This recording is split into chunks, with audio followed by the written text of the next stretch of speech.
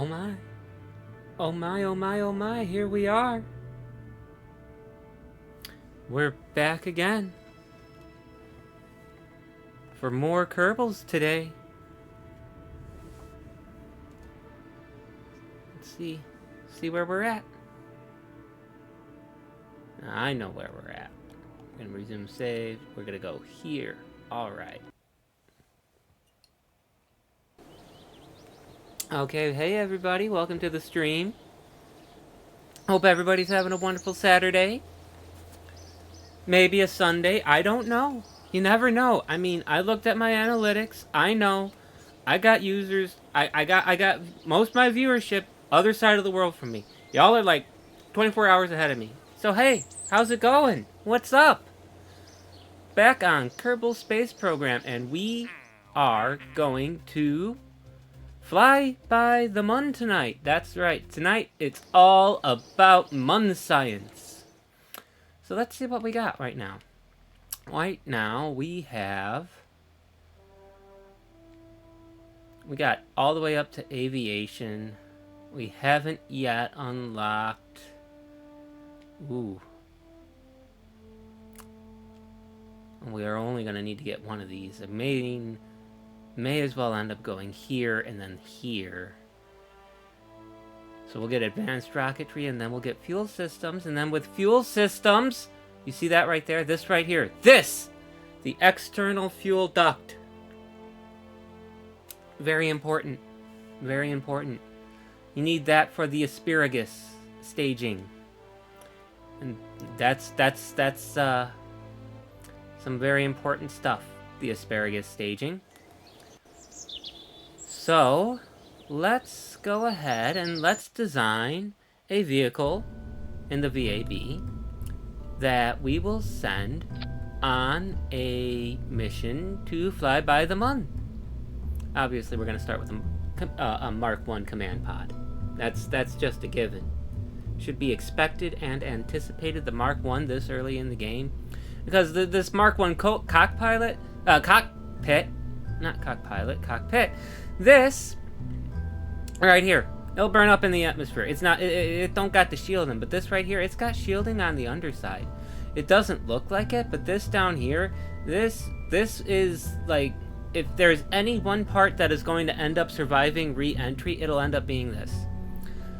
So, let's go ahead, and do we have a payload? We have a payload. We have a service bay. Let's go ahead. Let's put the service bay on there. I don't think we have any batteries, though. So no, we don't have any batteries, so everything in there is going to be science stuff.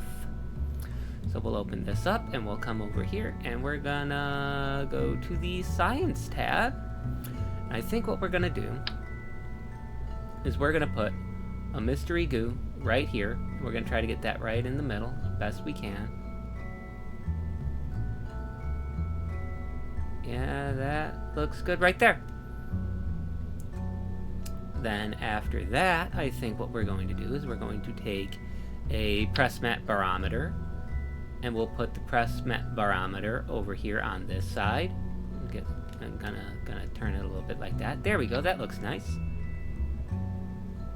And then we'll take a thermometer, and we will put it on this side. Like that. There we go. That's a lovely thermometer. Isn't that just look at that. Isn't that neat?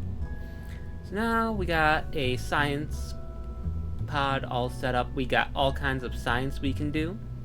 Now, the great thing about the press mat barometer and the too hot thermometer is those aren't going to need a scientist to reset them.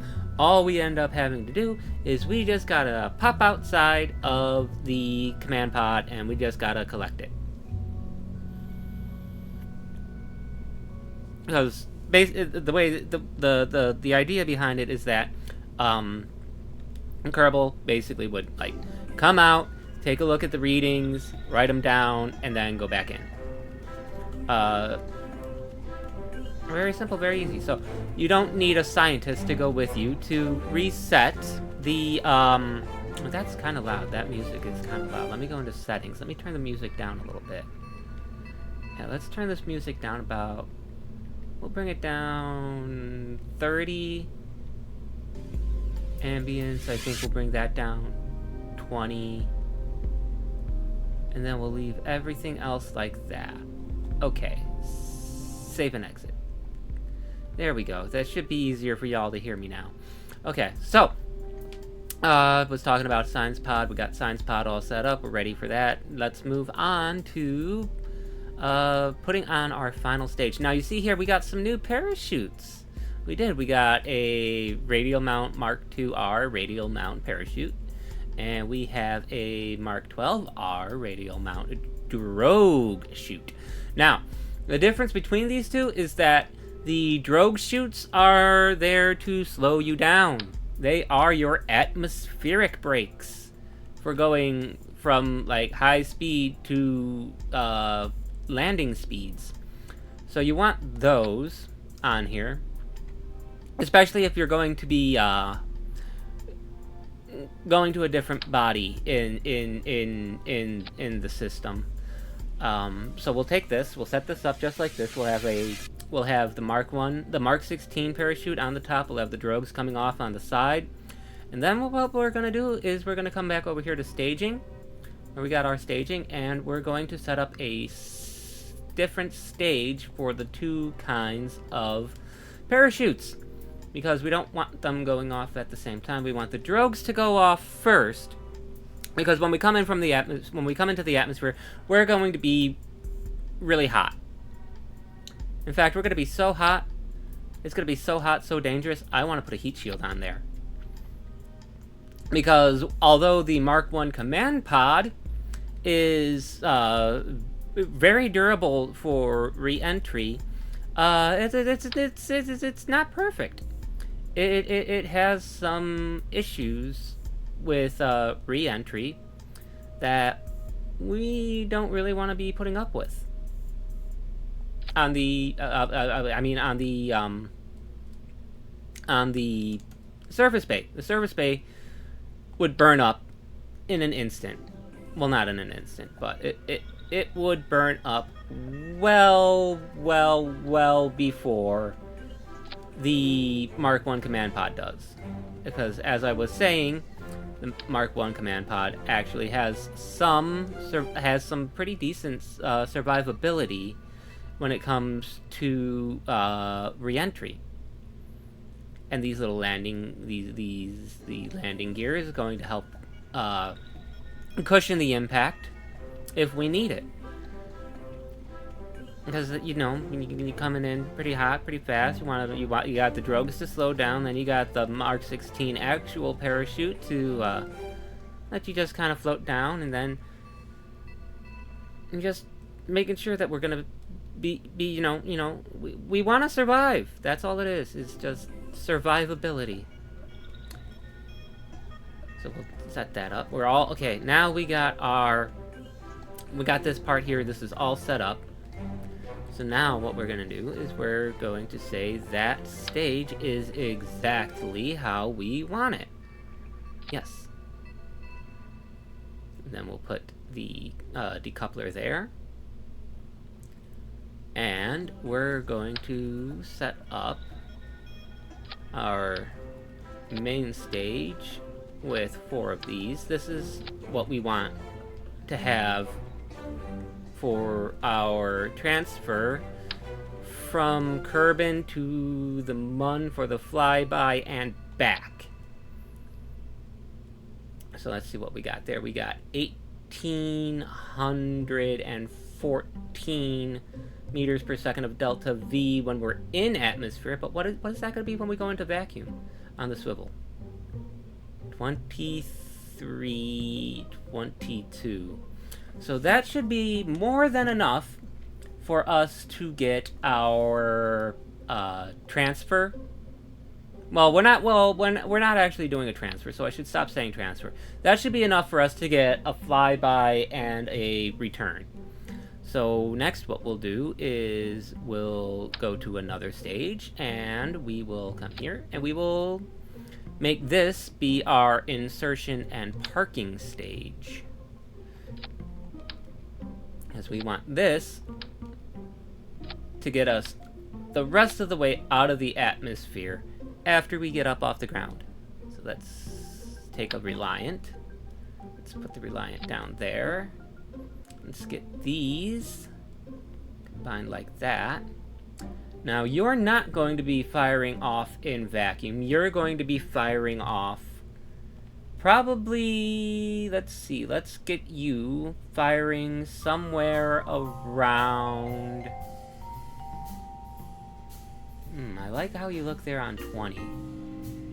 What do you look like if we fire you at 30 kilometers?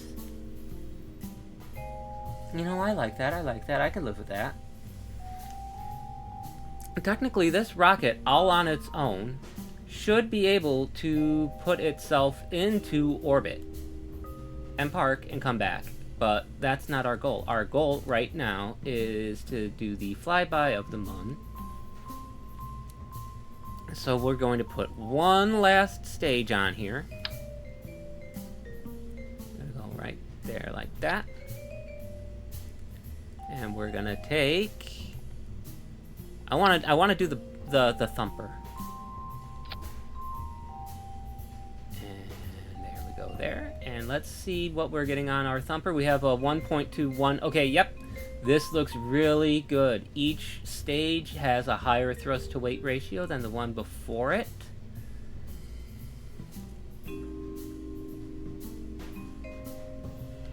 Do we... Oh, that's right. We did go into aerodynamics. So now what we're going to do is we're going to set ourselves up so that way we're not going to be worried about our control in the atmosphere. So let's get our center of mass and our aerodynamic overlay going. And I think on this stage, what we'll do is we'll just do fins, and we'll do the fins in a set of 4, right, like that.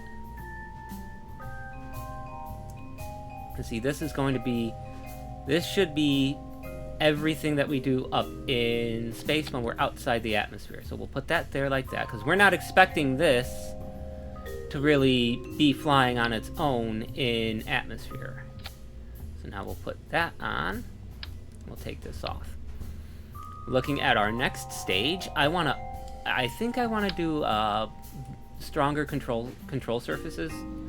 So we'll use these fins for this stage, because this stage is going to need to have some level of control. These wings, if we take a look, you can see in here. If we go into more okay, so going into the additional info on the parts, and we look at the basic fin, and we see that it's got a lifting surface. Well, that's all it has. But when we look over here, the tail fin, that's the one we're going to want to be using. So let's get the tail fin. We'll put it on here. And we'll make sure that this one is inside the ball. There we go. Right like that. And then we'll take a look at it, and you'll see. If we look here, you can see it says it's got relative wing area. It's got control surface. Control surface. That is very important information right there, the control surface. Because what the control surface does is that lets us use the atmosphere to manipulate and alter our course and heading. If we don't have these fins, we need to have thrust vectoring on our engine. Now this stage, as you can see, we put the Reliant on this stage here, and you can see the additional info for the Reliant. We have an alternator. Yay, we love that. Love to see that. That's going to let us charge batteries if we need to. On the engine, it's got thrust in atmosphere, thrust in vacuum, minimum thrust available, engine ISP, that's specific impulse. We'll talk about that at another time, because I am not a professional I'm not a rocket scientist. I'm just one lonely little cat girl who's obsessed with rockets. So, I'm going to make sure that I know what I'm talking about before I go on about specific impulse and anything of that. And you can see propellants. But what we really want to be looking for here is on the swivel, we have thrust vectoring. There, you look down at the bottom of the additional info block and you can see it's got gimbal.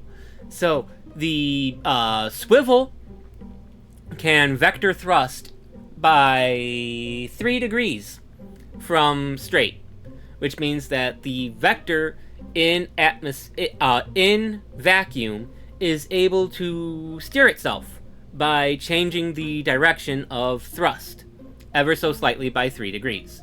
Whereas the Reliant does not have that gimbaling ability. So the Reliant cannot do thrust vectoring.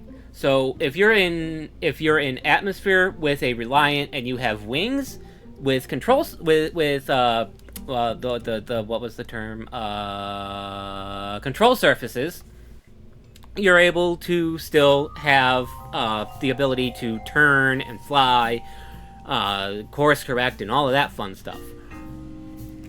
What? I only just now saw this. What's the problem here? That is parts. Okay, so we're going to upgrade the VAV after this. So, we got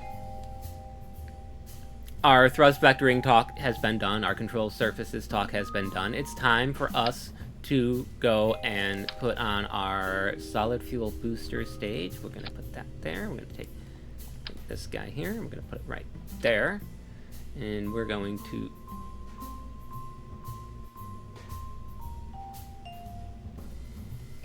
Did I just...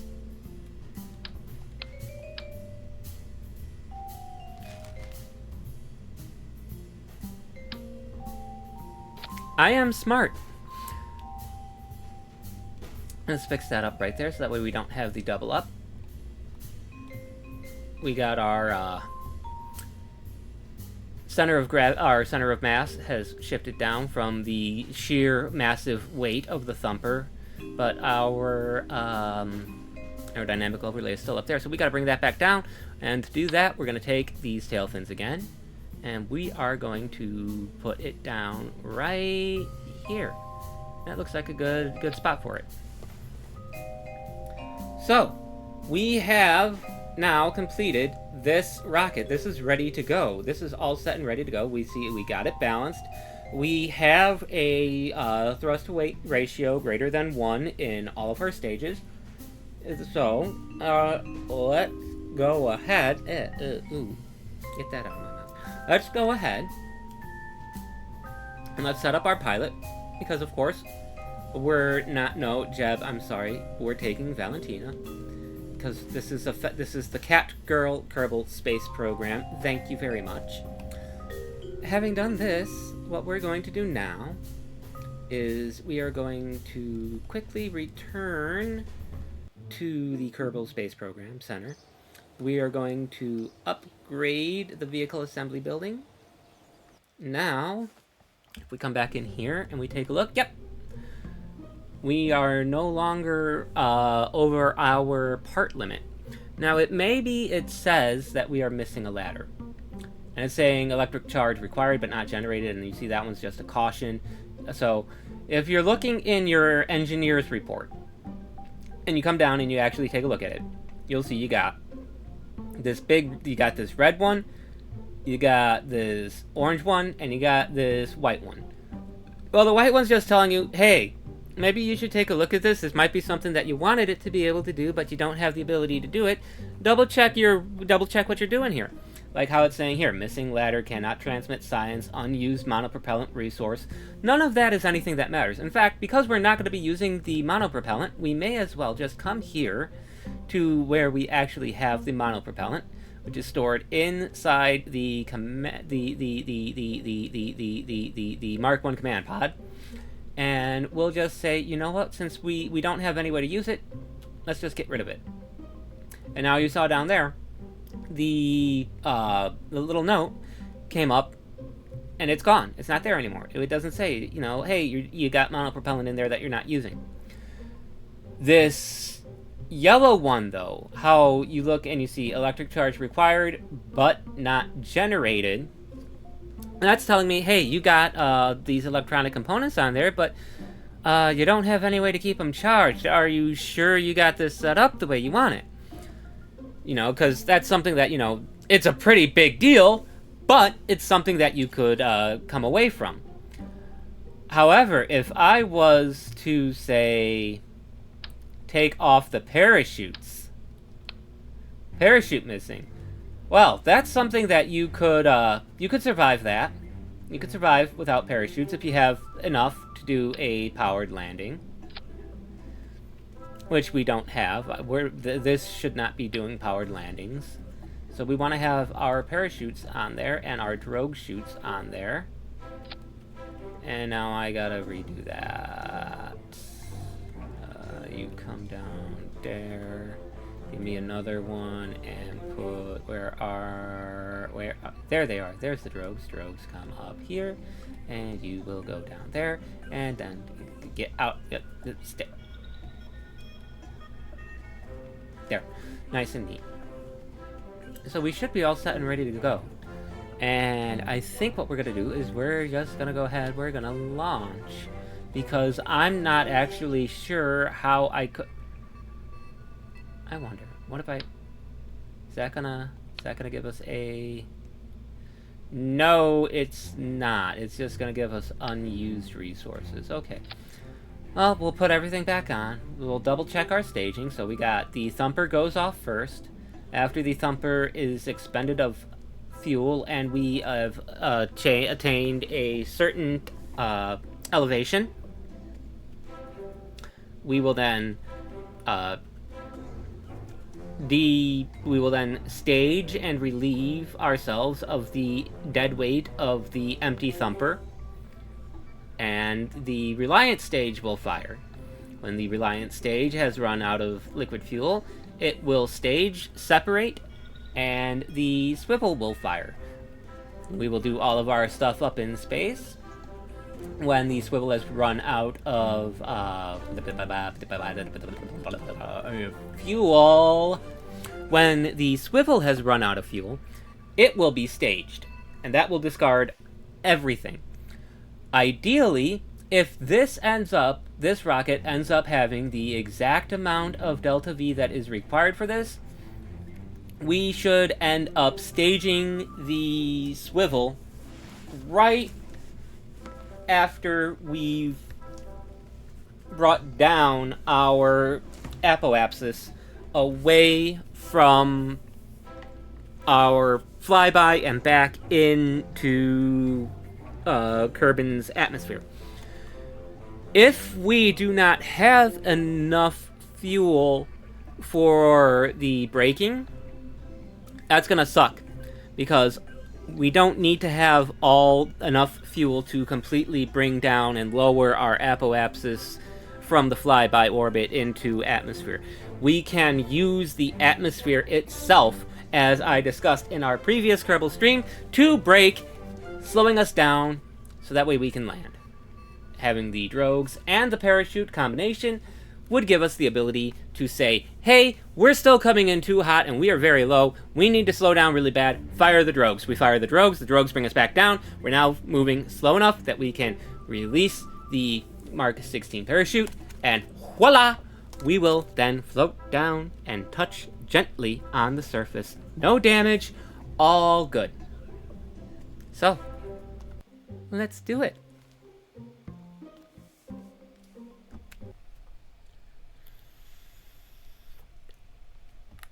Now we got new sciences that we can run.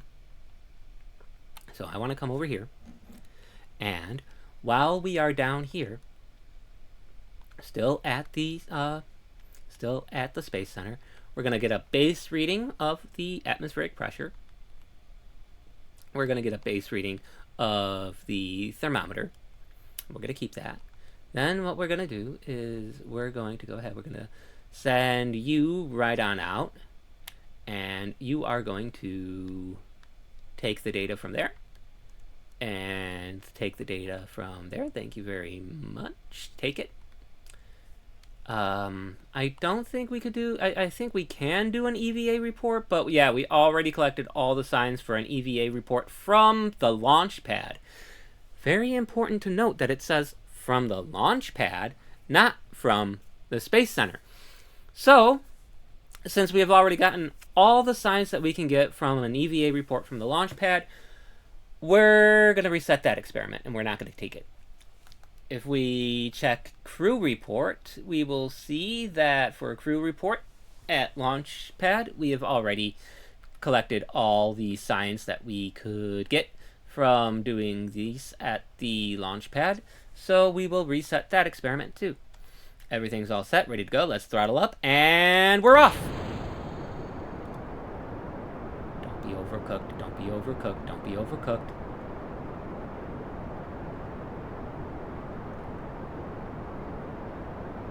Now, once we get to about 50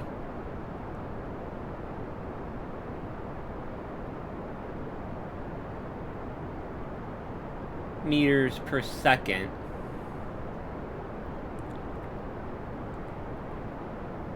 I think right about there okay, yeah. So, right about now, I want us to pull down and see if we... Oh, well, never mind about that. Let's see how high are we going to get. We're not going to get very high, so let's go ahead and let's fire now. And we'll go ahead and we will set for that 90 degrees on our Reliance stage. Ooh, we're coming off. Oh! That's not helping. Let's close those. Those doors are probably giving us a little bit of drag. And let's pull up our maneuver mode and ooh.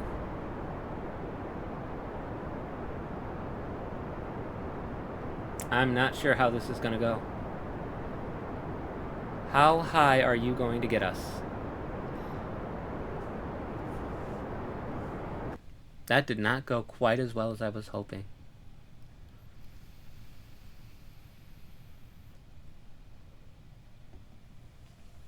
But I have a great idea for what we will do. I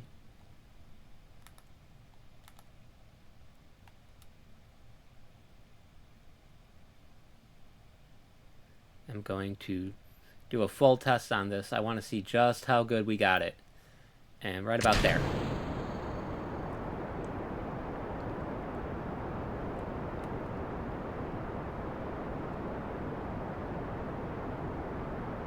So we are still going up. Let me see on our maneuver mode. Ooh. That went down real fast.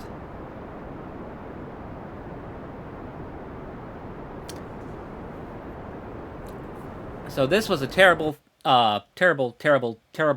flight profile. Good thing this was just a test flight.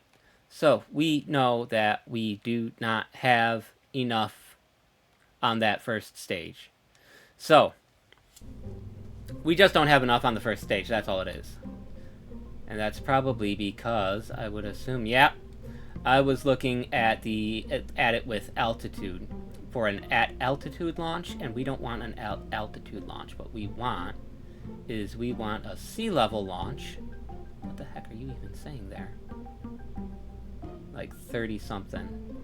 So yeah, we want to be somewhere up in the... We want to be closer to the, like, 30 kilometers.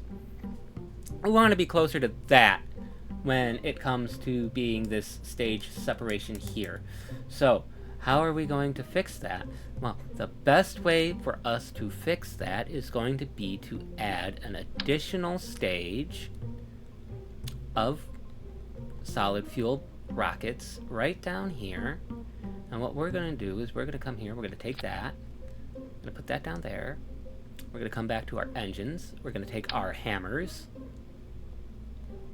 like we did last time, except this time they're on a radial decoupler. instead of being a solid part of one stage that was 5 rockets like we did on the previous one. We want all of those firing at once, and then we want to have these radial rockets are going to decouple when they run out of fuel to maximize how much delta V we can get out of the thumper. And we will take this little nose cone, put some nose cones on them, and we have solved our problem. If you look now, when we go to launch from sea level, we are now going to have 3,823 meters per second of delta V. And we want to have as much delta V as we possibly can. We got a lot more now than we had previously. Let's double check our balancing. And you see, oh wow, we really screwed that up, didn't we? So, I'm going to fix it. Don't worry, I know how to fix it. By more tail fins. And we'll get the rest with these. And these are going to... The way that I'm going to set this up...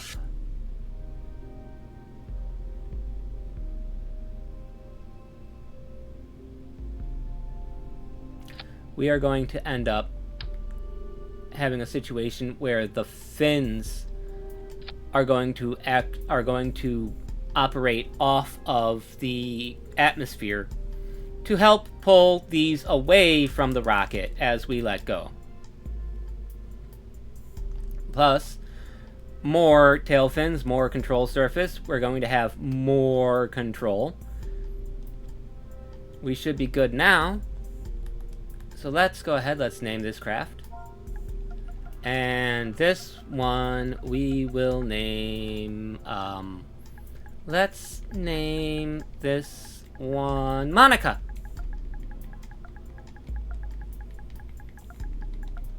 Yes. This vehicle is named Monica. Now let's go.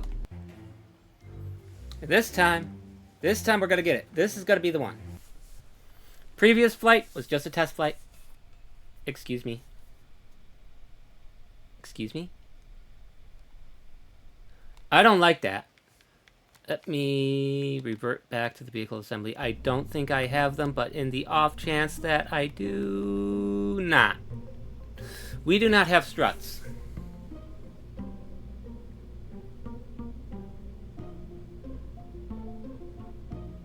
This is a problem. But we'll take it. We'll risk it. We'll take a risky launch.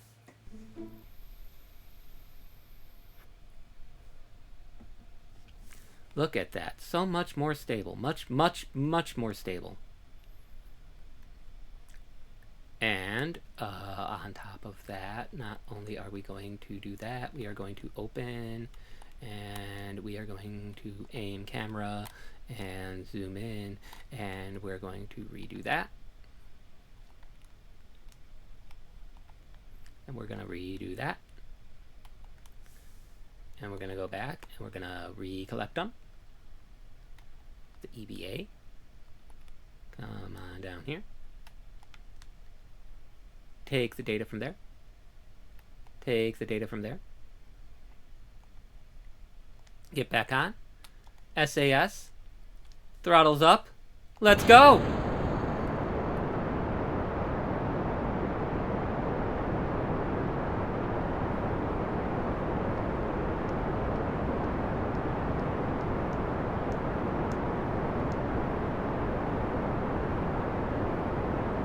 Those hammers are running out. Wait for it. Drop them.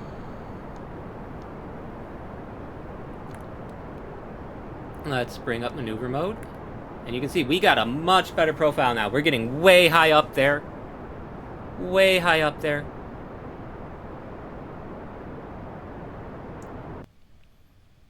And stage it. Cut the engine. Now, we are going to No, hold prograde! Hold prograde! Not retrograde. Oh, goodness. I almost doomed us all. And so, we will wait. Then, once we naturally come down to the 90-degree mark on our nav ball, right down here, you see right there, that's our 90-degree mark. Because it's a whole 360, because it's a sphere, so every great arc is a full 360 degrees around. So from here, we're going to go right on ahead, and we're going to fire that Reliance stage. We're running out of atmosphere. We're way up there.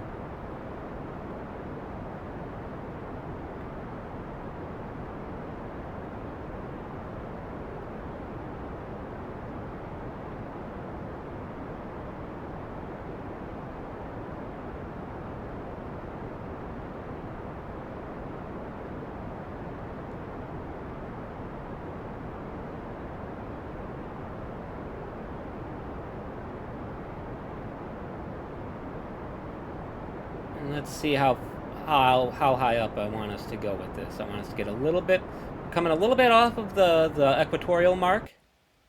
There we go. That is a very, very, very good profile that we've got so far. Let's take a look at what it actually no, not retrograde, prograde.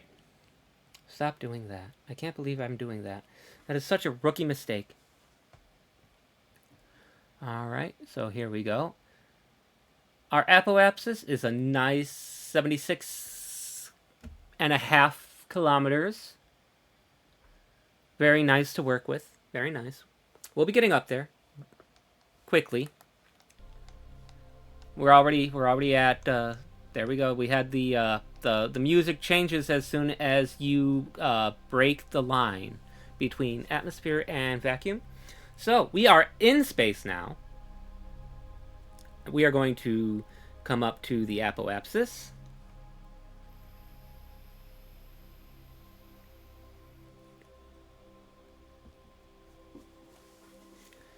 And as we get to apoapsis, I will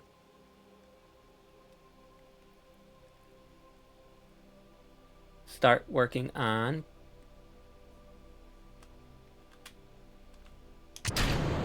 bringing up the periapsis. Oh no, we're getting ahead of ourselves. There we go. And we just want to keep that apoapsis just right ahead of us. So you can see as we nose up away from the horizon, our apoapsis comes closer to us. And pointing down, our apoapsis comes closer. The closer we are to our apoapsis,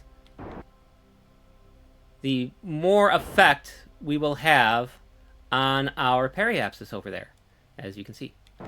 Give me that. Hit the... No. Prograde. There we go. We got a stable orbit with 1,099 to go. Still got 1,099 fuel. That's good. I like to see that.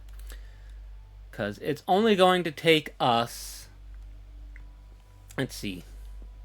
To set up a Hohmann transfer, we need about like 800 delta V, I think it is. Or is it 900? It was something like 800 or 900 delta V. So if we set up like this, we'll be able to get ourselves set up for a encounter with our periapsis staying nice and low, at least relatively low. I mean,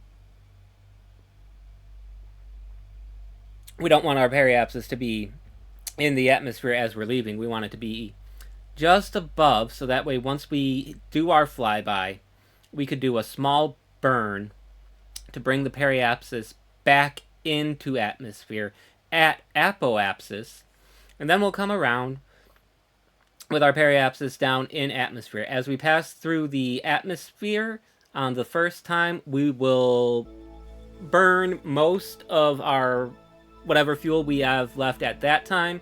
We will burn to do an atmospheric brake assisted with engines to bring whatever our apoapsis is down as far as we can. And then we'll be able to use the atmosphere as our actual braking. Now, because we have a heat shield, we can go pretty deep. We could probably end up going down like maybe 30 kilometers, 45 kilometers in altitude. Generally speaking, we want to be going down enough so that way our heat shield is going to take all the friction, so that way it's going to slow us down as fast as we can.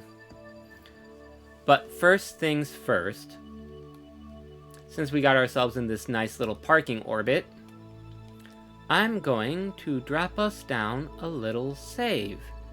I'm gonna save it as Munshot Parking.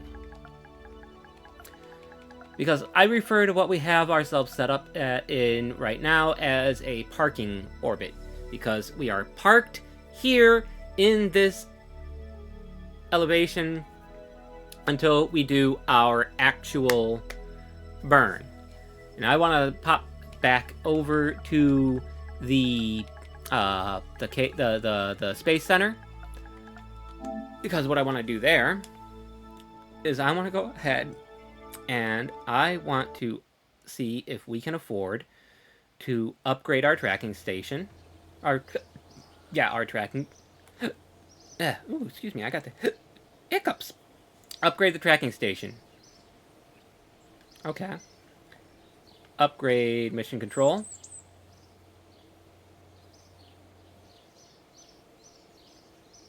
Let's upgrade that, and oh no.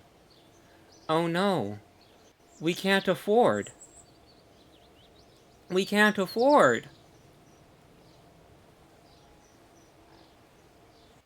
Oh.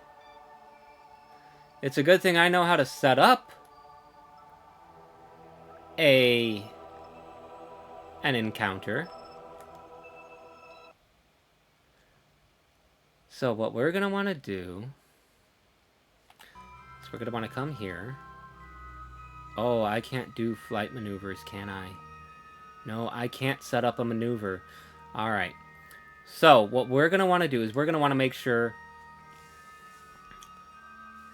that we are setting ourselves about a... Okay.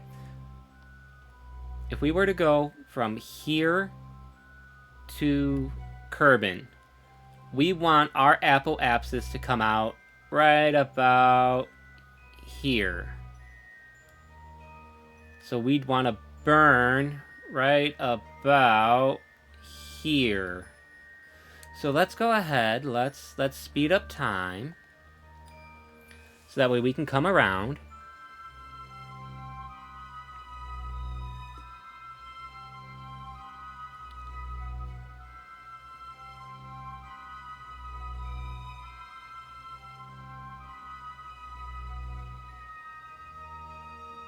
Right there. Looks good. Then we'll set for a... No, not retrograde. Prograde. I keep doing that. That's not okay. That's not cool.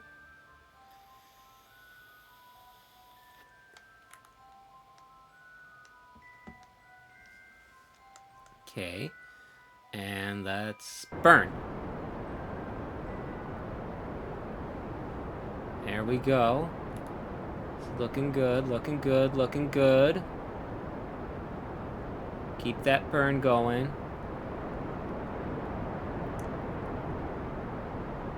Right about there. Now let's see. Our apoapsis is at 9 million. Let's see if we can't bring that up to 10. There. Now, that should end up giving us an encounter with the Mun. It should be somewhere around here. where we're going to come around all the way around this way. Let's see, did we get it? Did we get it? Did we get it? Can go times 50.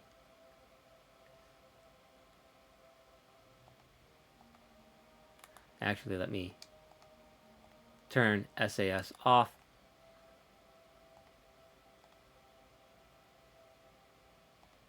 Turn SAS off. Let me check. Okay, good. We still have good electric charge.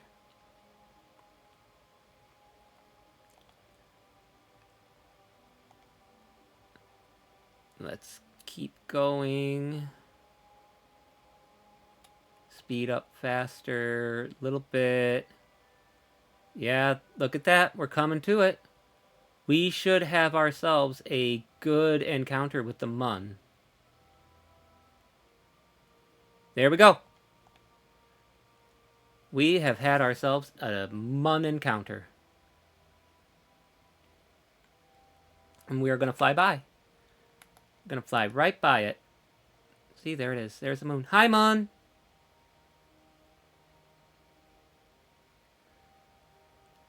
Oh. Since we are flying by the Mun, we're going to get some pressure data. 24 science. Oh, boy. And we're going to observe the mystery goo. And we're going to get 20 science. Gonna keep that. Let's take a temperature. High over the Mun. Okay. And let's take a crew report. Space high over the Mun. Very good. Now we've done all of that. We've done all of our science. We're flying by the Mun. Let's go ahead and let's speed things up. Oh, times 1,000.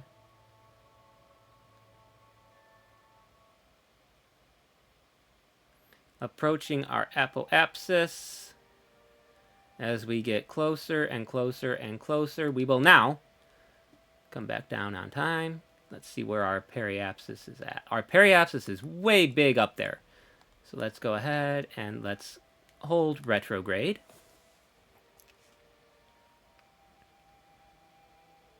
Then we will shut that off so that way we can conserve our electric charge.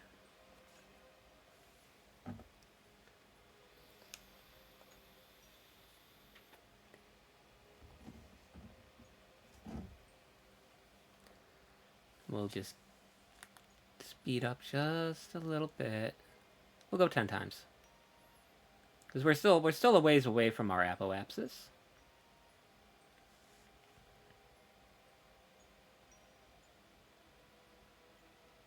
And you saw, when we hit the encounter with the Mun, you saw how our orbit went from being this nice, big elliptical, and it turned into just a great arc that was kind of going like that around the Mun. So, that was the game modeling for us how the moon was giving us a gravity assist, because while we were flying by the Mun, we dipped into its gravitational well. Having done that, it pulled us along with it a little bit. It gave us a little speed boost, a little gravity assist, and I am horrible at those. I don't really do a very good job using them, which sucks for me. But regardless, that's what we were seeing there. Was the game was showing us, hey, you're getting your orbit is being affected in this way.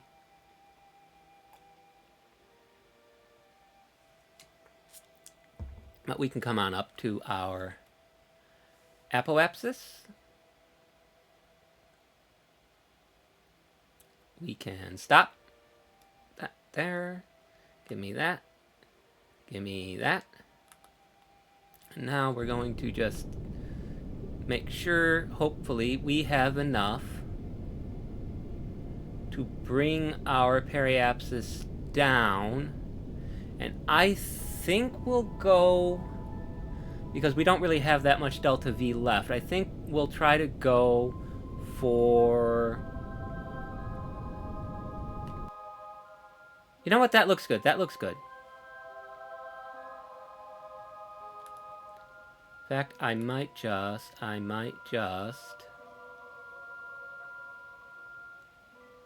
push up to 45. Yeah, we'll push up to there. Now, what we can do is we can leave ourselves in this orientation, and being left in this orientation, because we don't have any atmosphere out here in the vacuum of space to kind of twisty turn us and to give us something that we can have friction against, we are going to stay facing this direction all the way around. So if we went all the way around, by the time we came back to the apoapsis, we would be facing in a prograde direction relative to our direction of travel. But because we're at the apoapsis, by the time we get over to our periapsis, we will be pointing retrograde relative to our direction of travel. And that's what we want. We want to be coming in engines first, because our engine it's one of the most heat resistant part we have after the heat shield. Obviously, engines have to be able to take a lot of heat because they spit fire, they spit plasma, they spit the hot gas out through the bell, and that's how we get our propulsion to go forward. In case you didn't know, if you didn't know, the way a rocket works is it's got this little it's basically okay. So what's going on is that this right in here, this is the actual blast chamber where the fuel, the liquid fuel, and the oxidizer are mixed. And this right here is the mixing chamber. It comes into the blast chamber, and that's what this little guy right down here is. This right here, this is the igniter. This little tubey guy that's sticking out there, that is your igniter. And what's going to end up happening, you're not going to see this because they didn't model that part in into the game. But what happens in the real world is it starts throwing sparks out. And out through the bell, the fuel mixture is coming out. And what'll end up happening is the sparks from the igniter will ignite the oxidized fuel mixture coming out from the bell, and that will flash back into the blast chamber, and then the rocket actually starts firing. All of that happens in like a split set, like it's instantaneous in the game. You push the button for the throttle, the engine comes on. There's a bit of delay in the real world, but they don't model that into the game, cause you gotta keep the game fun. And as it turns out, real world space travel is not quite as fun as you would think. I mean, it is fun. It's just not as fun as you think. So I think now, because I'm running out of stuff to yap about up here, I think what we're going to do is we're going to go ahead. We're going to go 1,000 times. Is that a nice... Yeah, that'll speed us up a good bit. And you can see, here we go. Our prograde marker is moving away from us. And right about now, we are going to be pointing... radial? Right? That's radial. Oh. Gotta slow down the passage of time there. You don't want to time warp through the atmosphere. That could be very, very, very bad, very dangerous stuff to do. time warping through an atmosphere. And as you see, our orientation did not change at all since we came since we were at Apoapsis. Now we are beginning to we're closer to Kerbin than we were before. We are at 920 some thousand meters in elevation. What's the one with the A? The one with the A. The one with the A. I said it before. Not elevate. Altitude. Altitude. That was the word I was looking for there. I have some I'm autistic ADHD. Can you tell?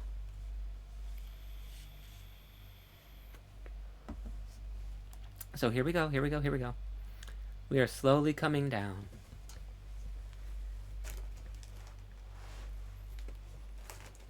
Just look at the space. Look at that. You can see the galactic dish. That's what that is, that right there that we're looking at in the background there. All of that is just it's all just a massive amount of the, and you see it's all around us. Everywhere we look. Hey, look, it's the sun. Hey, there's the moon.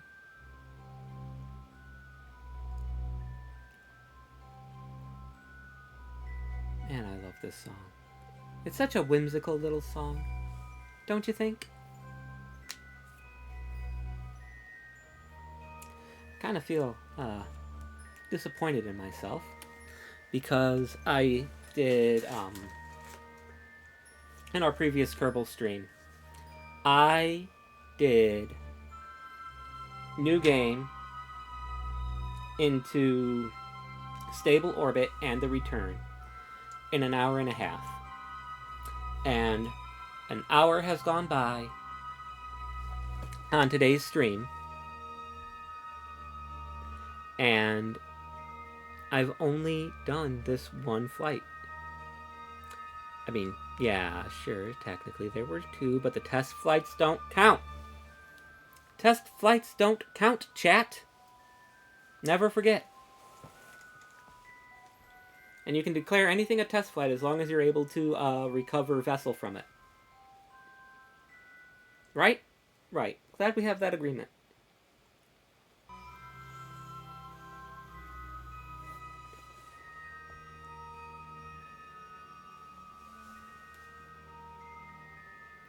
And in the future, who knows, I might set up idle streams where we're on interplanetary missions, and I'll set up idle streams so that way you guys can just come here, pop in, and watch stuff happening in space, because that sounds fun.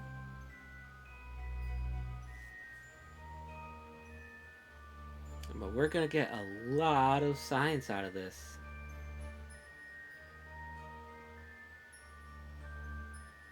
A lot of science indeed.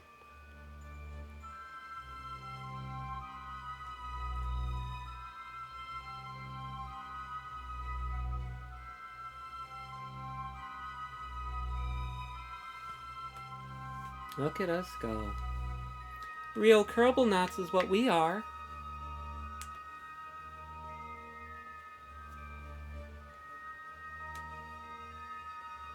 So I think by now, the question of cat girls into space has been answered with a resounding yeah.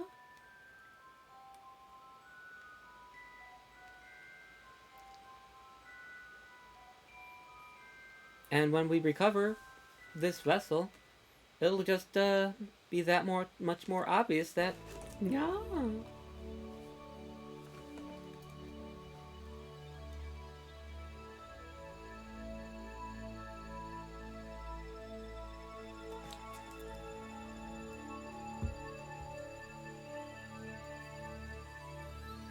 such relaxing music.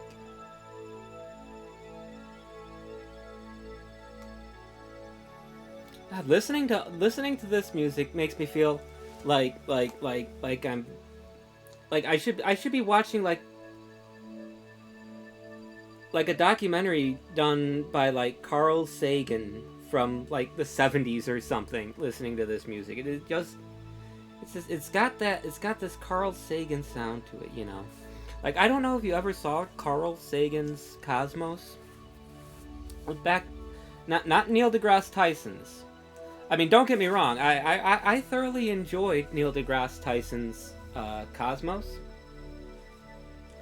but I do think that he had some faults to it. I think he leaned a little bit too much on the entertainment side. But considering that he was working with Seth MacFarlane to make it happen, I gotta say, Tyson's Cosmos was pretty good. I do like Carl Sagan's more though. But that's just because I have a taste for the way Sagan did things. Like, I want things to be more educational than they are entertainment. And I just feel like Tyson's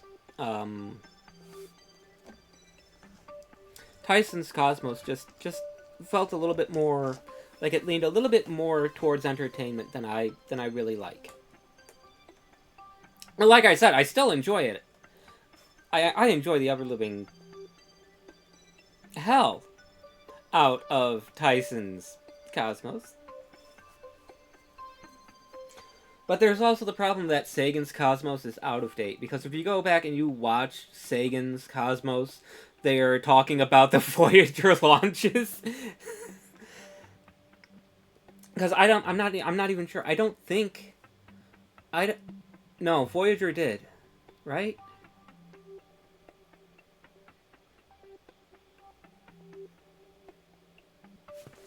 I'm gonna check that really quickly. We're gonna take a look. When did the Voyager mission launch? No. When did the Voyager mission launch? So Voyager was launched in the summer of 77. And so that's 77 versus when did Carl Sagan's Cosmos release? September 28th, 1980. On PBS.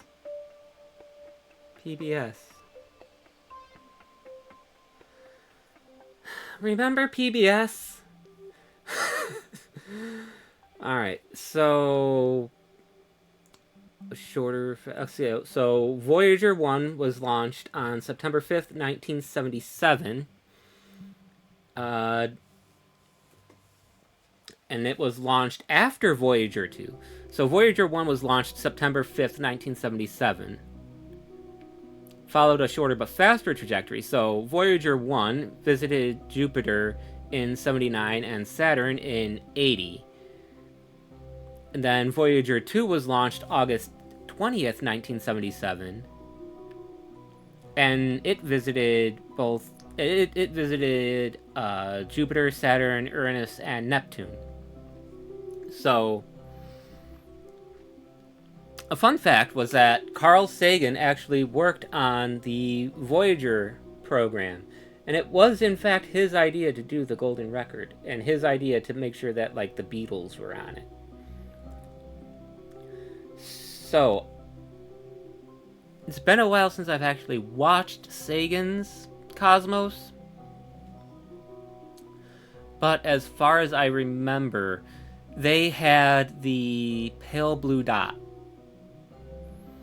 And when we come to a fitting moment, maybe there will be a recitation of the pale blue dot on stream. If you all behave yourself, maybe I'll do that. And that'll be fun. Wouldn't that be fun? Can't you just imagine that? We're passing by this game's Saturn, or maybe we're passing by this game's Jupiter. And then I point the spacecraft back, and we look back to where Kerbin is. And we see just that pale blue dot. That would be a very fitting situation, is what I think. Let's go ahead, let's orientate ourselves like that. Okay, yep, there we go. I like that. And you can see, watch how fast we're going to end up heating up. Because we're going 3,175 meters per second. That's really, really, really, really quick. So we're not going to care if the fins blow up.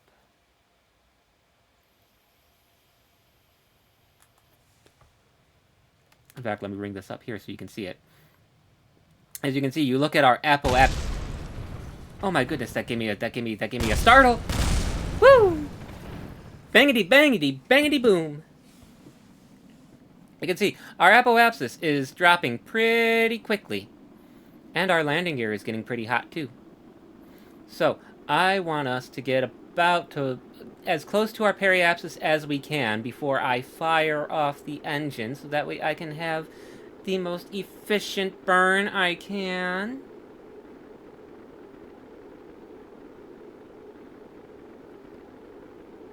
And as you can see, that engine is taking a lot of heat, but our landing gear are still getting caught. They're still burning up a little bit. And that's not good. That's not good. Hopefully those don't get so hot that they go boom. The way that... Wait, 46 point... Oh, we're going up!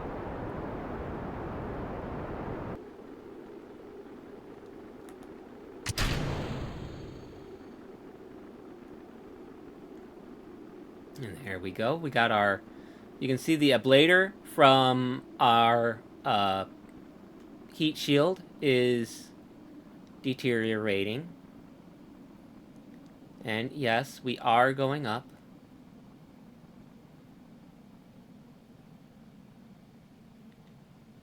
And that was a nice...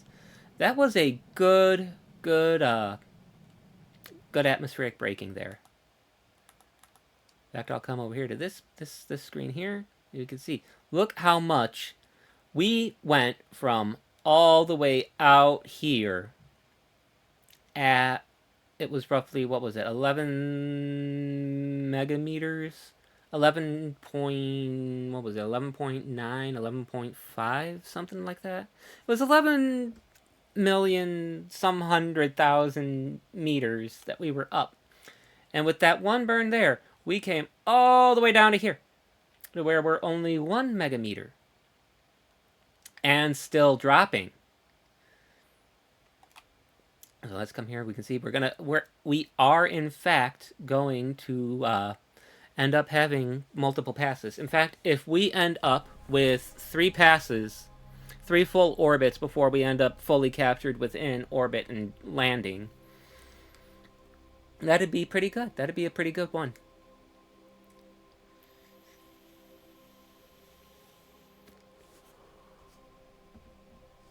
Especially if we end up on that third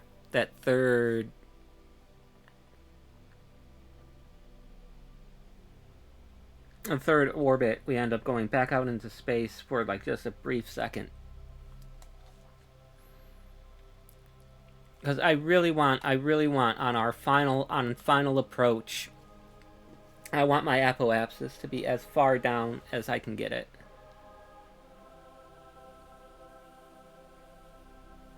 But we are going pretty deep into atmosphere.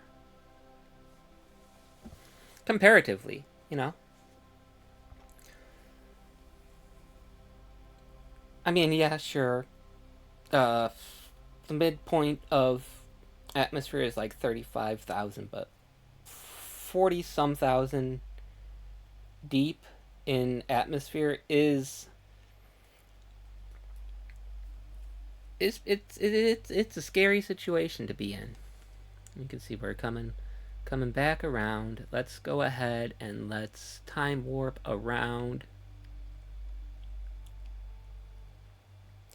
Get up nice and high. Do some more time warp.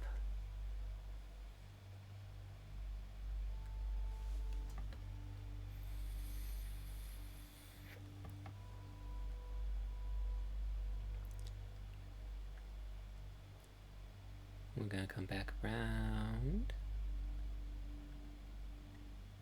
Hello, Apoapsis. Goodbye, Apoapsis. Here we go.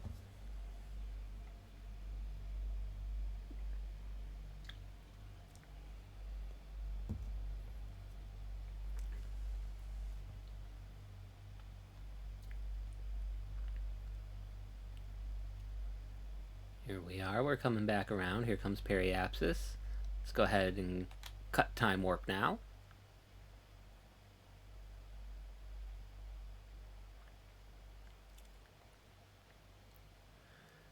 And let's see how much of our apoapsis we bleed off on this pass.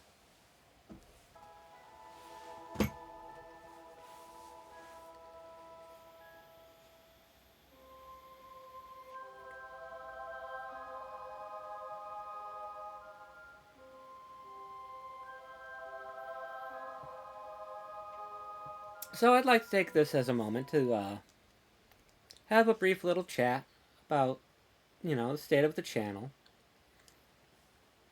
So during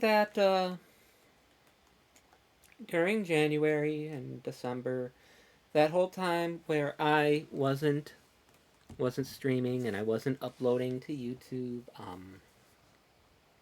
and this is kind of an apology to the people on YouTube that we got some lost media on the channel now. Yep. There's I think it's oof. Want to say maybe 5 streams that I forgot to download and upload to YouTube, I think. I'm pretty sure. I might have, and it's just seeing all of my past broadcasts were deleted from the what you call it, from the video producer on Twitch. All of my past streams have expired. So I don't know if I missed any on the uploading. But if I did miss any streams, it's okay because they were just Black Veil Valhazak hunts. So what, like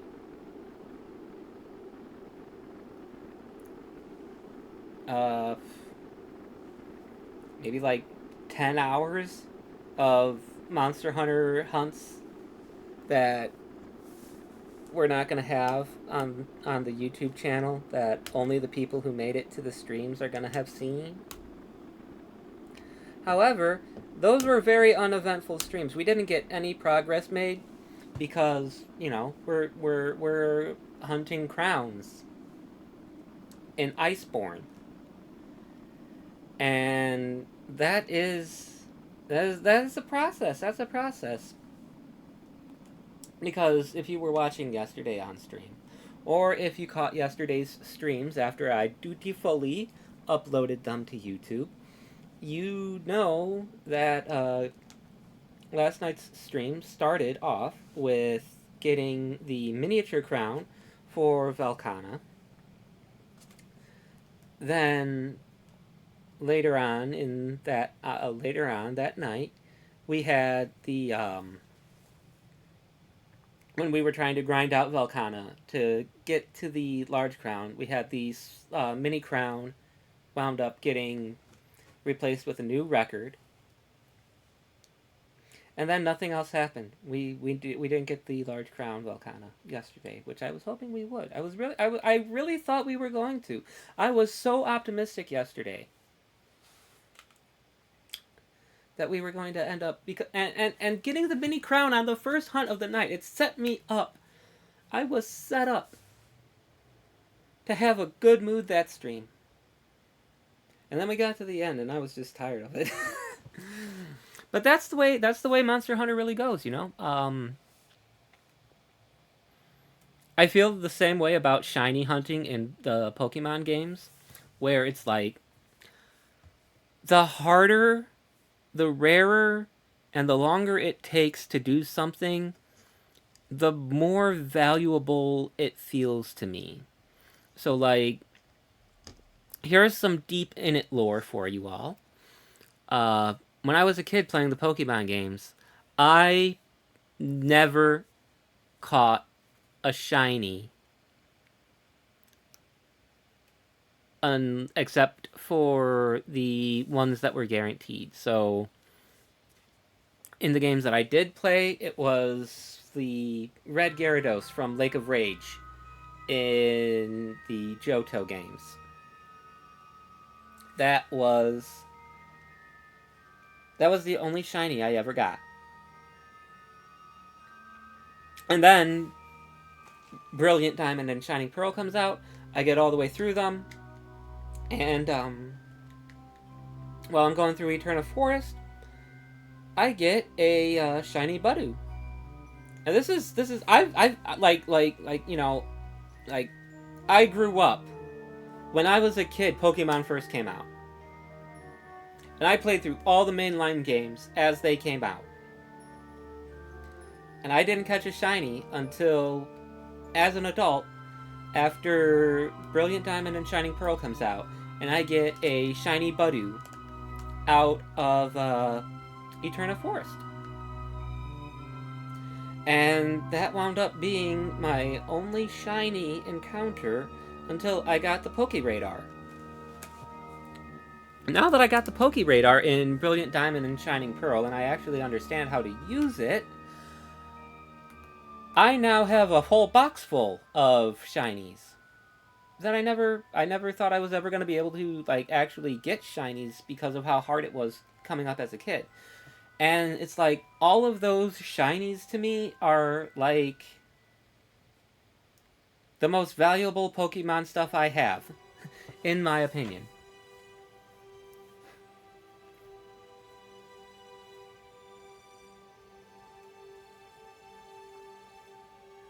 So it's like, with the crowns being as hard as they are, as rare as they are in Monster Hunter, it doesn't really bother me that it takes so long to get them.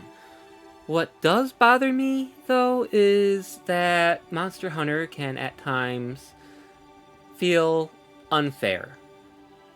You know? Like, last night, in the last Velkhana hunt that I did last night, I just felt like I was getting bullied because I was just being ragdolled left and right throughout that whole hunt. So, while I do find that, you know, rarity makes it feel so good, I do have my issues with the game. But we're not playing Monster Hunter tonight. We're playing Kerbal Space Program, and we're on our way back from a flyby of the moon. And I'm actually quite proud of myself on this one. Because usually when I'm playing, like, I turn financial rewards way up when I'm not playing on stream. So usually, by the time I finish all the Kerbin stuff, like, you know, launch your first vessel, gather science from Kerbin, break atmosphere, and attain a stable orbit. Which, speaking of obtaining a stable orbit, Because I noticed that it was not there in mission parameters. I think... Oh, we're gonna have to do rendezvous rendezvous. Two orbits, two vessels in orbit. I thought that where are you? Explore the moon. Here you are. I thought that Flyby the Moon was going to end up triggering a return from Flyby of the Moon mission, but apparently not. So let's just get back to our Flyby mission and let's see it through to the end, as we should be. Yep, here we are. We're coming right up on atmospheric entry. And I'm pretty sure, because we went from 1 megameter down to 8 megameter to 800 kilometers. Now we're at 349 kilometers. I'm pretty sure that after no! What are you doing? There's my cursor. There we go. Hold retrograde. I'm pretty sure that after this orbit, we should end up either coming in on final approach or set up to have final approach, which will be fun. Oh boy, here's the exciting part. We're gonna burn up. We're gonna get so hot. Oh, that friction. Let's look at our ablator. How much ablator do we have left? We have a fair bit of ablator left. I hope we have enough to do 2 more orbits. Because if we have enough to do 2 more orbits, then we know for a fact that we're going to be safe.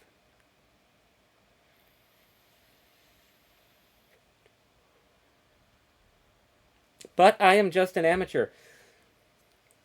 Hello, Castle Bravo Test! Welcome to the stream. Hi, I'm glad to see you chatting. It's going pretty good. Pretty good tonight. Doing Kerbal Space Program stuff.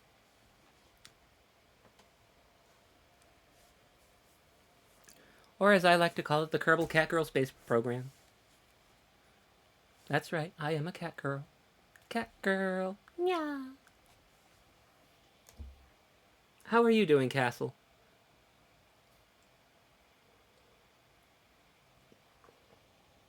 Yes.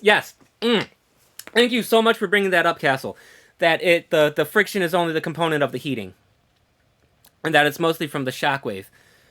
But if I am correct in saying that the shockwave is actually is the result of the vessel moving through the atmosphere, shoving all that matter out of its way, all those gases, all the atmospheric gases being shoved out of the way, right?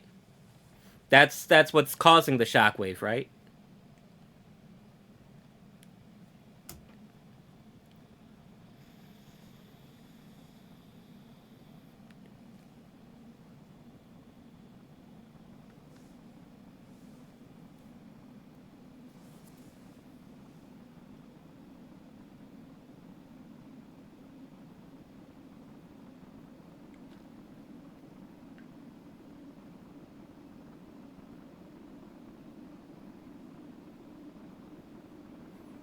I love watching the re-entry. That is so beautiful. Look at that. Look at that. Look at that re-entry heating effect.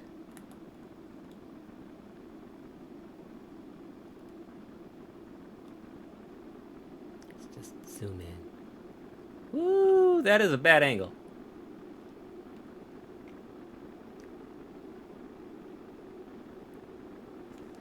All right, let's read that now. It is caused by the air not getting an alert of the traveling vessel. In subsonic speeds, air has a chance to gradually accelerate. As before the vessel, there is a pressure gradient. The shock wave is generated by air rapidly getting accelerated as it slams into itself. It does cause drag, but it isn't specifically friction. Yes! Yes! Yes! Castle Bravo Test! Are you an astrophysicist by any chance?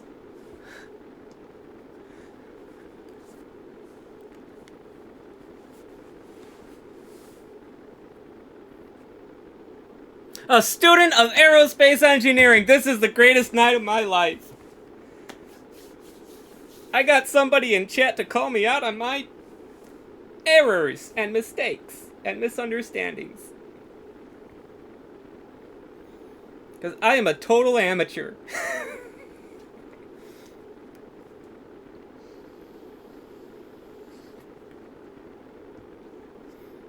But no, not like a total amateur, because I everything I know about orbital mechanics and this game, I learned from watching Scott Manley on YouTube.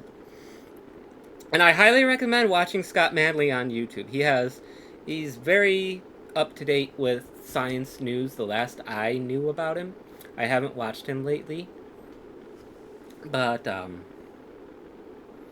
he has an entire series on... Oh, yeah, I had a feeling you would know Scott Manley. But yeah, the field is, it is fairly counterintuitive. Like, you wouldn't think that to gain altitude, you'd want to be getting forward momentum for altitude. You wouldn't be thinking that. You'd be thinking that you'd want to be pointing straight up. But no, like as you get closer to the horizon, the more efficient your actual... Oh my goodness. We did it. We done it. That was my final approach. Oh, great. I actually did that. I can't believe it. Like, usually people think, oh, all I gotta do to go into space is just go straight up. No, you have to go straight up, but not straight up. You have to go up at, like, an angle so that way you're getting the forward momentum to carry you around into your orbit.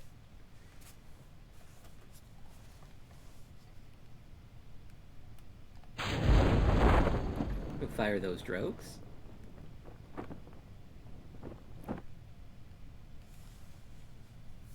Or, like,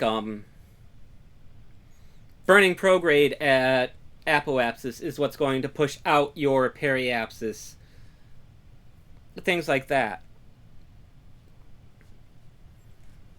But hey, with you being here in the chat, you know these things.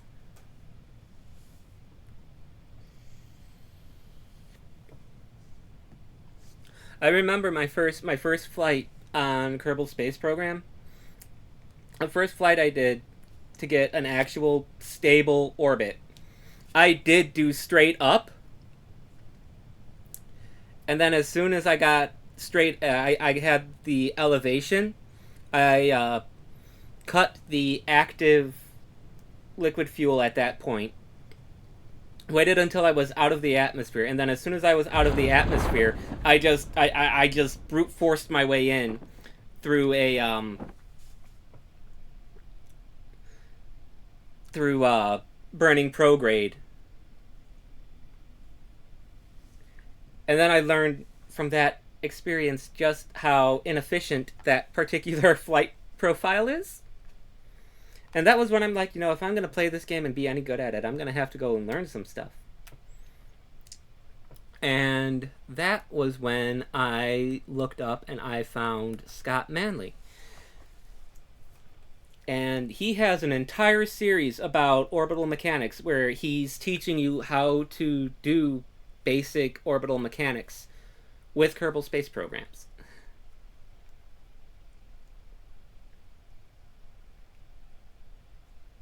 Though I also have to admit, I was not a stranger to the science of this coming into it, because back when I was a kid... oh my goodness! Come on.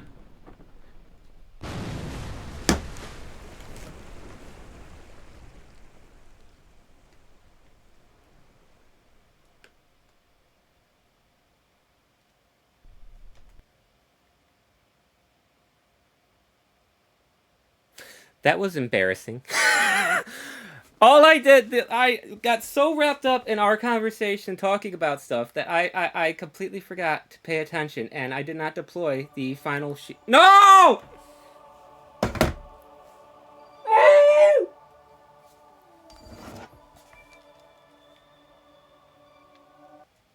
We lost Val. No. Wait, this is so far back. Oh my god, I can't believe it. We're this far back. Alright, so we gotta go all the way around and come back over to here. Hang on, I gotta reset this. I gotta do this all over again. I feel so bad.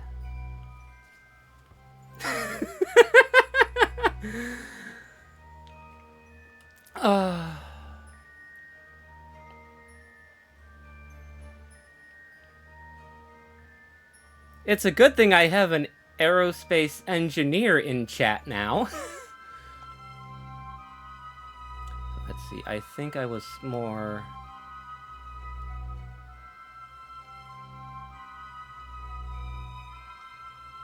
Yeah, we want to go a little bit more. We want to get right about to... There! Yeah, you're also one conversation away from forgetting to deploy your main chute.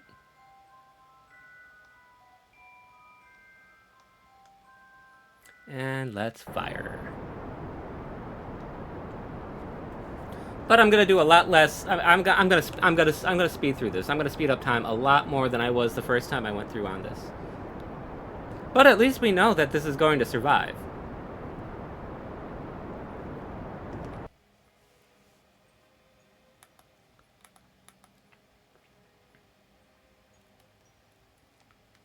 Alright, let's push you up just a tiny bit more. I think I went with 10 grand. 10 million. Yeah, we'll go there. Then we can go 50.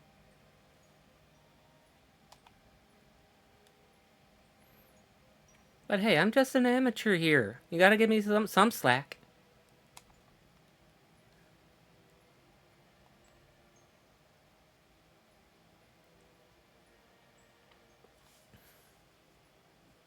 No. The only thing I need to do differently is I need to not forget to deploy that last stage. Because if you saw, I deployed the drogue chutes, but then the final stage, I didn't deploy that.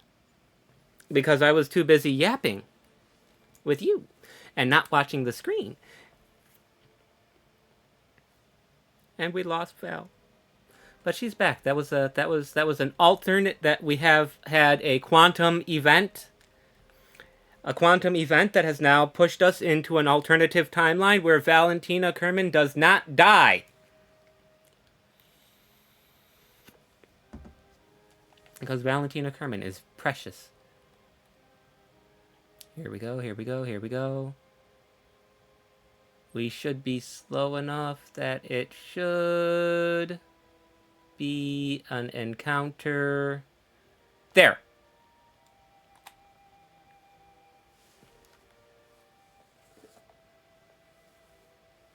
That is true. I also now know that I could go ahead and I can go way deeper than I was for the aero braking. Like I was not going like I only set it up for like 46,000 meters altitude for the aero braking. I can probably bring this down to like air density and pressure sort of follows this inverse exponential, so lowering your entry angle by 1 kilometer here or there changes your re-entry rate by quite a bit. Yeah. 30-kilometer PE will slow you down in one pass from basically any speed. That is a good idea. So yeah, I think we will. But I do kind of want to put a little bit of breathing room. So maybe instead of the 30,000 that you're suggesting, we'll do a 35 instead.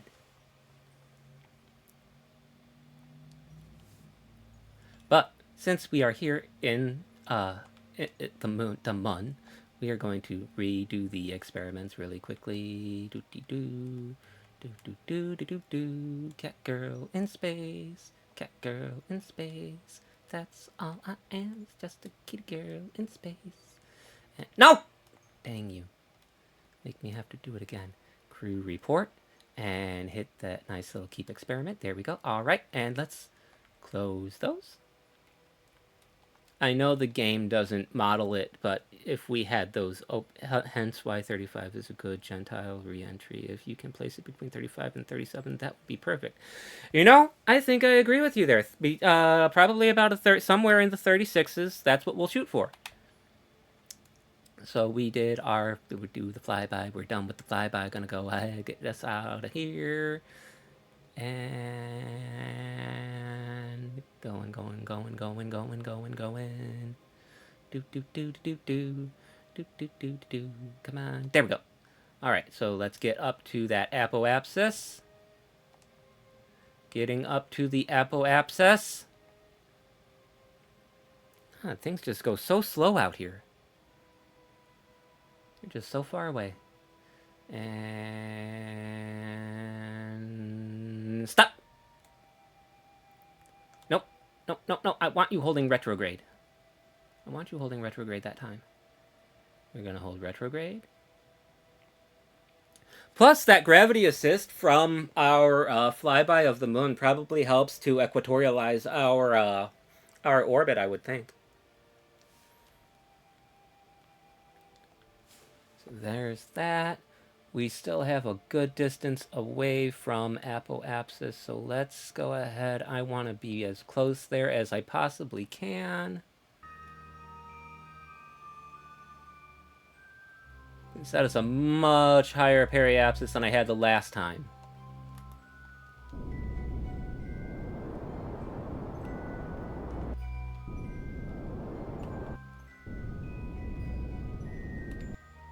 (39) 36.288 kilometers of altitude.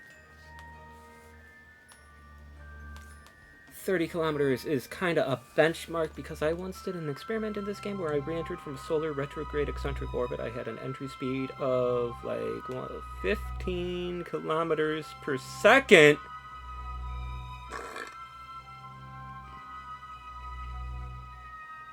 Oh, yeah, thrust limiting. I should teach chat how to do that, shouldn't I? Thrust limiting. So what we can do is we can come here, we can come to this engine, and we see where we got the thrust limiter. We can bring that down.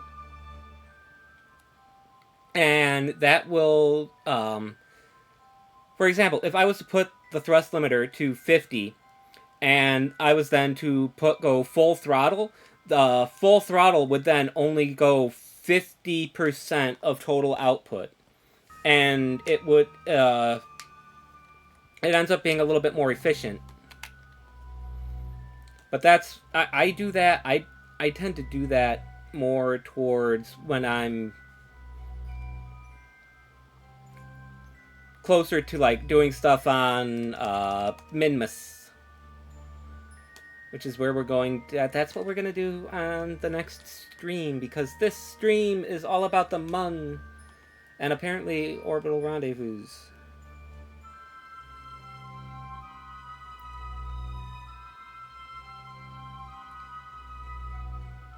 Yeah, because thrust limiting wouldn't impact the specific impulse.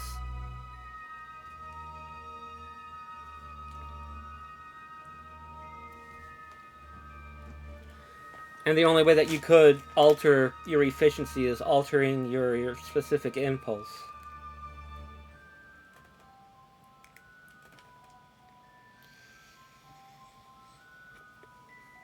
Yeah. That's what thrust limiting is for.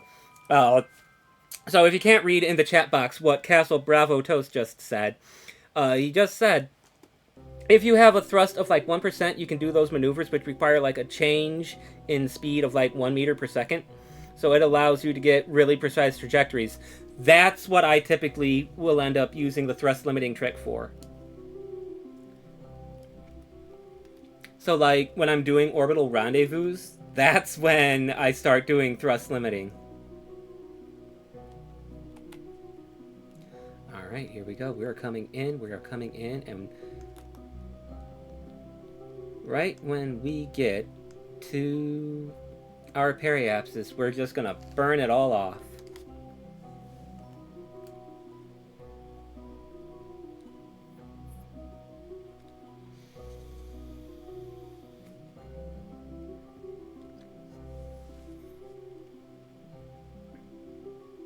Actually, no. I should stage now, shouldn't I?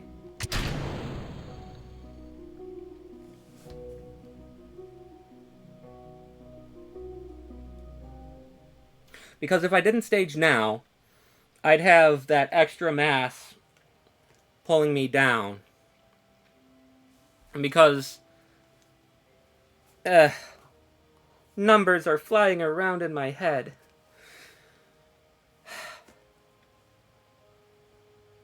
I was basically carrying a bomb with me. if I brought that previous stage down into the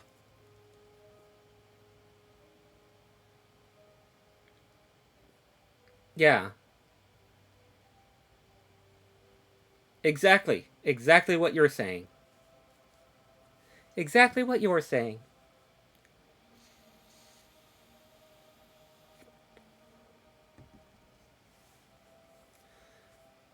I may be an amateur, but I'm an amateur that knows when to respect higher levels of authority. But then again, that's like the craziest. Oh, hello, Nebula Tech. I am doing really good tonight. This has been like the best stream I've had in like ever. Oh, we're back into the atmosphere. Here it comes. There it goes. That's exactly why we didn't want to bring that with us.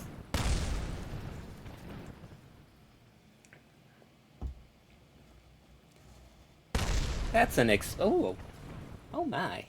I love how I had that on. I had that in vision. I wonder if we're gonna see the rest of that stage blow up, or if it'll be too far. There it goes.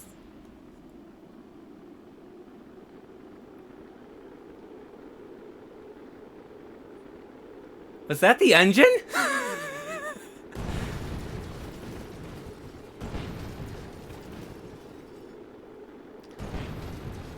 Well, we don't need landing gear for a splashdown, do we? In fact, you know what? Where's... Oh! All the landing gear is gone.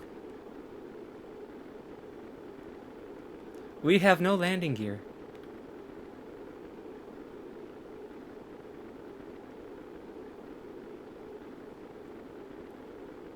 Yeah, the fins do go first.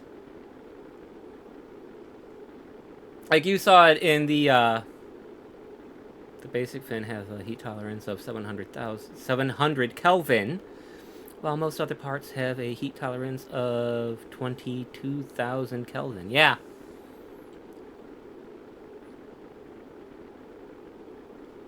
Let's see how that's... Ooh, we are... Ooh. Look at that apoapsis go. Look at it go. It's just going. I'm beginning to doubt this is going to be a splashdown.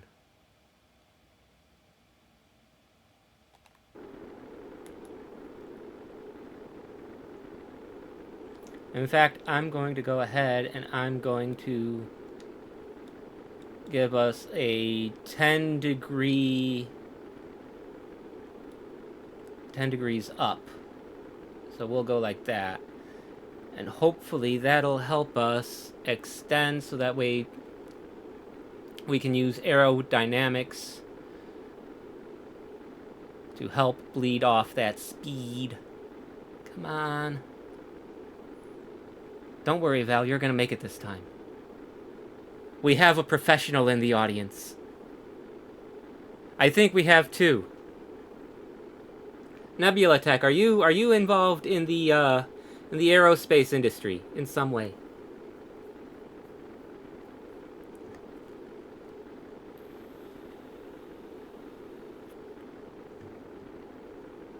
Oh. Well. We got Castle. Castle Bravo Toast is... I'm still gonna be... hey, you're the one who knows... You know more about what I am doing than I know right now.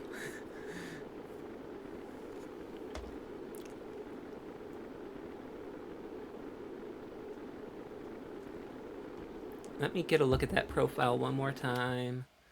Oof. Eek. Uh-oh.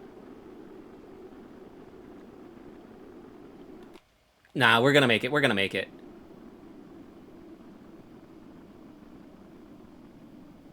Yeah, we got it. And it's still gonna be a splashdown.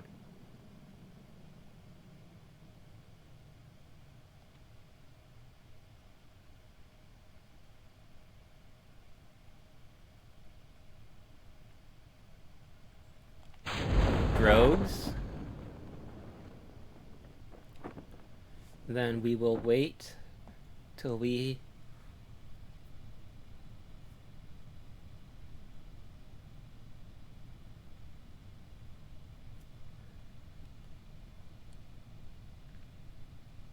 No, I'm far less of an expert than you are, Castle. You know, I mean, like, actual student compared to total amateur. Everything I know about aerospace engineering is entirely self-taught, and I'm horrible at it. I'm always over engineering.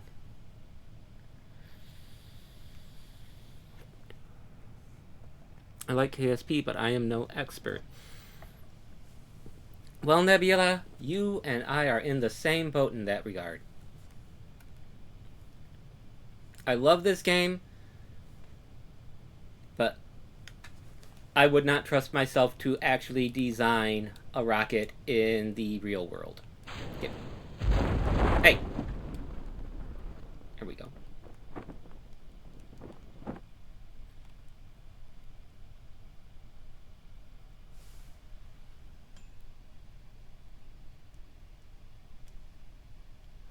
I just leaned forward to watch that fall down into the water.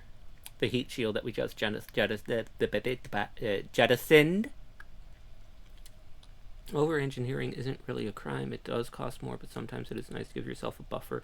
Once you get more confident, you will naturally start shaving away the margins.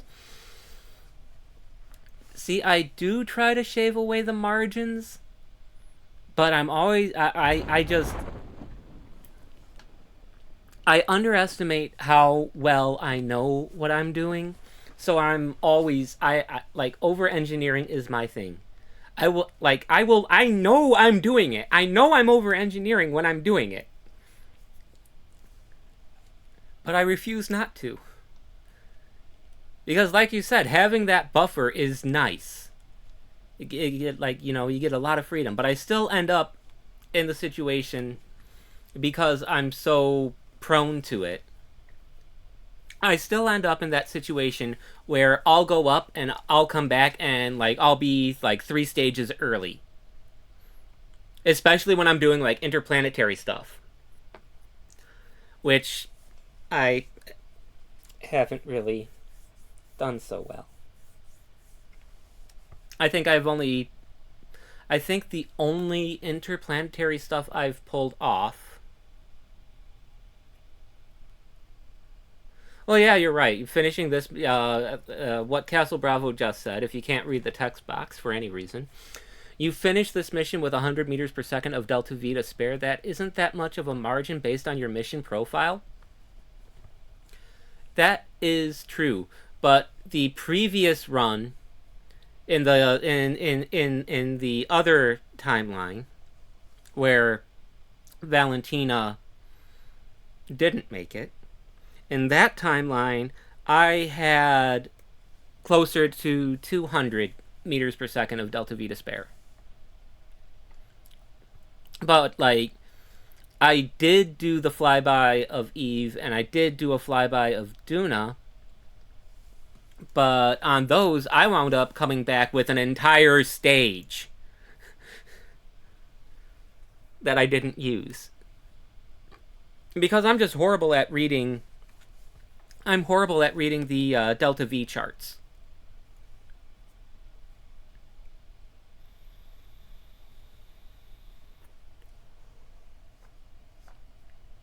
There's also the fact that when it comes to the Delta V charts, they're kind of written around having perfect circumstances.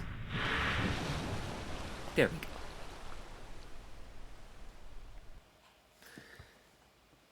and you never have perfect Kerbal, perfect circumstances in situ, however you want to say it. But we got 97 science. 97 science, and let's see what our next mission is. Rendezvous in orbit. We did all of these.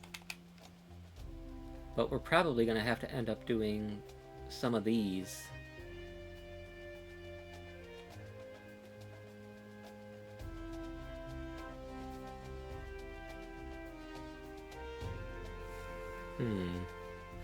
Let's see, how much are we gonna make off of that? No, I'm not doing that. I'm not doing that yet. What I really want is I really want to get to asparagus staging, but I know for a fact we're not gonna hit that just yet. Because fuel systems is 90 science and I have only 97. So I'll take advanced rocketry so that way I can get the Terrier engines. And we will take basic science so that way I can get the batteries. And I think after that, the next one we're going to want to get is going to be general construction so we can get the struts. Even though struts add drag, it sucks. But struts help keep things stable. So now that we are doing an orbit... Ooh, I have a great idea.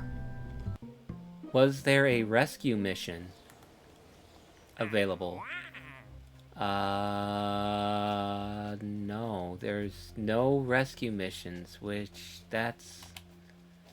Focused observational survey of the moon, 2 tourists, science data from space around Kerbal. I can do that. No. Conduct observational studies of Kerbal from... No, we're not doing that. 2 tourists, 3 tourists, science data, no. So I think the reason why I didn't get the option... No, don't go there. That's not what I wanted. I didn't want to go in there. I wanted to leave the tracking station. What I wanted to do was I wanted to upgrade this, upgrade that, and if I upgrade this, Kerbals can disembark only on Kerbal. Kerbals can perform EVAs. All right. Okay, let's see what we got here. You have said, the thing about engineering and whether or not something is good or bad engineering depends purely on your constraints. You have a lot of income, so budget is not an issue, so you fit within a budget. You accomplish your mission goals, so that isn't an issue. You have a lot of uncertainty with your launch conditions, so bringing a margin for the worst case scenario is not an issue. Thus, your engineering fits within your constraints and thus can't be called bad. If you were to crank up the difficulty and reduce your rewards, then you would have to be more frugal and you would have different constraints, but for this, your engineering works. Thank you! That is the nicest thing anyone has ever said about my engineering. Usually I'm getting laughed at and dunked on for my obsessive over-engineering. Alright. So we want to get two vessels up there. We want to get 2 vessels. So let's go ahead and let's make one, and we're going to name this one... We're going to name this one Caitlin. And this will be our first vessel for the rendezvousing. And we'll give you a Mark 1 command pod, and we'll just make this one... Ooh, I got an idea for what to do with this. So what we're going to do is we're going to come down here, we're going to get our recovery stage all set up. Get some drogues on there. Up. Give me 2 of them. Actually, give me 3. Give me 3 drogues. I had a lot of shaking going on that one, and I didn't like the shaking. I don't like the shake. So we'll do that. We'll get our payload. No, we don't need a payload. We just need to get these together. So what we'll do is instead we'll do this. Get you down like to there. And then we'll take this. And let's put our Delta V tools. We'll tell me what's going on in vacuum. And let me take a terrier, shave down that terrier's weight, stick you on there like that. Woo! Look at that!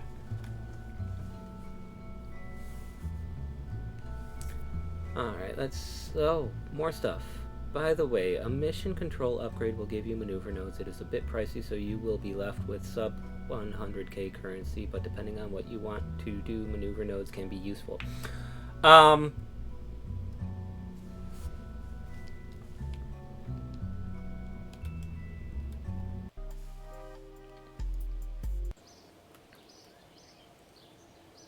Flight planning available. I already did it. I already updated the command center, and I already updated I updated the 3 things that I need. Wait, I should. Hang on. Can I? No, they didn't update. Never mind about what I was gonna say. By the way, if you remember correctly, changing the shape of the engine does not change its weight or drag. It is purely for aesthetics.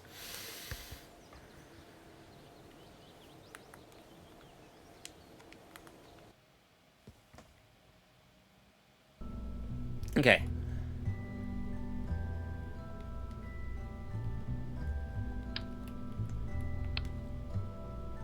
Let's check this. Let's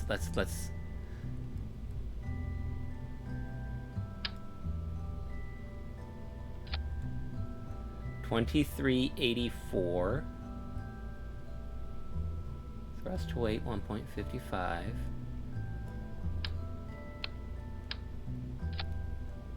2384. Yeah, you're right.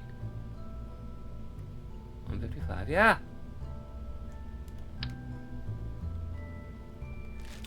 I did not know. I never noticed that. Like, I could have sworn. I could have sworn that that did actually do a thing.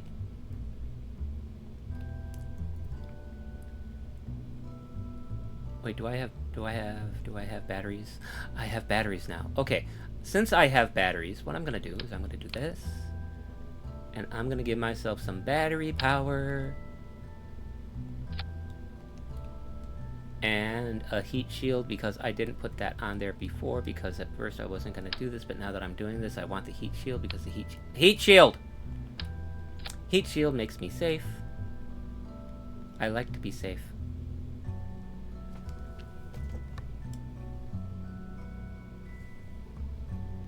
And we don't need to go to coupling because the coupling's already there. Take this, put you back on there, and let's see, we only lost 4 meters per second putting on the service bay. Let's open up the service bay and let's put some battery power in there, just to be safe, because we're going to take some time away from this. And let's go ahead, let's go 4. That looks nice.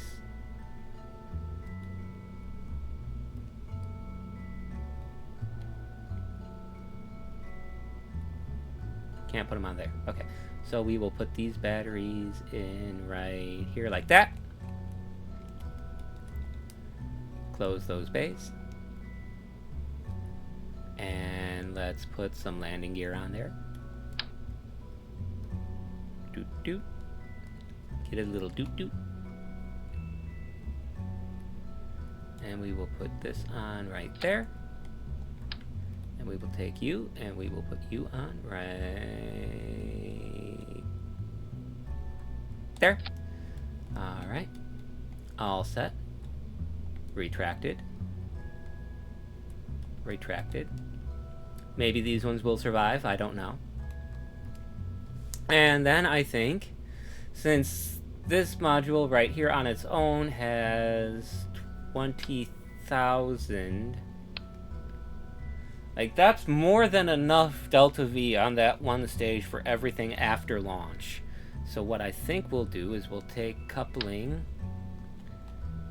and I think what I'll try to go for is I'm gonna go ahead. I'm gonna change my Delta V calculator to be working in altitude for another one of those 30s, because I wanna stage from. Oh, what's this? What's this?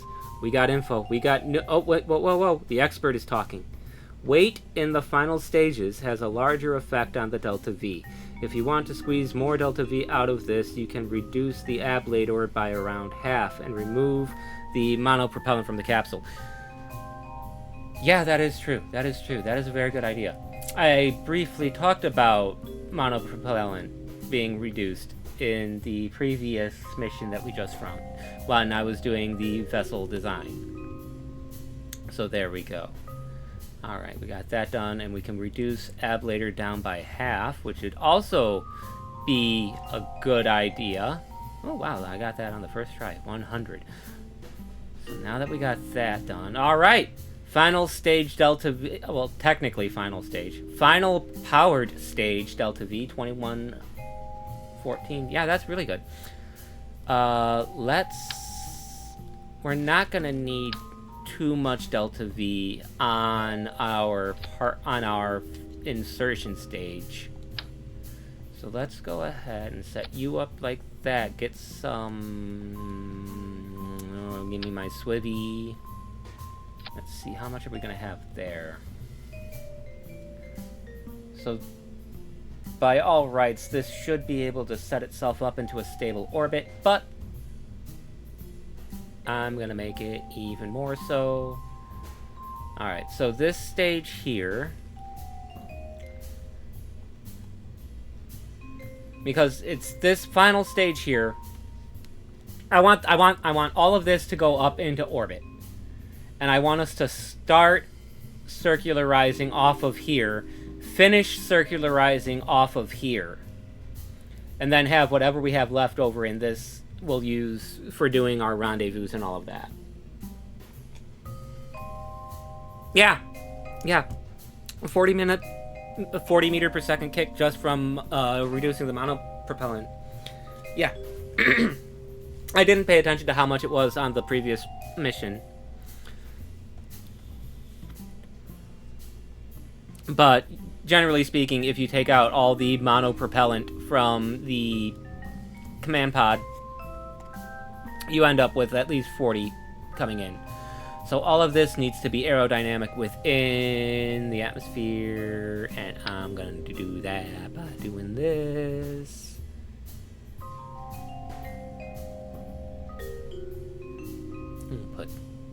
Nah, that's over. That's too big, because there's also weight. Mass is 0.037, 0.01. We'll do this. We'll do that. And then we'll take these down here. Right at the top.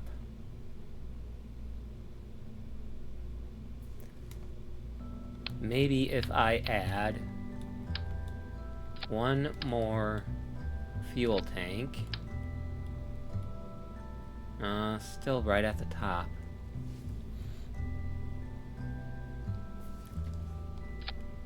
So what I could do is I could take that off. See how we got that there? Okay. And then, because I know that that first...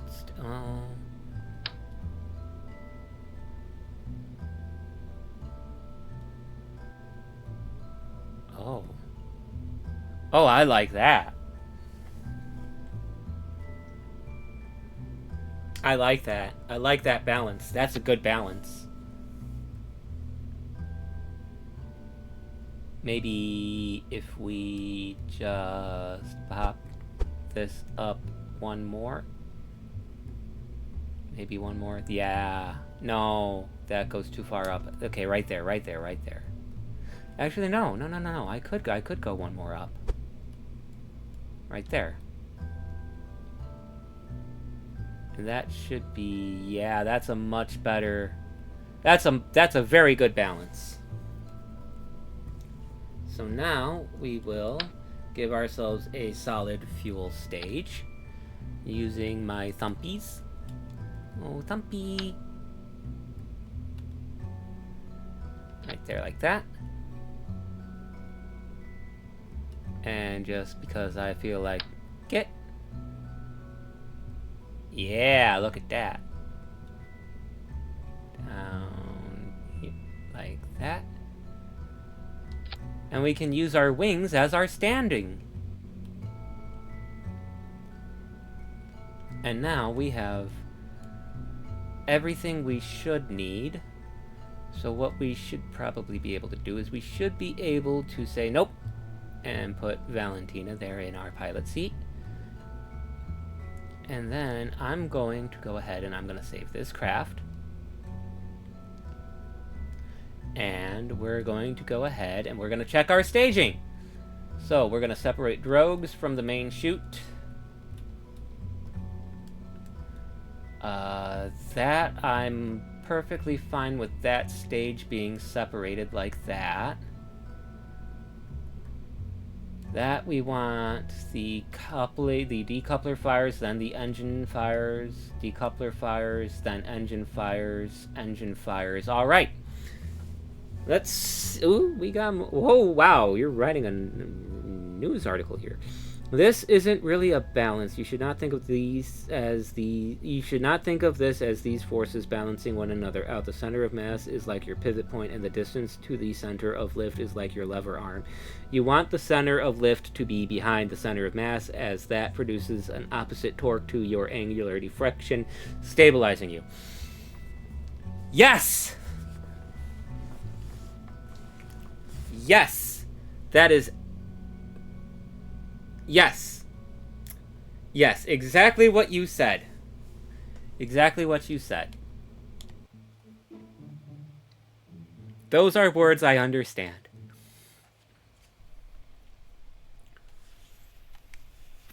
Throttle up. That's it. Why can't I get my SAS on? There we go. SAS, SAS. There we go. All right, and here we go. Speed run to orbit. Go!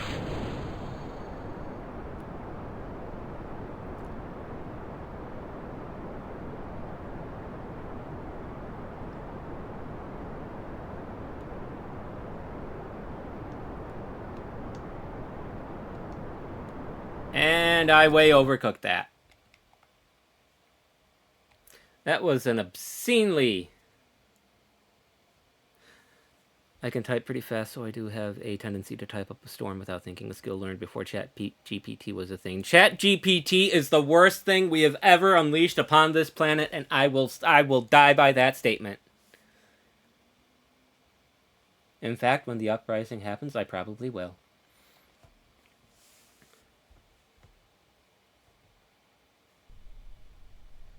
Alright, this time without overcooking my gravity turn.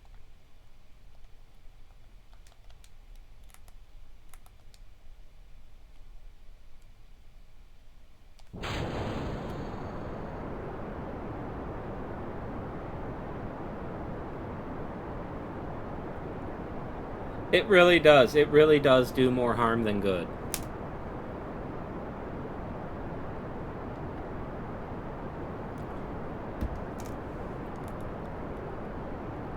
I overcooked it again, didn't I?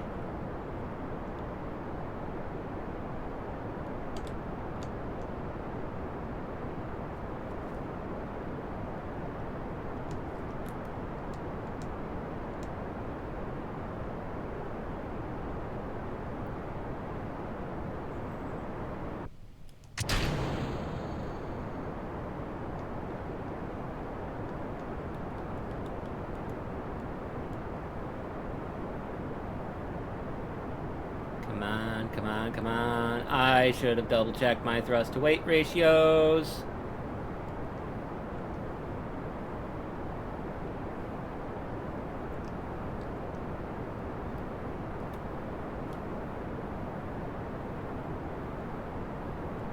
Alright, we need to check this. What are my thrust-to-weight ratios? Take you... sea level 1.18 1.3.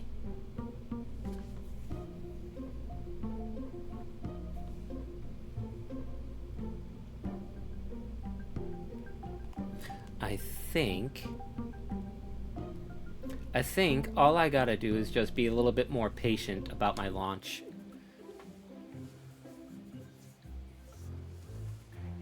Try sticking on the all-moving fins. This is just a byproduct of stability and not enough control.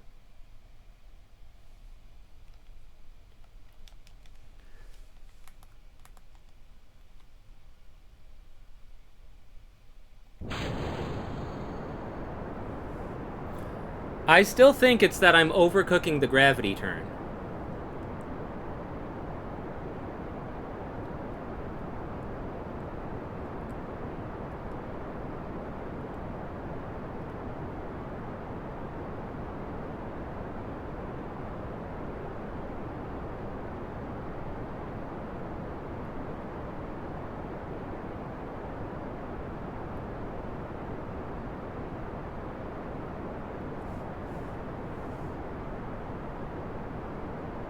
That is true. No ability to correct for the errors.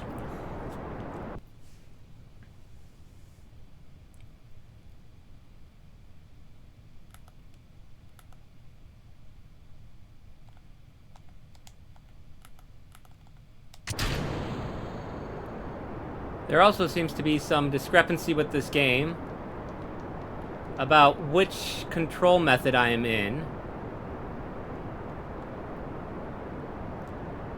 So I think we need, instead of a swivel, I think what we need is a reliant.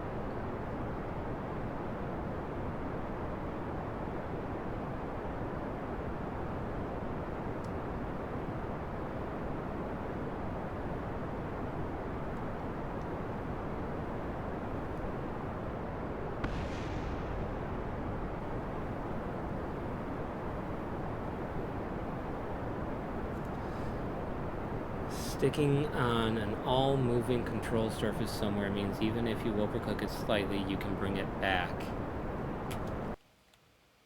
Revert flight to vehicle assembly.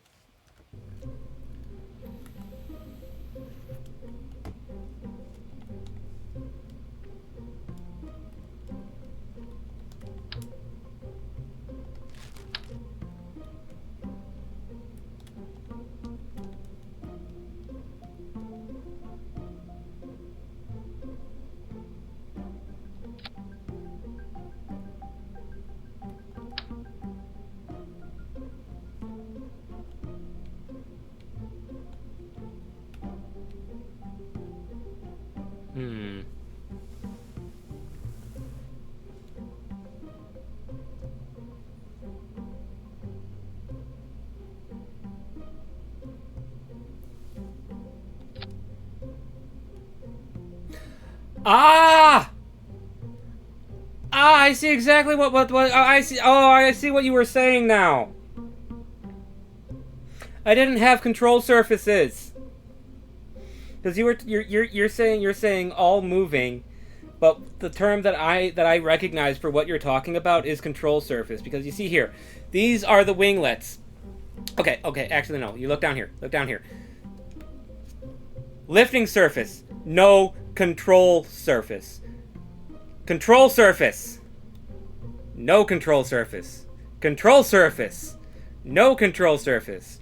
If you had said, yeah, you don't have any control surfaces, I would have known right away what you were talking about.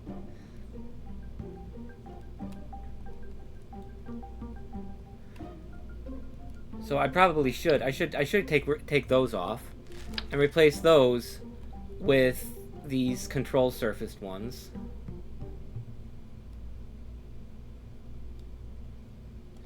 And then we'll double check our lever and fulcrum. Ooh, no. That is not good.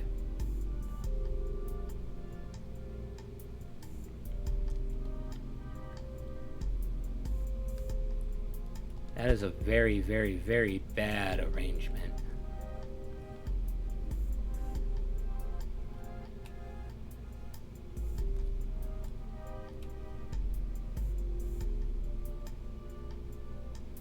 What if we put those down there?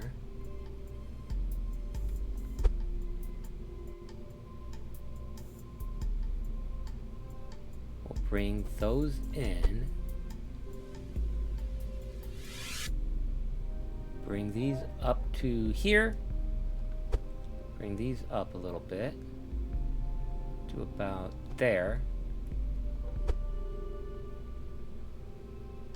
Oh, I know what I'm gonna do. I know exactly what I'm gonna do. I know. I got this. This is a great idea.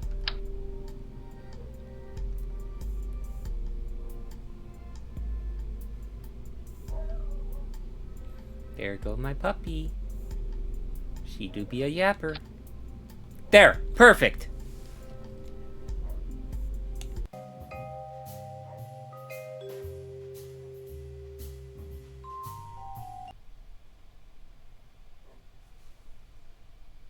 Okay, let's see what you say. Is the tail fin part is all moving and very useful. Yep. Technically, it does not have to be one of the all moving ones, but you can use a wing. Oh boy.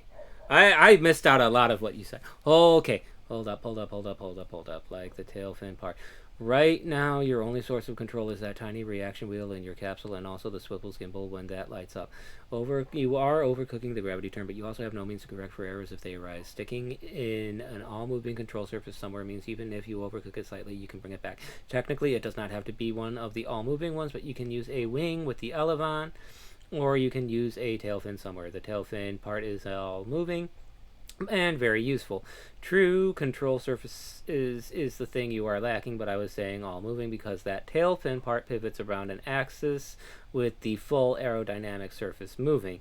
Thus, the ones you have in the middle are called all moving control surfaces. You can reduce the control surface size at the bottom to bring the aerodynamic center up. Those elevons are the only elevons I have right now, I think, but I'm pretty sure. Okay, what's going on here? There, okay. Now, launch. Don't overcook it, don't overcook it, don't overcook it.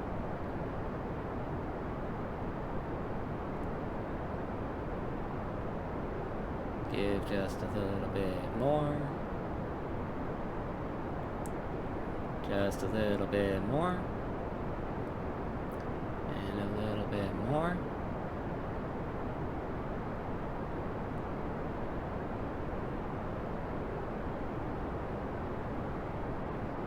Keep going, keep going, keep going, keep going. Almost. Oh, I think right there. Bring down a little bit back to be more equatorial. There we are.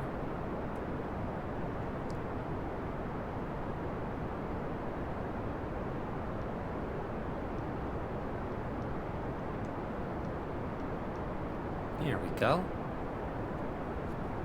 What I was talking about before about the center of mass and center of lift was that you do not need those two to be close to one another. You just need the COL to be behind the COM for stability. Yes! Exactly.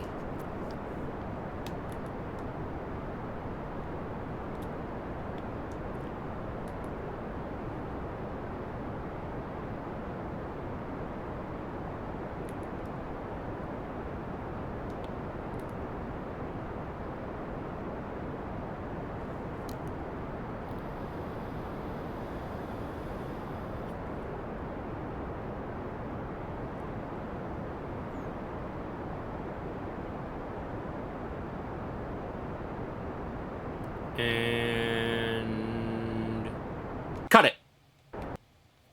There. 75,000 kilometers. Yes, 75,000 kilometers. We'll be able to go up there and we'll do it we'll have this is a much better flight profile. Those control surfaces, they make so much of a difference, don't they?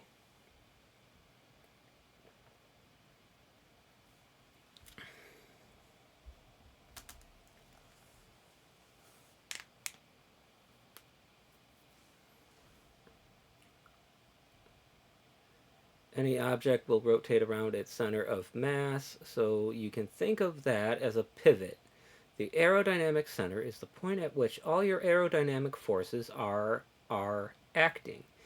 If you get an angle to the wind, all the wing surfaces will start producing lift proportional to the angle of attack. You can imagine this as a sideways vector going out of the aerodynamic center.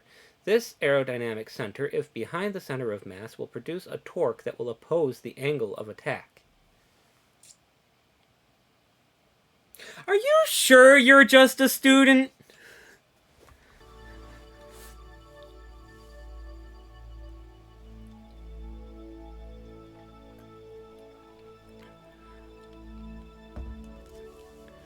I mean, that's a very, very professional explanation.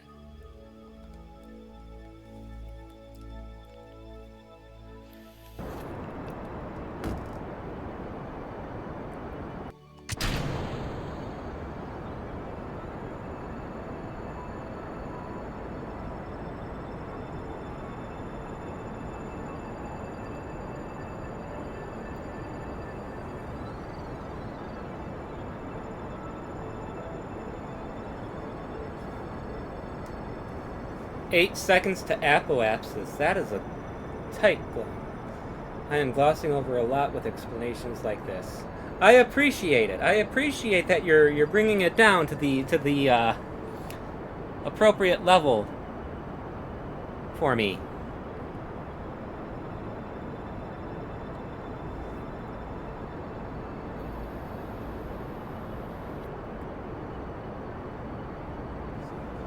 There are entire fields with depths I have not even begun to see the bottom of in each of these statements. Yeah! Yeah, it's science be like that.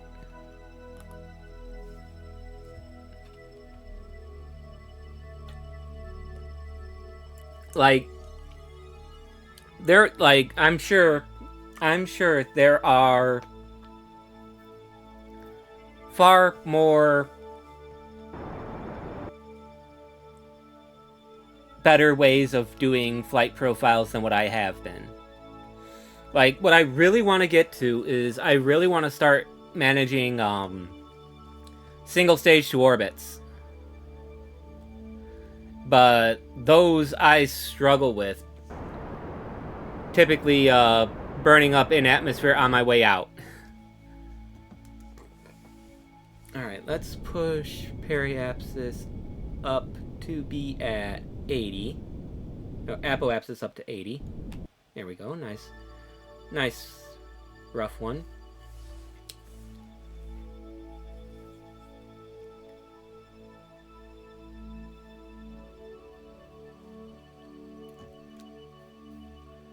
It's so beautiful.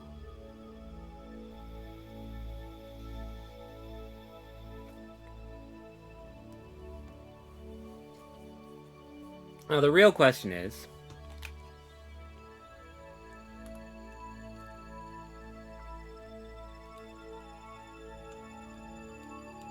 before I do this, since I'm up here now and I'm going to be doing easier, dang it, I'm not going to get a nice even 50. I can bring you down here to half, and you'll be giving me better control. Come over here and let's warp to apoapsis.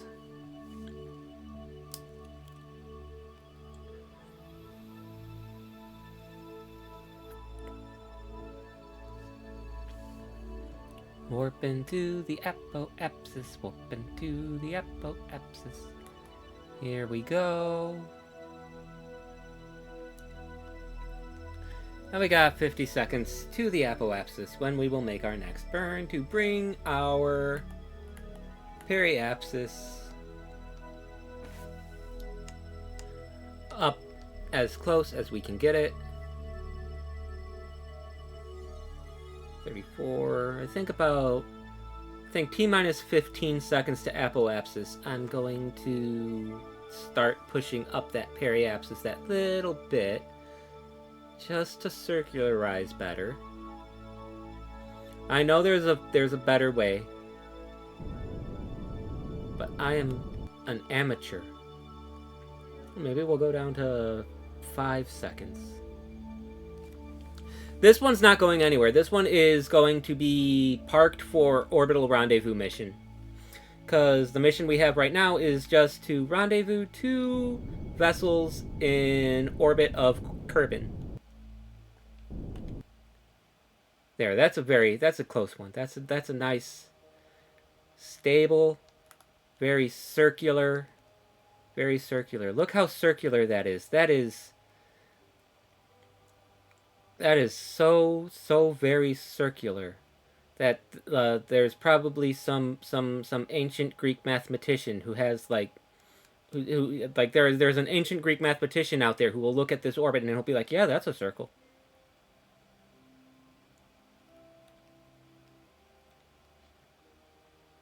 Anyways, we gotta go send up another one now. So let's go ahead and let's go back to our space center.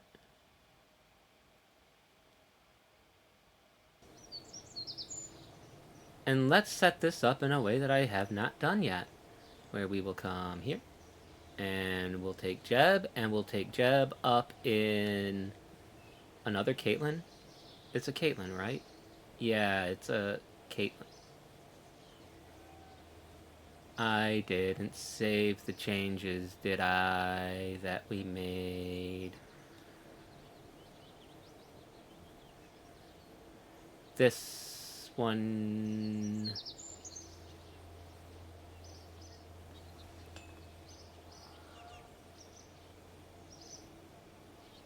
Nope, not that one. Auto-saved? No. Oh, yeah. We'll take an auto-saved. We'll put Jeb in it.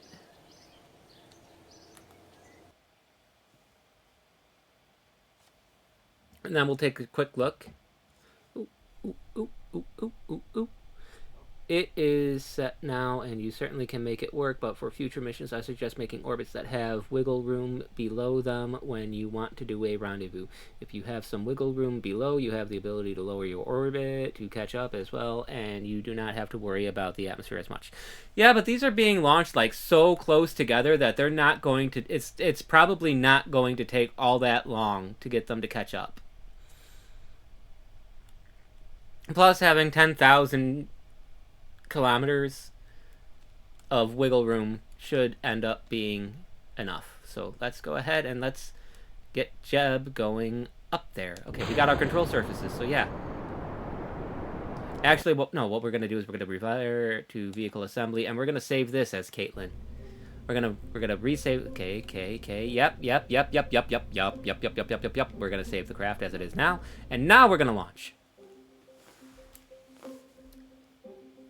Now we can just grab Caitlin off of the launch pad whenever we need her. Boom!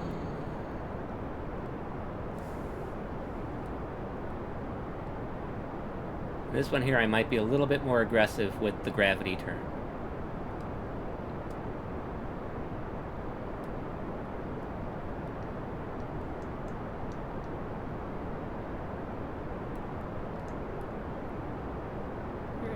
Oh, wow. Whoa. Easy there, girl.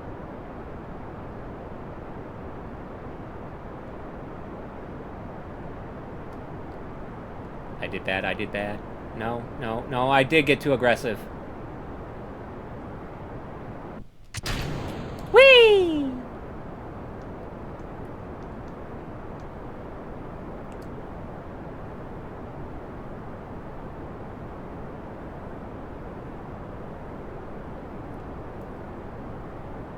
This is a horrible flight profile.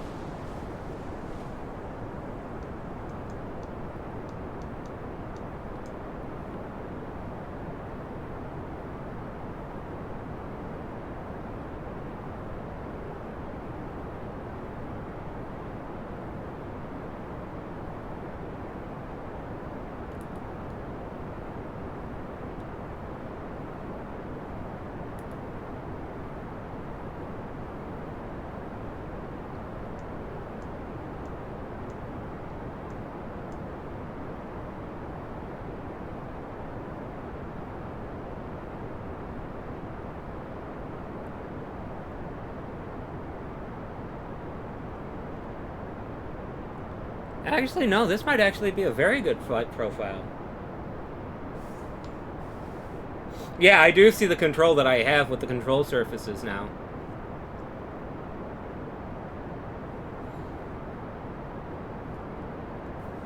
But I think this one might make it.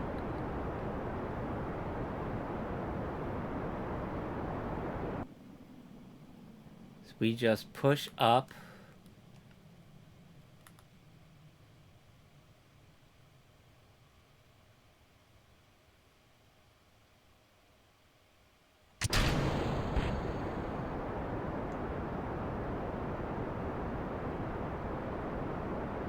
I know it's less efficient to be burning this Terrier in atmosphere, but you saw how much Delta V we had left over on the first one. So we'll push up to 75 again. There we go.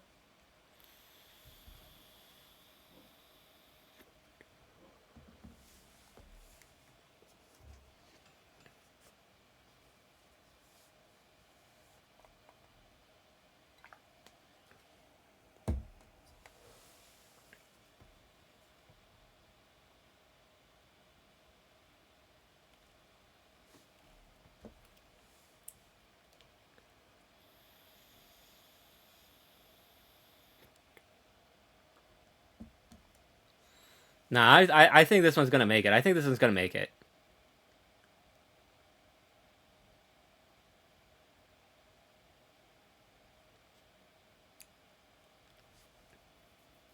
Because this one's only gonna have 200 less Delta V than the other one.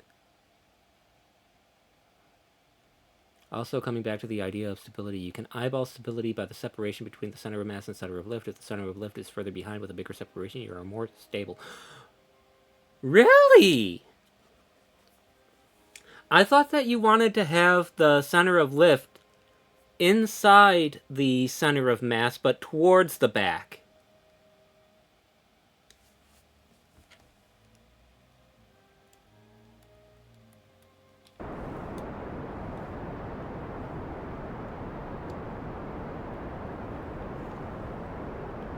You have a smaller separation between the two. If they are one atop the other, that is a condition called marginal stability, and that means you are neither stable nor unstable. If the center of lift is in the front, then you are unstable, and the rocket will flip back to the front.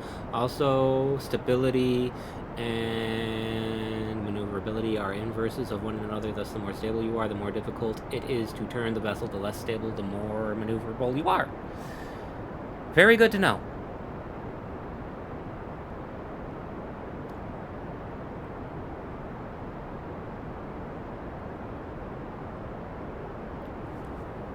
So we actually want to have center of lift behind center of mass then. Like, not within it, but like outside of it to the back.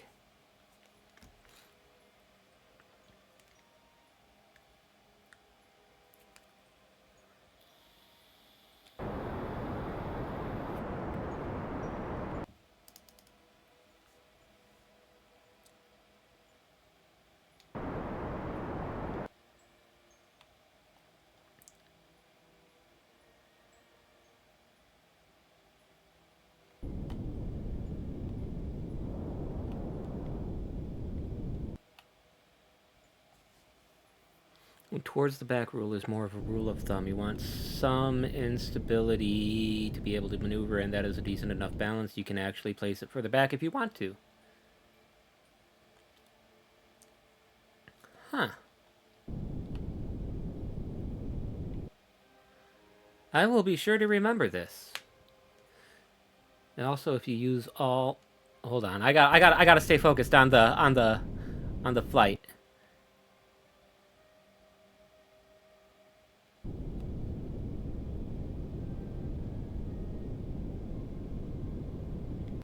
All right, there we go. So now, there we are. There's the other one. So if we take you and we set you as target, let me see, where is... There we are. descending node. We have 4 degrees of whatever the word is. What is the word for when two orbits have descending, ascending nodes, and there's the difference between the two of them? That's eccentricity, right? Inclination. I should have known that. Okay, so this is descending node. So that means that we want to be burning normal just a teeny bit. So then we'll come here. We'll come to you. We will tell you to give me only half power, as much as I can. Inclination, okay. And so let's orient for our inclination. Because I like to do inclination first.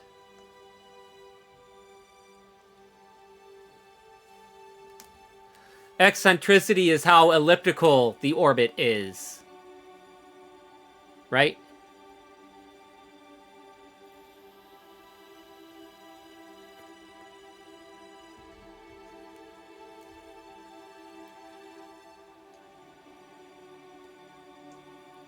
Eccentricity is how stretched your orbit is. If your apoapsis is... Yeah.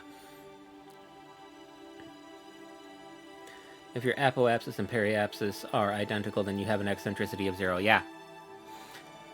But it's inclination that is comparative between orbits.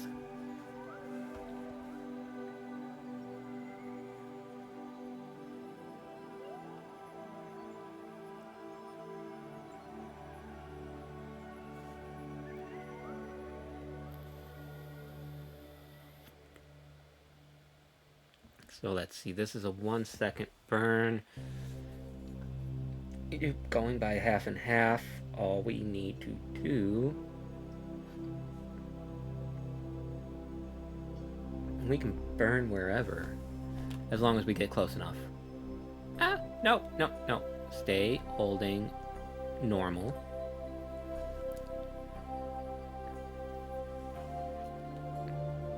Yeah, I don't have much time with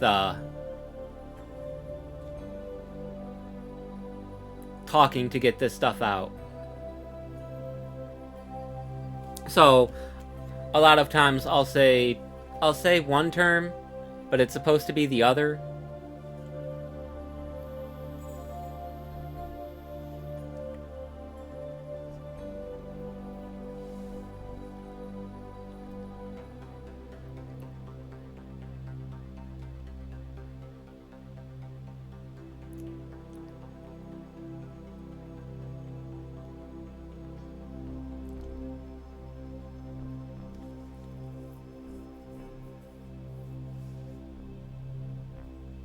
Wait, why does it want me burning there? Oh, because that's where it's going to be after it's altered. That's where the descending node is now. That's where it's going to be. Though technically inclination refers to the angle between the orbit and the equator, and it is used to orient the orbit in a coordinate system. That said, everybody says inclination difference when referring to two orbits, so it is fine. Hey, I feel special. I know stuff.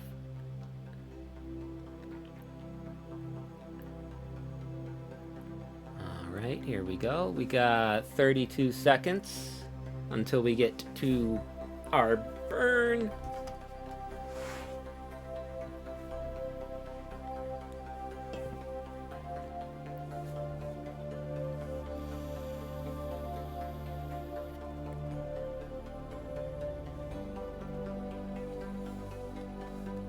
Nine, 8, 7, 6, 5. We'll start burn now.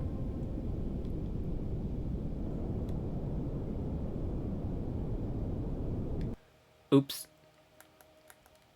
I overshot that. Hold on. Let me pull you up. Oh! Wait. And it's 3. Give me just a little bit right there. Come on. 2.1. Turn SAS on before you fire your engines. It helps. There. All right.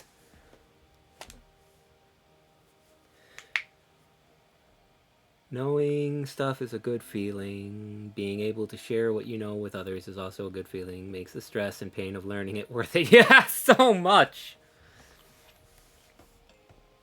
Like, I love teaching people stuff. Now,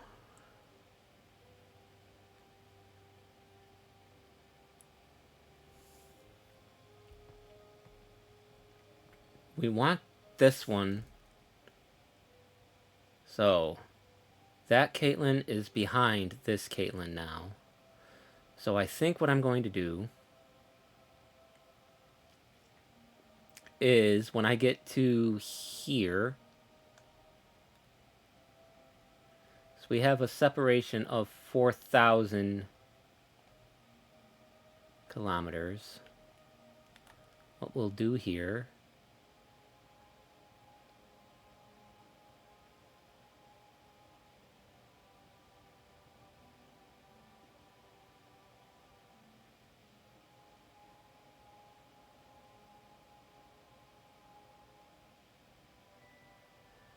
and there we go. If we burn there for 195 meters, but then that's going to be 195 meters, so that's going to be, we'll just round up to 2 and we'll say that's going to be 400.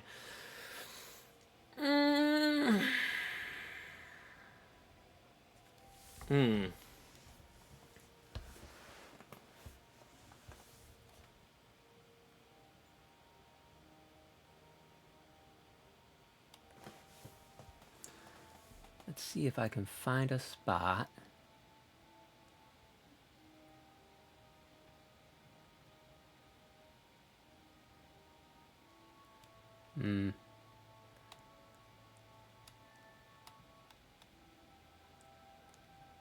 Actually, let's go ahead. Let's do 100 meter per second burn. Yeah, that's close enough. Then let's move you around until we get the encounter that I want. Why aren't you? You're not doing stuff. You're not. Oh! Because when I come back down. Yeah, I see. That is true. I should do the catching up on this one. Switch to.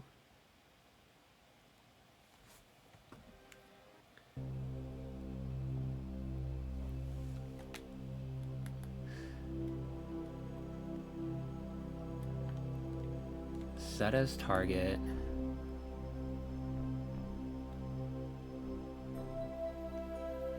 Let's bring your apoapsis. Let's bring your periapsis back down to theirs.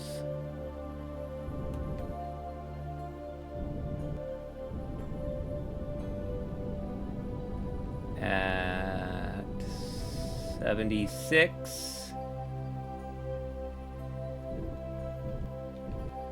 There we go.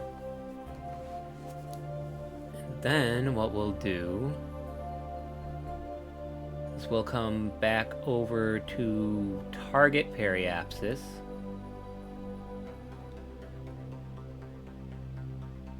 Add the maneuver there.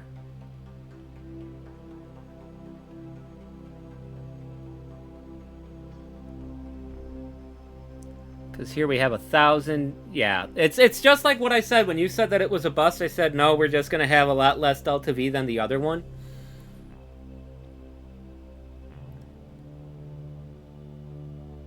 Let's go ahead and let's do 200.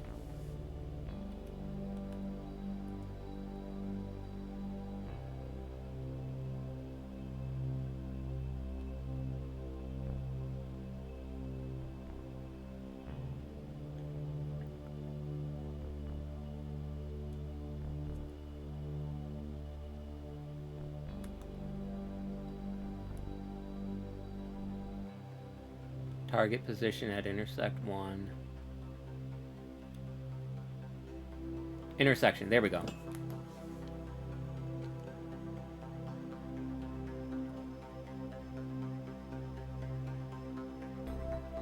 Intersection, intersection.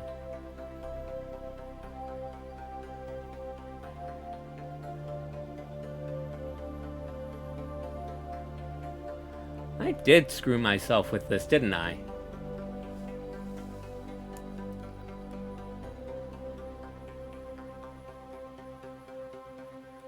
There's our target position there.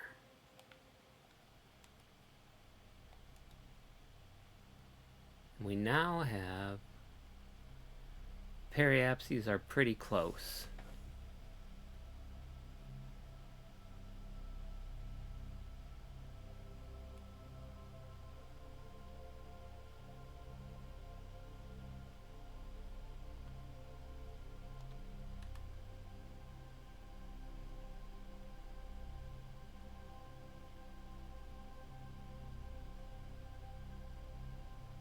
Push out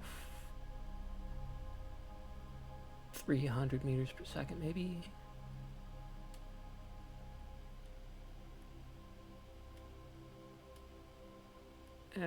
Close enough.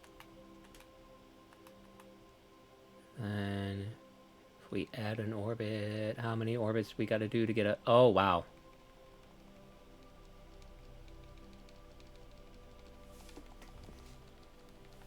This is going to take a while. Good thing I put extra batteries in there.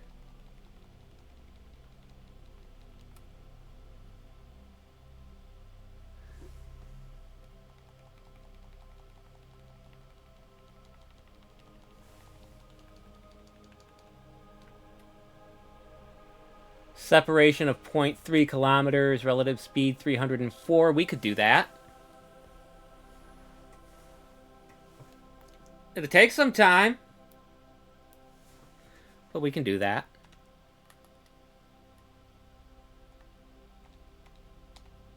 No, let me warp to... Ooh, how do I do maneuver warp? Warp to...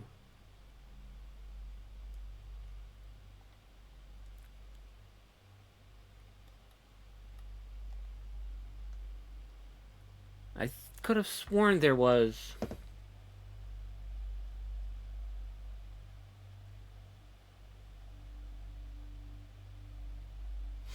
Yeah, you're right. I could just wait for it.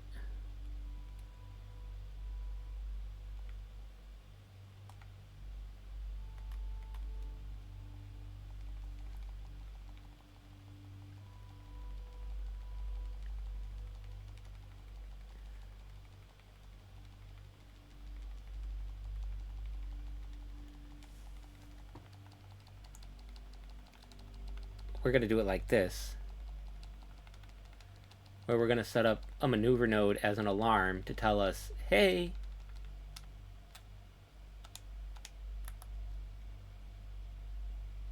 separation is 0.4 kilometers.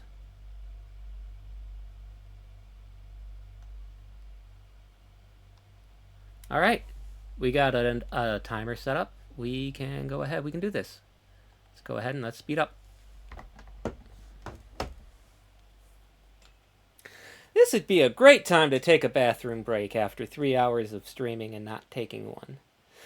That being said, I'm going to go ahead. I'm going to hit this back down to normal speed, and I will be right back. The calculation the game did before was on the closest point before you started the burn, so that last maneuver you planned would have been the same, even if you had not given it any sort of input. Yeah. By the way, you will get that separate. Yeah. Yeah. I'm a very sloppy Kerbal not. But this cat girl is in space.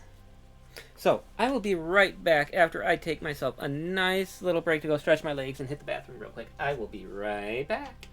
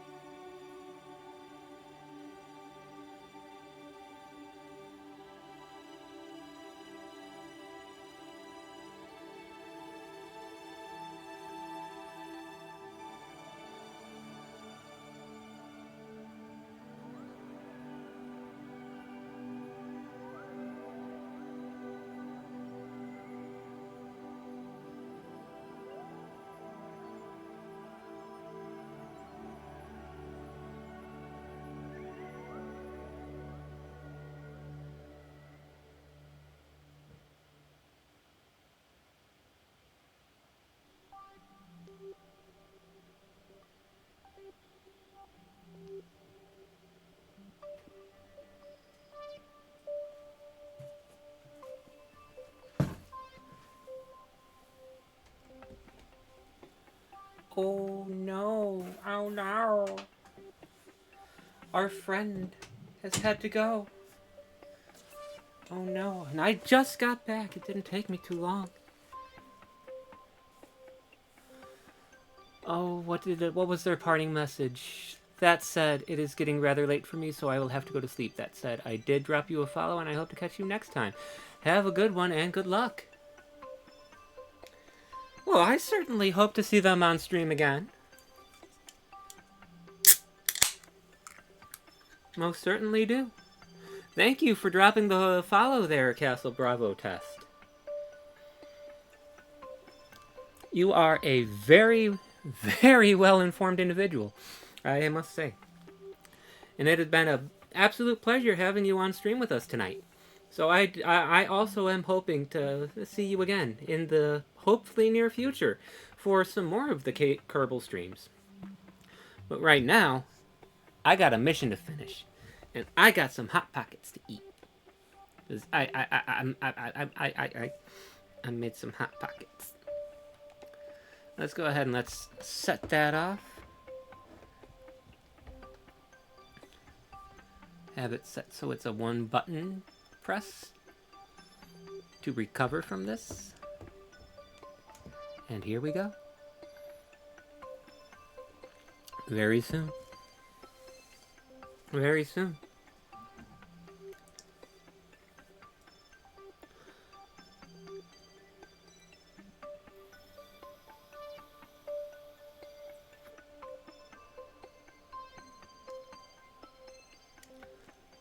But for now, oh wow, these Hot Pockets are definitely hot. The hot part is not a joke. They are not messing around when they say hot.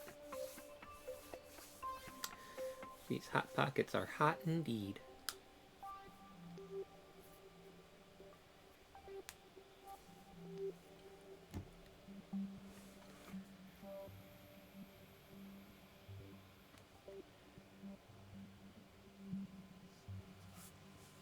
Look at us go around.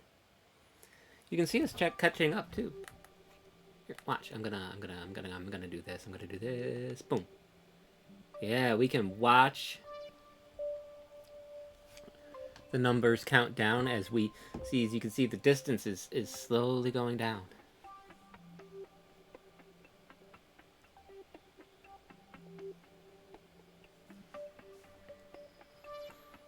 Like the temperature of these Hot Pockets I made myself. I am absolutely starving. I haven't had anything to eat since maybe around 2 o'clock.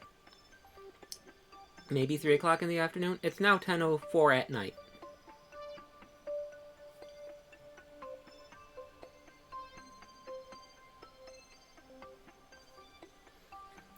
But it does not look like we're going to be getting to the moon tonight.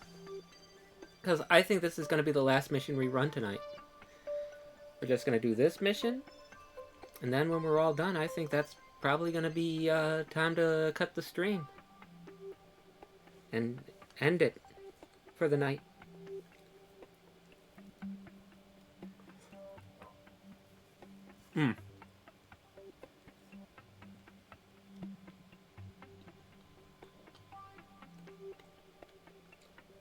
Hot Pockets were a good idea.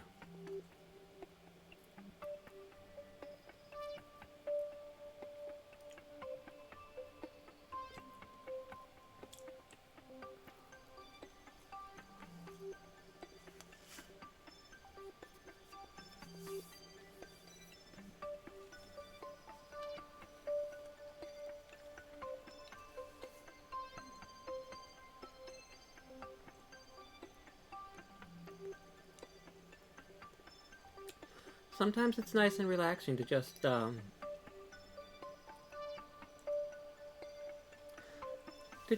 sit and have a nice little watch.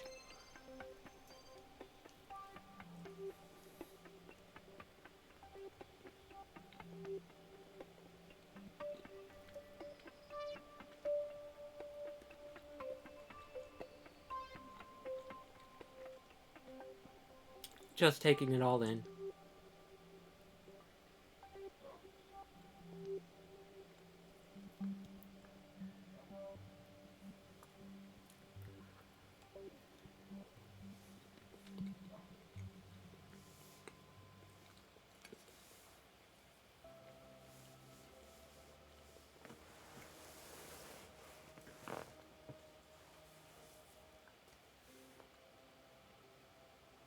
Boy, it's taken a while to do this catch-up. I really should have gone for the higher orbits, like he was saying, like Castle Bravo test had said.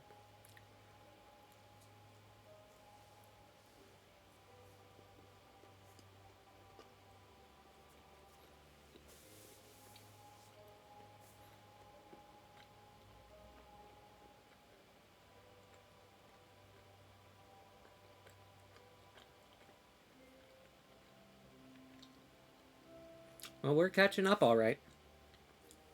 Hey, slow and steady is what wins the race.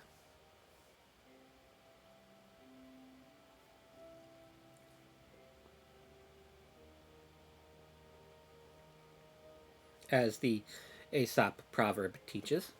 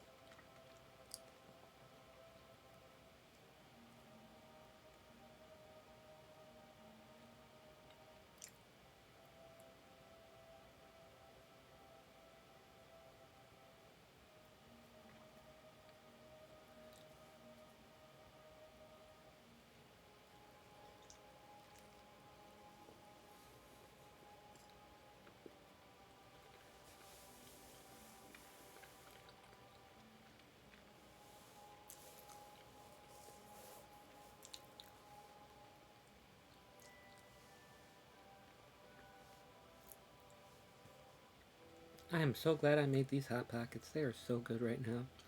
I know that's just being hungry talking, but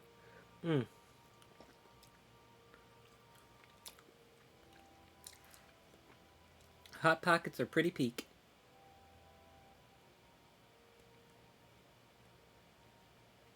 Pretty darn peak.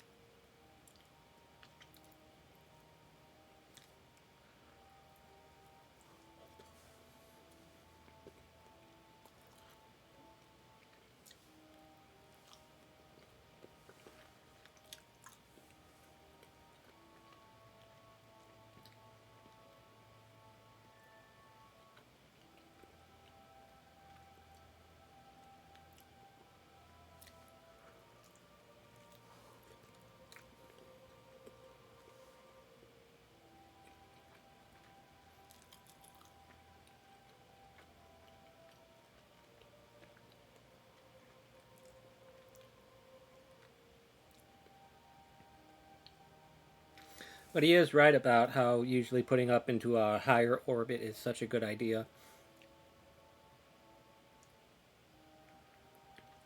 He or she. You know, I never asked.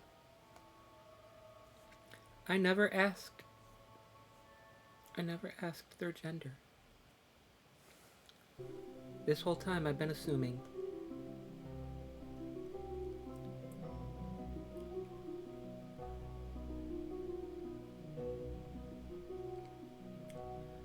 Well, there's no way to know unless you ask.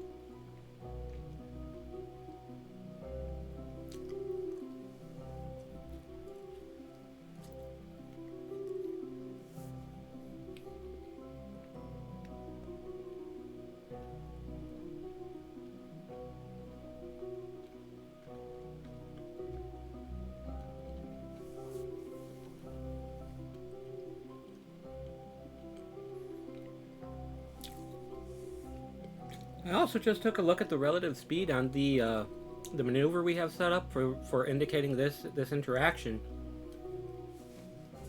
It's only going to be 3.6 meters per second. It's pretty cheap.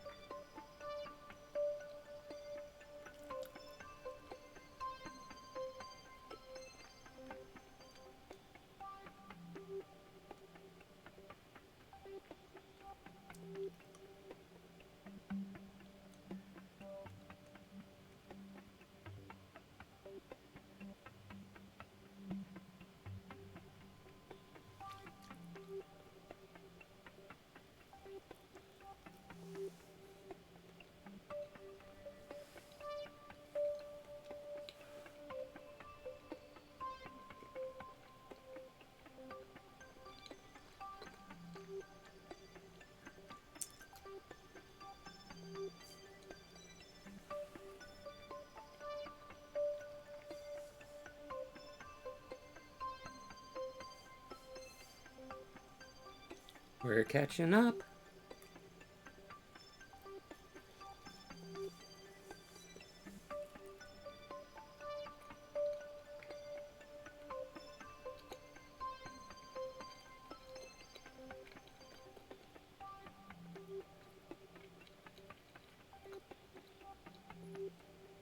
I like to watch.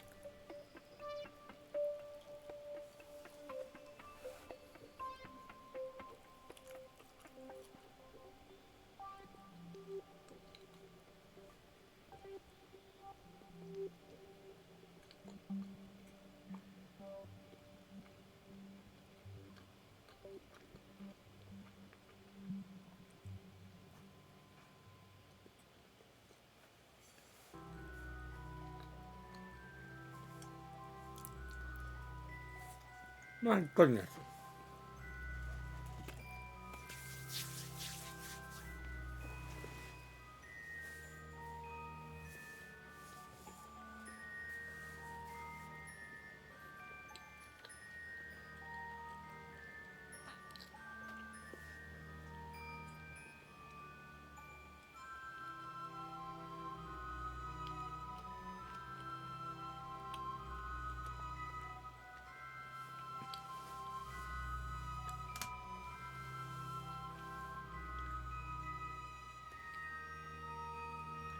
Mm. Those were good hot pockets.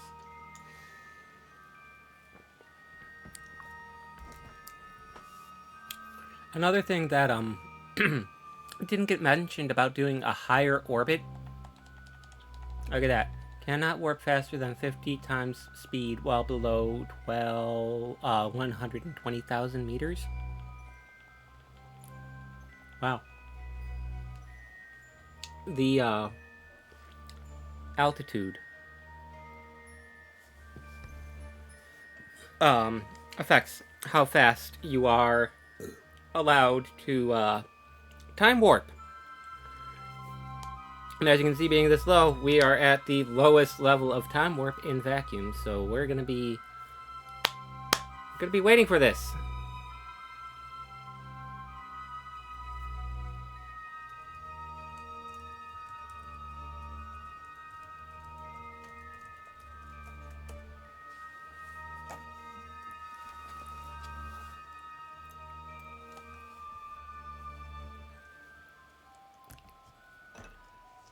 But hey, we got such relaxing music to listen to while we're hurtling through space. I mean, we're always hurtling through space.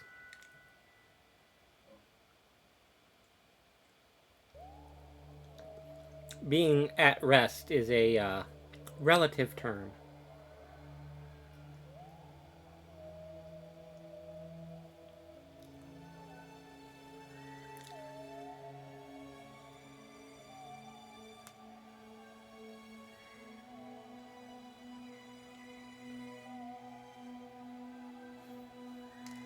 Because the planet we're on is always going to be moving through space. And if the planet we're on is moving through space, that means we are moving through space.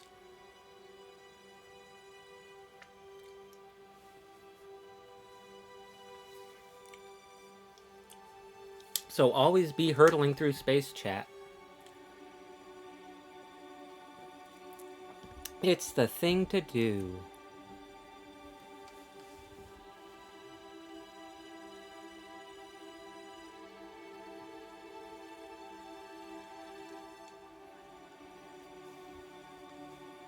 Let's see.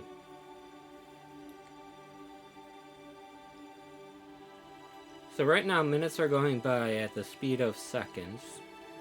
Hours are going by at the speed of minutes. 10 days are going by at the speed of 6 minutes. Oh my goodness, this could be... I think this is going to end up being a total... an actual hour. An hour that we have to get through of this.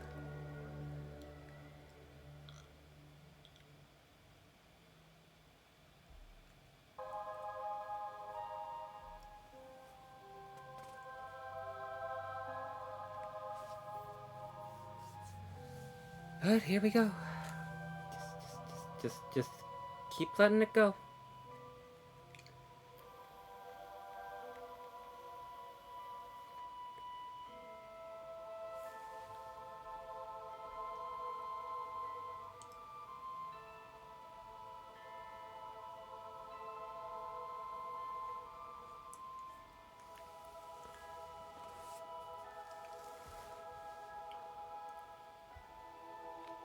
La-dee-da-dee-dee.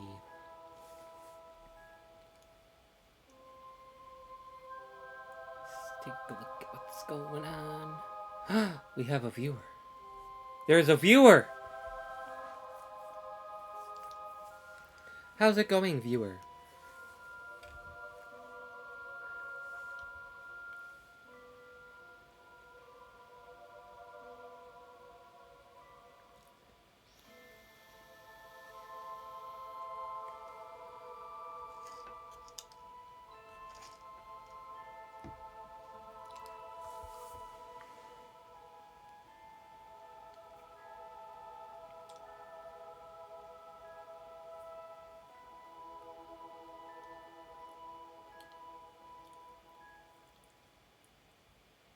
I hope you're having a nice night, chat. I'm having a wonderful evening.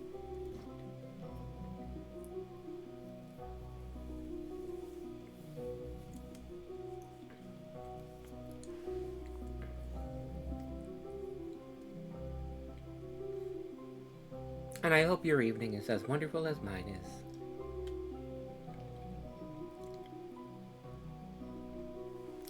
So how should we fill up the dead air on this right now? As we wait. As we wait. Oh, let's go back to what I was saying about Carl Sagan. Let's actually look up Carl Sagan Voyager. So, he was leading the team that created the Golden Records that launched in 1977 to convey humanity's story to extraterrestrials, if they so happen to exist. We haven't quite found them yet, if they are out there. Personally, I think that they are out there. That somewhere out there on some speck of dust, floating around, hurtling through space, somewhere out there, there is life. It may not be life as we know it, Jim, but I think that the possibility for like simple life, single-celled organisms, I think it's beyond likely to be happening like out there. I mean, it did happen here. And the cosmos is just so vast. It's so big that we may never be able to say anything about it with an absolute certainty.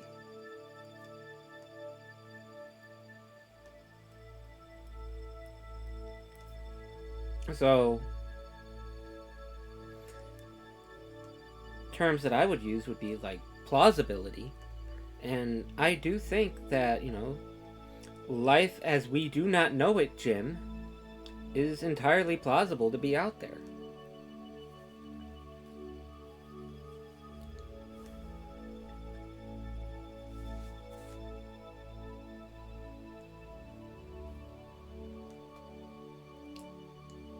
So there's all kinds of stuff out there. There are black holes out there.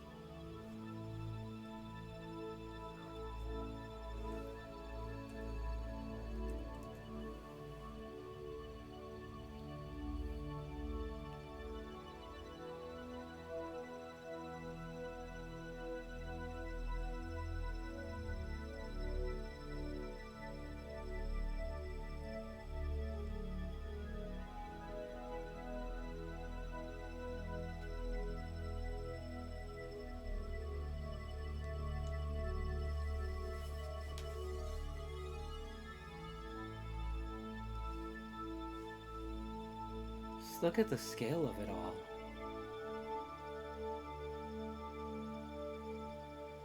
How big everything is.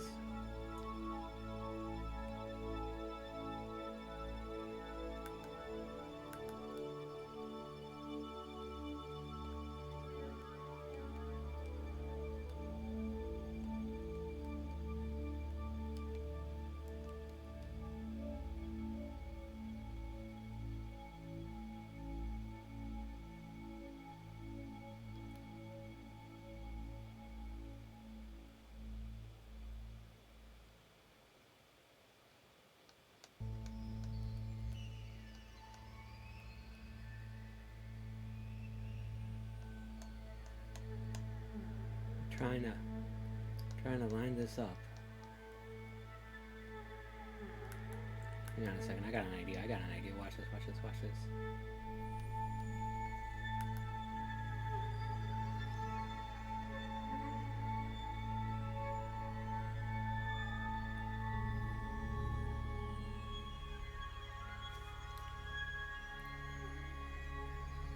Right there. Look again at that dot. That's here. That's home. That's us. On it, everyone you love, everyone you know, everyone you ever heard of, every human being who ever was, lived out their lives.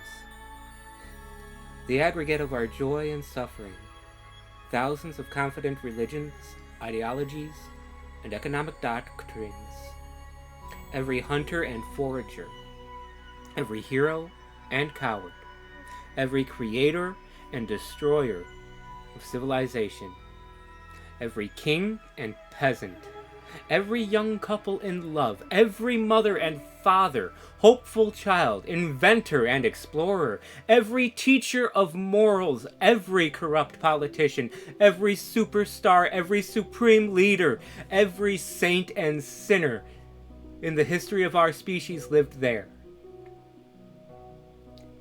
on a mote of dust, suspended in a sunbeam. The Earth is a very small stage in a vast cosmic arena. Think of the rivers of blood spilled by all those generals and emperors so that, in glory and triumph, they could become the momentary masters of a fraction of a dot. Think of the endless cruelties visited upon the inhabitants of one corner of this pixel on the scarcely distinguishable inhabitants of some other corner. How frequent their misunderstandings, how eager they are to kill one another, how fervent their hatreds. Our posturings, our imagined self-importance, the delusion that we have some privileged position in the universe, are challenged by this point of pale light. Our planet is a lonely speck in the great enveloping cosmic dark. In our obscurity, in all this vastness, there is no hint that help will come from elsewhere to save us from ourselves. The Earth is the only world known so far to harbor life. There is nowhere else, at least in the near future, to which our species could migrate. Visit? Yes. Settle? Not yet. Like it or not, for the moment, the Earth is where we make our stand. It has been said that astronomy is a humbling and character-building experience. There is perhaps no better demonstration of the folly of human conceits than this distant image of our tiny world. To me, it underscores our responsibility to deal more kindly with one another and to preserve and cherish the pale blue dot, the only home we've ever known. Carl Sagan, May 11th, 1996.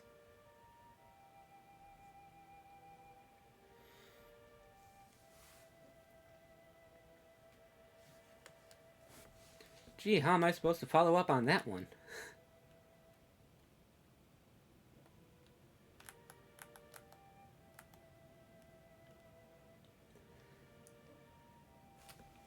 I can't.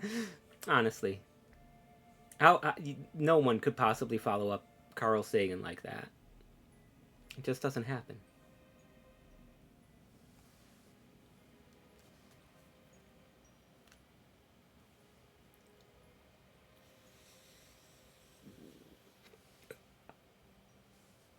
He just really had a way with words.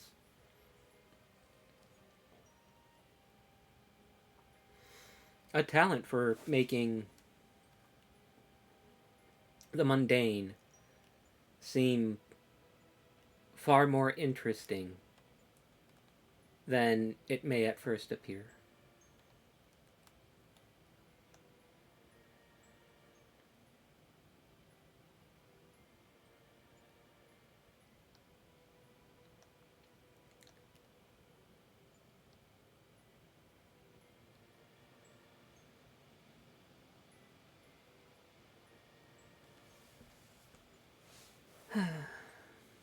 I just like space.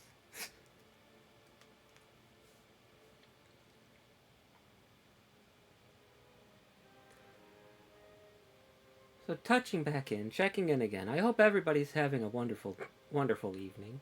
Everybody who's here joining me on Twitch. Even though it tends to be one person popping in and then popping back out. We have a ways to go.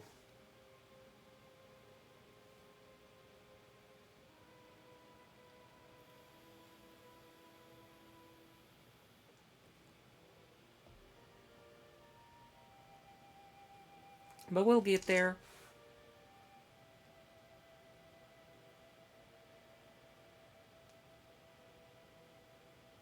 In due time.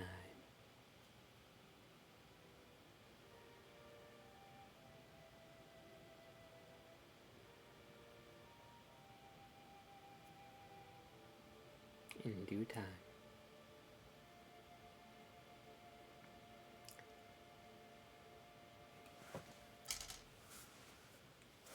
I wonder. Supposing instead we went to the tracking station. Great idea. I have a great idea. Oh, I can see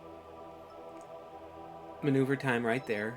Let's go 100 times.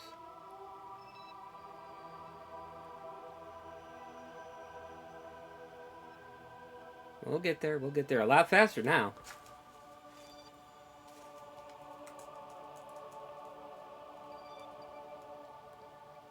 We just want to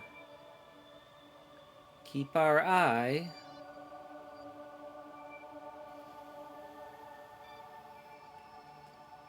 on the countdown for the maneuver.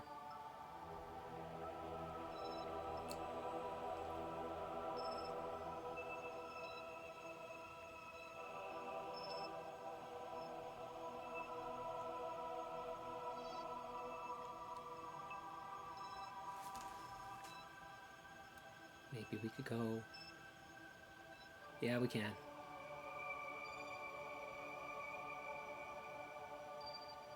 8, 7,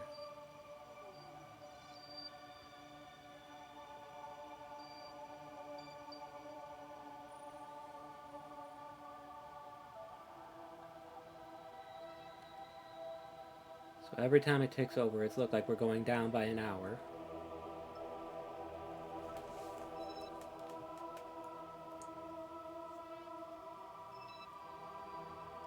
Four,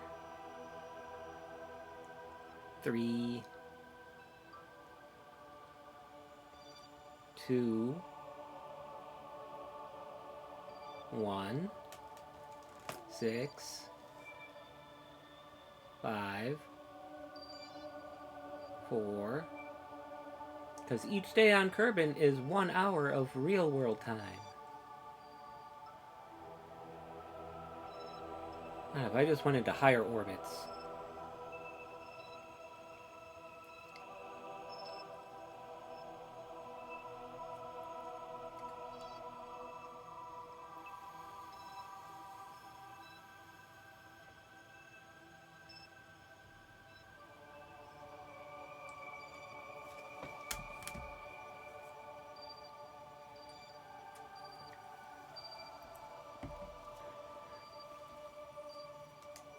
Three days.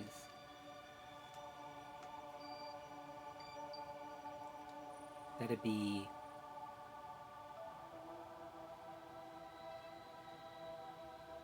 18 hours of real world time. Condensed into minutes.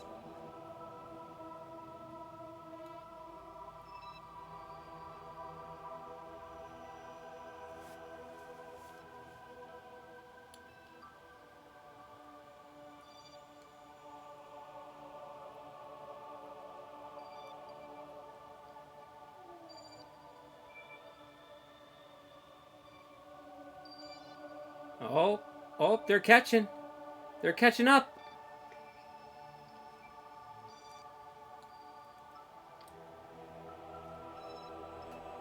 Look how close they are now. Ring around a rosy, the pocket full of posies. Ashes, ashes, we all fall down. 4, 3, 2, 1. There we go. We'll go back to mission view, vessel view. There it is. There's our target.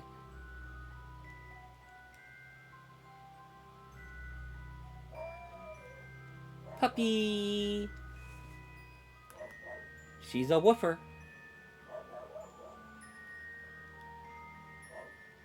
So we're gonna wanna... Oh, we're already set for a target, so let's go ahead, let's set retrograde, because we're gonna wanna burn retrograde to our target. And we'll go ahead and we'll speed this up, so that way we can get there. 353. You can watch it, watch it, watch it, watch it. It's gonna keep getting closer.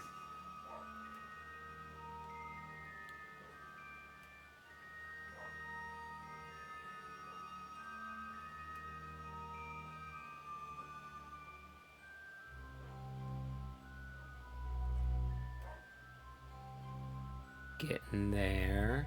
30 minutes. Technically way less.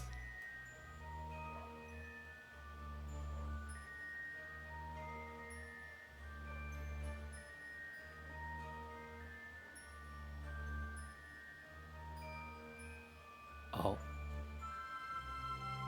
I think that's visual. No, that's not visual range. Visual range is when we hit 5 kilometers.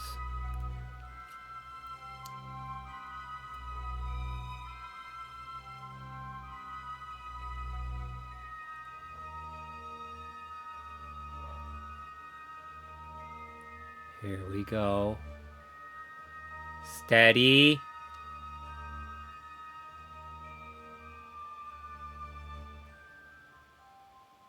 Steady.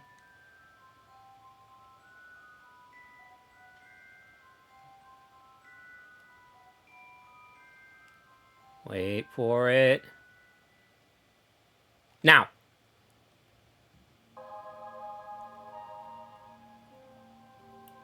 Here we are. Now we can go ahead and we can get rid of our alarm clock, which wound up being wrong. Let's go ahead and let's bring our speed relative to target down to 0.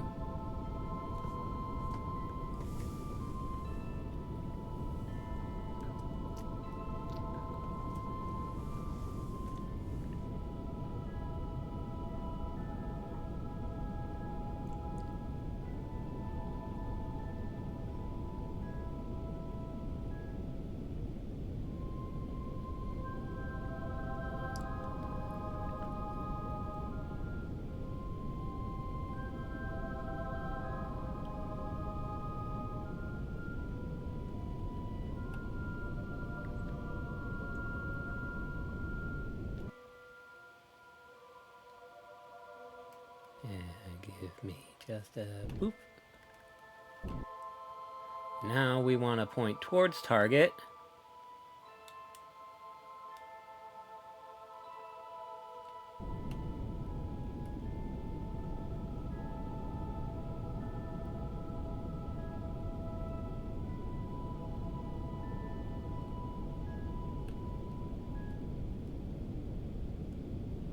There we go.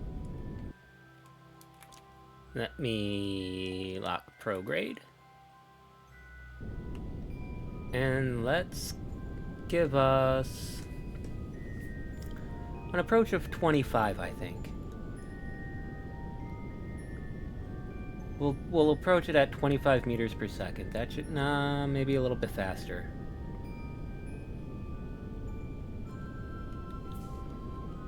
Back to come off of that lock.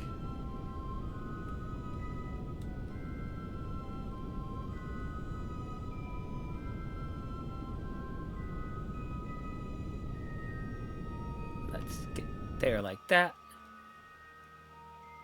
All right. Let's point retrograde. And we'll be ready for braking when we get close. Apparently, we already did it. But I'm not satisfied just yet. Yeah, explore contract complete. See, we did it. Okay. We're closing that gap.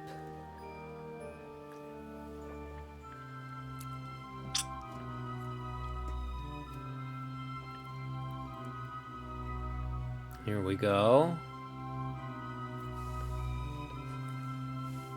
Less than a kilometer to go. And start slowing down.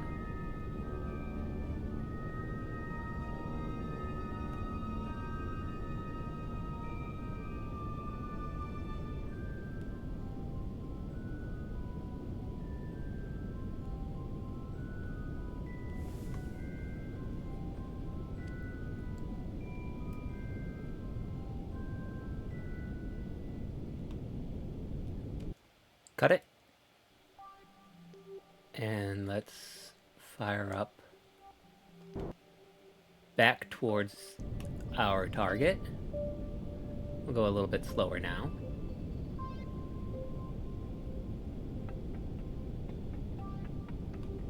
As we are in the brute force zone, as I like to put it. We'll go about, I think about 10, maybe 15 meters per second.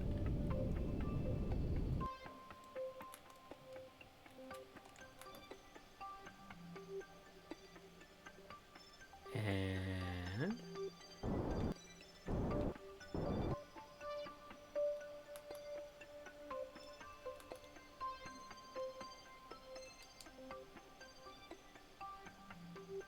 here we go.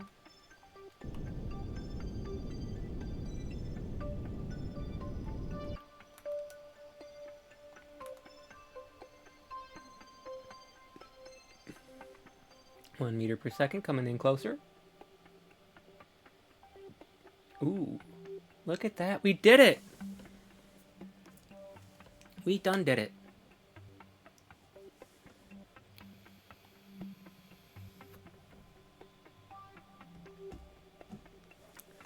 And I think that right about there is gonna do it.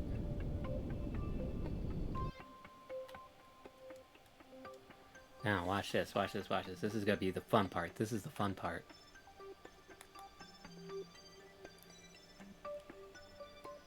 Open that. Can I open that one without switching? No.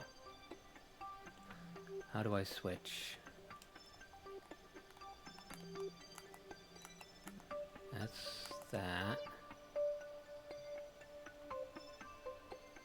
No. No. No! Dang it.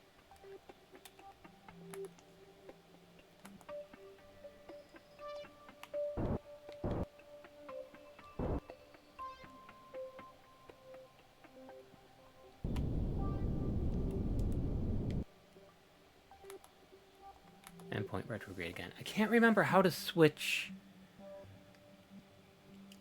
to next. Was it left bumper and the directional arrows?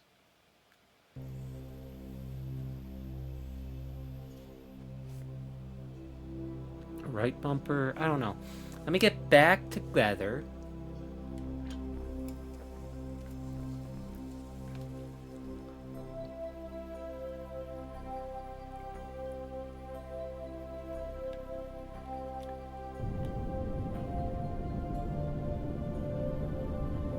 Five, four, three, two, 1, 0. Ah, it is left bumper. Okay, and then we'll open that. And then, watch this, watch this, watch this. This is the fun part. EVA with Jeb.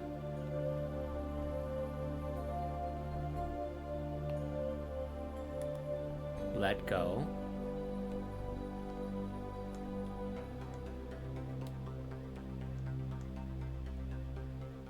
Now, Jeb, what I need you to do, I need you to just wait right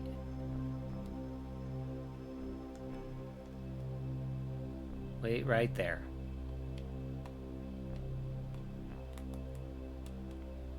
Valentina, now it's your turn. EVA, let go. No! EVA, let go.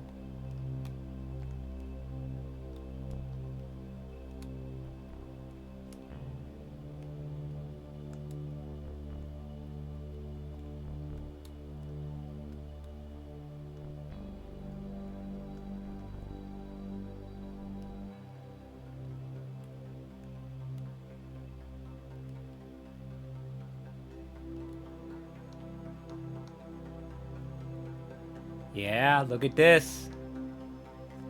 Extra vehicular activities. Nearly complete.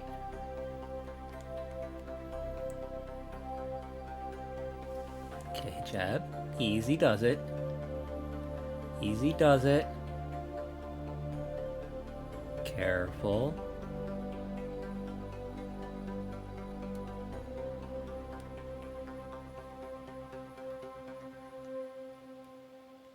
Come on. You got this. You got this, Jeb. Grab. And now before you go inside, Jeb, I want you to do me a favor. Oh, no. Do me a huge favor. Take an EVA report for me there, Jeb. Thank you. Good job. And board. Now, the whole purpose of opening the service bays at that part was just so that way I had a little spot that I could, like, nestle the Kerbals, so that way they didn't just go flying off. So, there we go. Let's bring everybody home now. So, we'll take you off of target, put you back into orbit, and let's go point you retrograde. Double check our... Yep. So, our apoapsis is 76, his apoapsis is 76, and we have a periapsis of 75 and a periapsis of 76. So, everybody's stable, everybody's happy. Let's go home. Let me just hit that, so that way we can see our periapsis as we bring it down. Bye, Jeb! Have fun floating away while I'm still going home. I'll be going home, Jeb. But you are gonna be staying. And let's go ahead. Let's bring that back down. I liked how that 36. Close enough. It's over 35.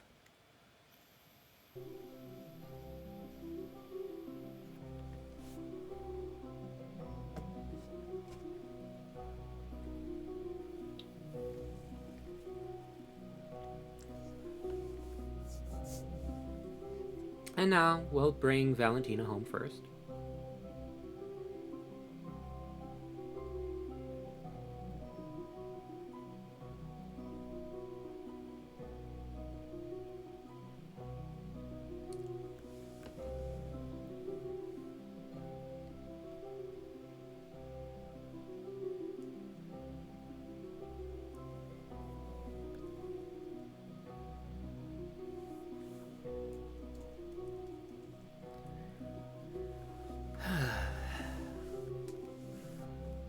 I could have been done with this a lot sooner if I took his advice and did higher orbits than I did. A higher altitude orbit. Because then I could have put... what I should have done is I should have put Val up somewhere like 140. And then scrubbed the Jeb launch like he said it was cooked. He was pretty much right. Like if I took his advice and relaunched Jeb, I could have put Jeb into the higher orbit, and then Jeb would have been moving slower and she would have caught up instead of me doing it the way that I did. But that's just something to remember for next time.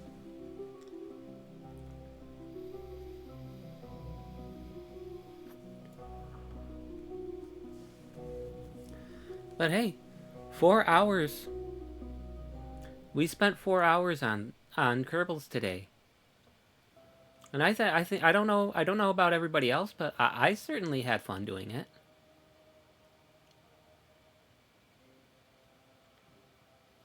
But also I just really love this game.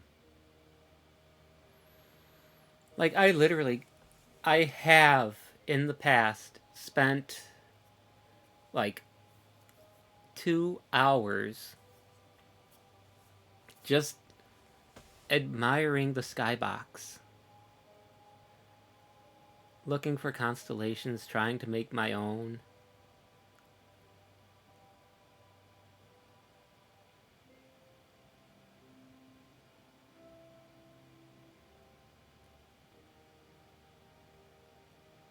I didn't end up making any. Or finding any. I'm just not an astronomer. I'm just an amateur. A talented amateur, but an amateur nonetheless.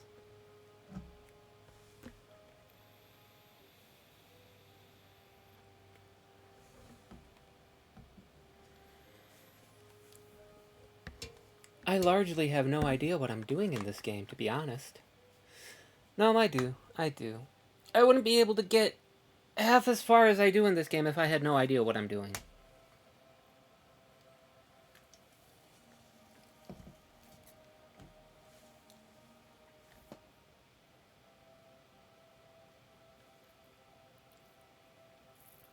Look at us go. Up! We're in the atmosphere now.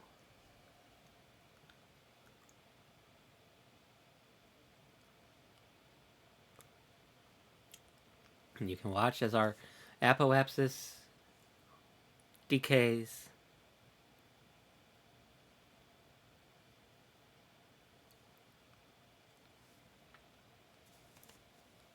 And you know what? I think because we are in the atmosphere right now, I think what we'll do is we'll go ahead and we'll stage away the engine. Because we don't need to have that, we don't need to be carrying that big explodable fuel tank with us.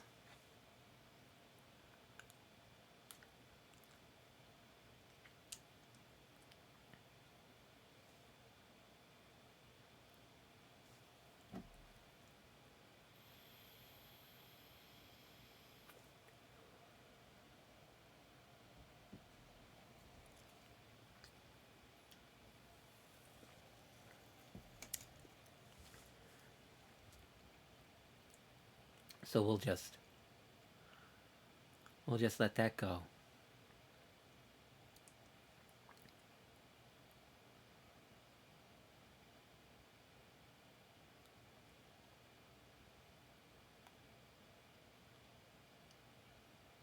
Look at our beautiful, beautiful creation. It may not have a ladder, but it does not need one.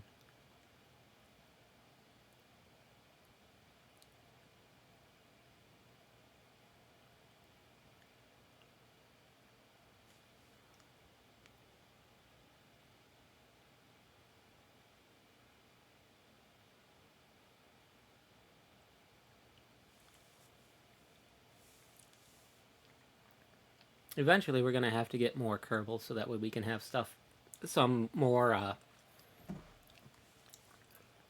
permanent fixtures in space. Like, eventually we're going to set up a satellite relay network around the moon. There's going to be one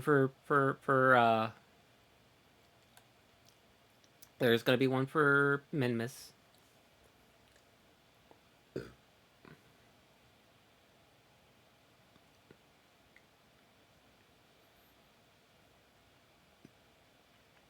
And probably end up setting them up around all the planets.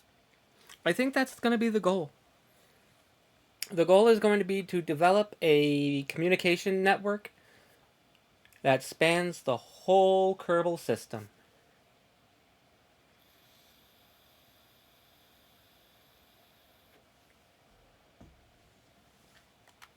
Isn't that gonna be fun? I think so.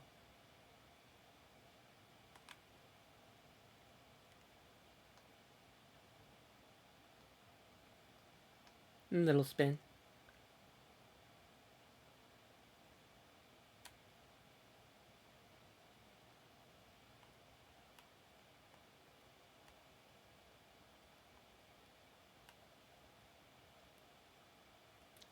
Up.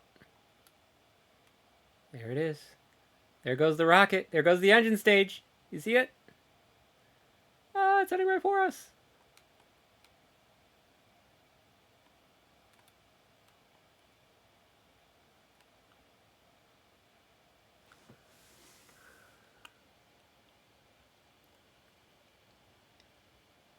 I think we're up too high for it to explode, though. I don't think we're gonna see the explosion like we did on the other one. Where is it at now? Now where is it? There it is.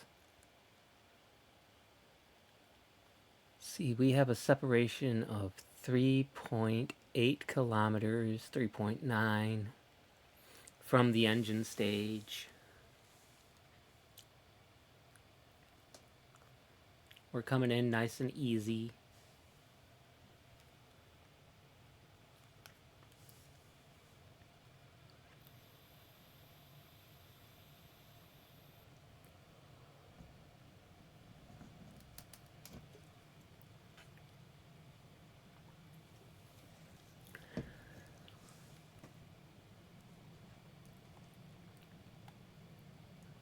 Look at us go. Oh. I hate how it does that. How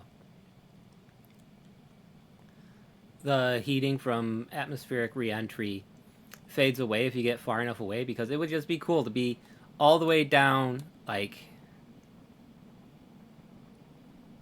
way down here at like sea level looking up, and you can see the like streak across the sky as you're re-entering. That would have been so cool. But you can't do that. Kerbal says no.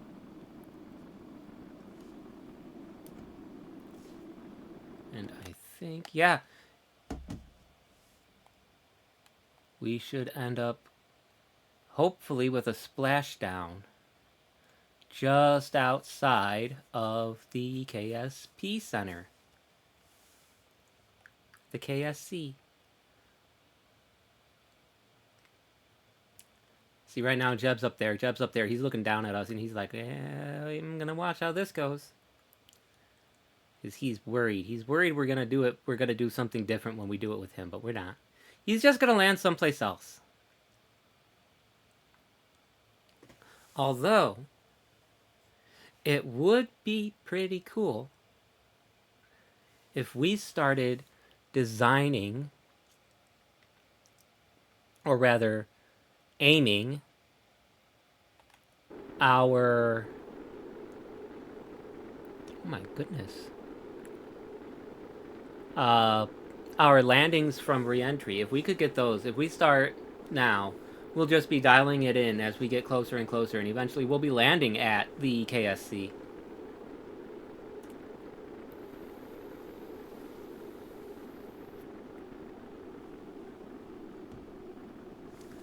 But this one, I'm not so sure.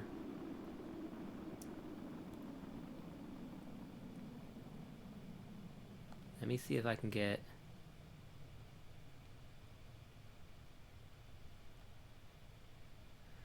So I'm hoping for aerodynamics to let me push this so that way we can go. We can get... Oh, it's not going to work.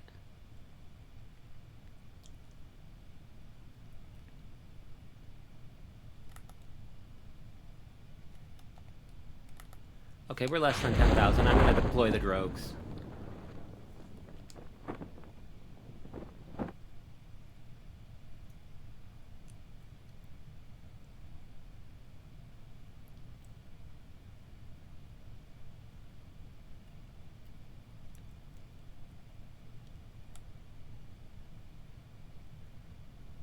Ooh, I don't want to land in the mountain. Actually, no, I do. I do.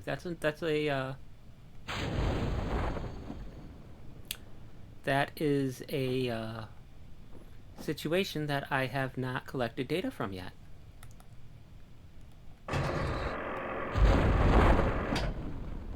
Whee!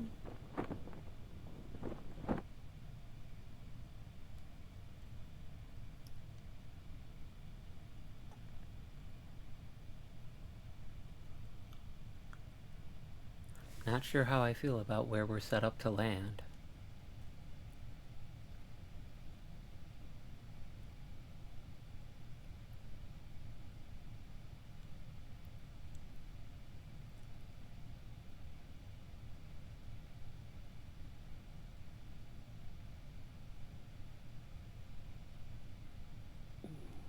don't like that.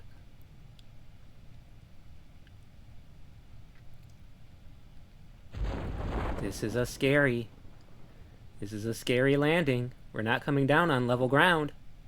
Val, what are you doing? I hope you know what you're doing, Val.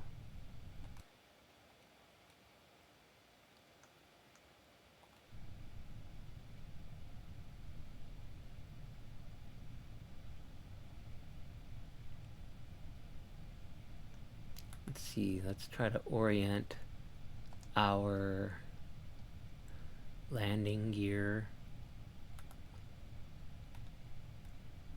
Let's go ahead and let's jettison the heat shield.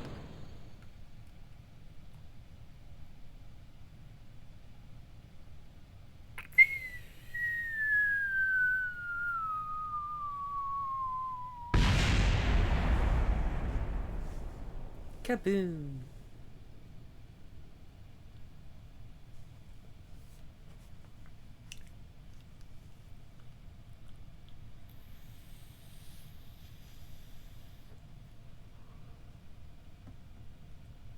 Just went kaboom.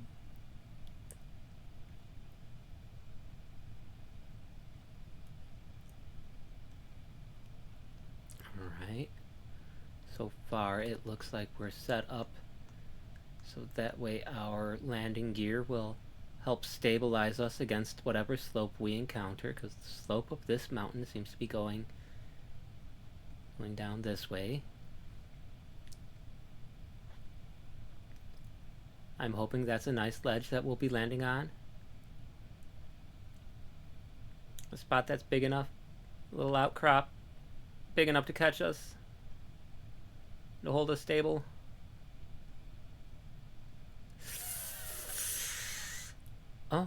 Oh, no, it's better. This is a better landing spot than I thought. Val. There.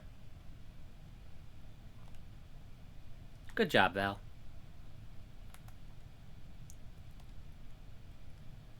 Go ahead and give us a crew report. And let's recover Valentina. Yay!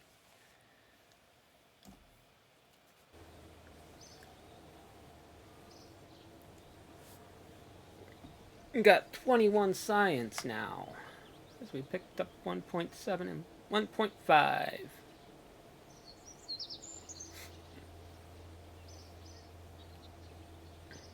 No experience gained. Oh well, time to bring Jeb home.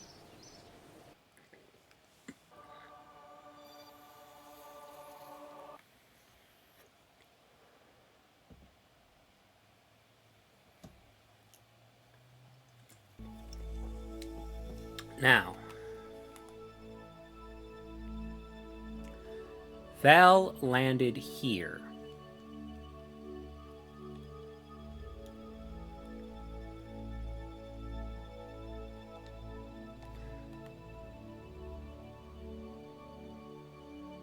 I think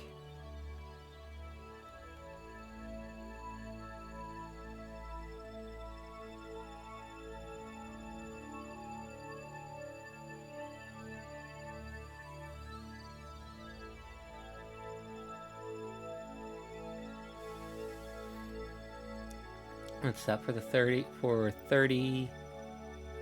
We'll set for 35 again. How did that happen?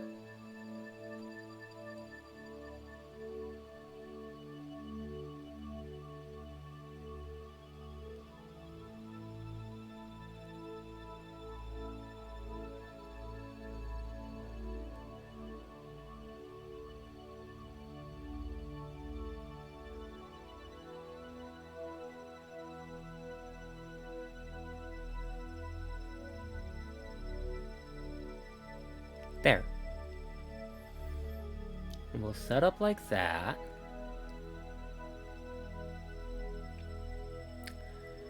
And I think that's going to be where we're going to want to do our burn. Because we'll try burning just opposite of the KSP and bringing ourselves down to the orbit that we want. We got 9 minutes. 9 minutes. Time enough for me to tidy up my stream center for a little bit.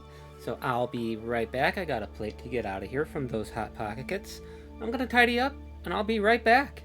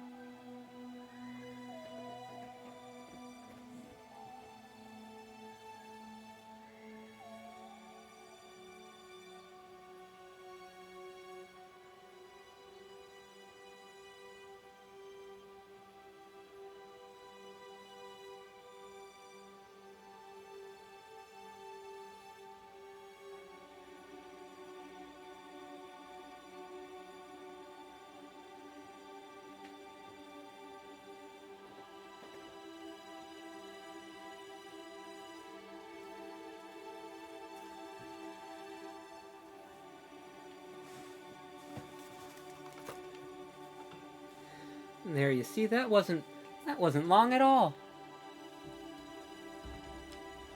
Let's go ahead and let's get Jeb oriented for his burn. We'll go ahead, we'll turn the SAS on. We'll get him right there on the maneuver dot. Right like that. There we go.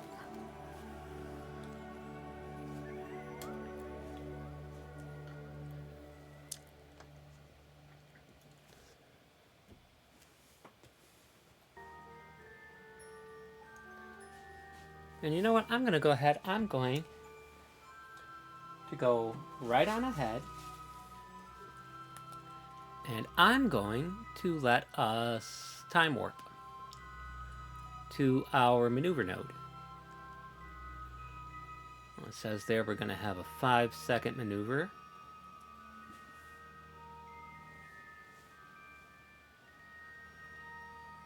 So let's speed up to it.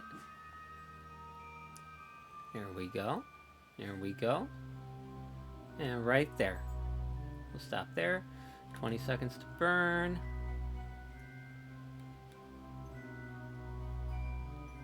Hold on our maneuver.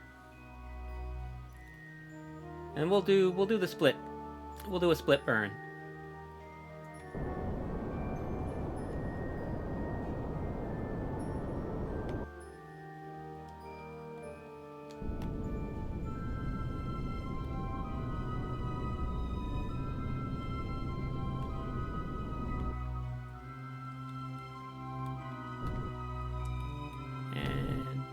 There we go.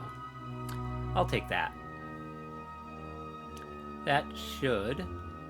Now let's see where we land from there. That'll be fun. See if we land at the KSP, or if we overshoot it, we'll know that we need to burn sooner than being on the opposite side of the planet. If we don't, if we end up over here, then we know that we need to burn later. But we'll work this out. We'll work this out.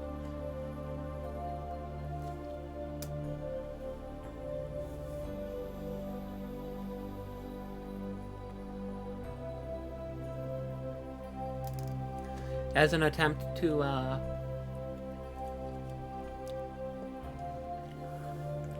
start working out where we need to be to start doing recoveries at the Space Center. Because, I mean, Valentina was not that far away. Like, she was somewhere... I think she was somewhere right around here. Actually, was where she had her actual landing, was somewhere in this little mountain range around here. I think it was like up in here. Like right around there. So we'll just see where Jeb comes in. Oh, whoa, periapsis, way too low, way too low, way too low. Danger, danger, danger, Will Robinson.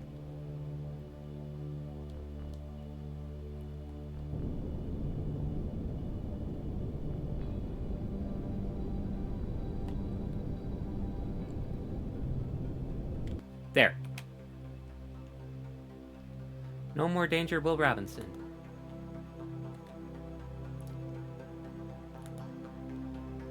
Whee! Yep. Back. No, no, no, no. Back. Back to reality. Right there.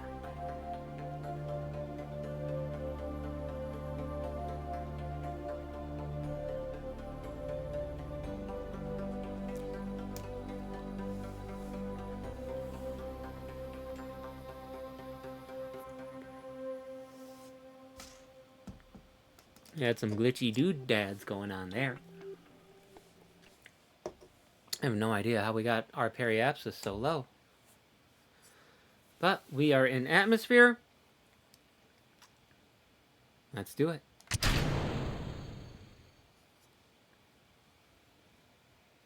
Alright, Jeb, I believe in you. You got this. You are my rookie pilot. You've never flown before. Today is your dream. Today is Jeb's day.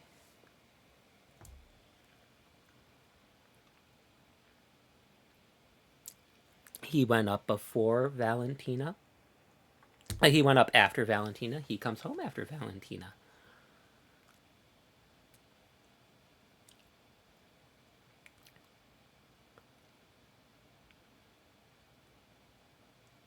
Just a nice, calm, soothing re-entry. There goes the engine. Let me just, woo-wee, wow. Rolling all over the place. Let's see, where was it? There it is. There's our engine. Look at it go. It's all wibbly wobbly. It has no stability. Not in space. Not without fins. And it's got a fair bit of mass to it. Woo, here it comes. Come at me, bro.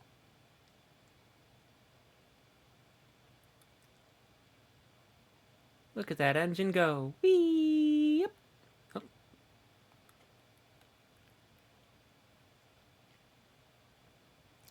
See, I don't see the engine heating in atmosphere yet. So, are we heating? Not yet. Okay. Good to know. Good to know. Good to know. Let's see how. All right. So we are here. KSC is over here. And we're gonna see if we make it that far around. I don't think we're going to. I think we're gonna end up splashing down around here. This is my estimate is that we're gonna splash down in this body of water over here. But we'll find out. Place your bets. Where will Jeb land?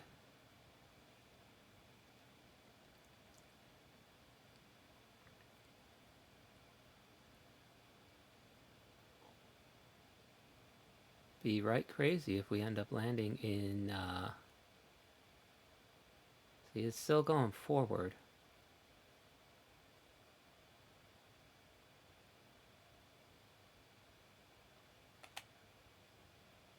Oh. Let's just sit back and watch the light show.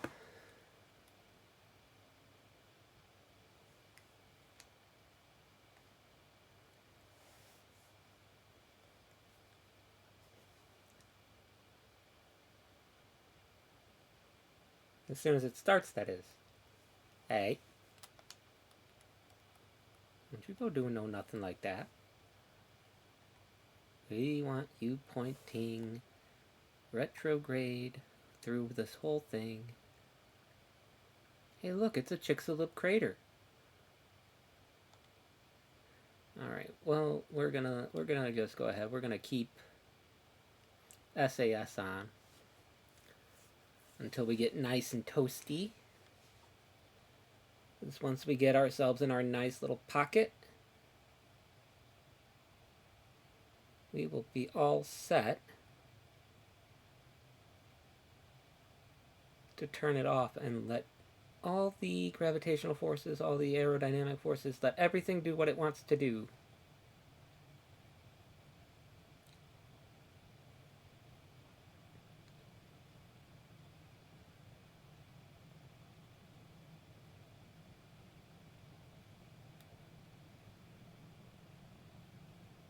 Yeah, we're going. Getting toasty.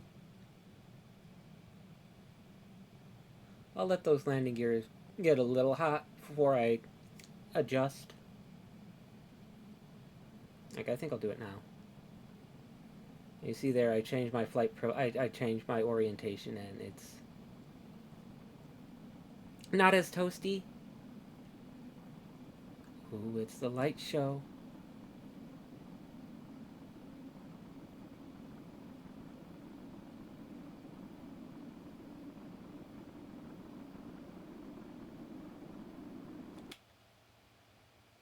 Oh yeah, wow, we're not landing in that body of water either. We might just be landing. Ooh. Let's see.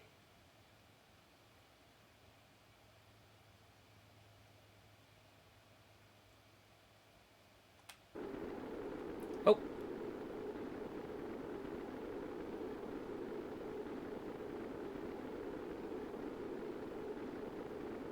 Here we go.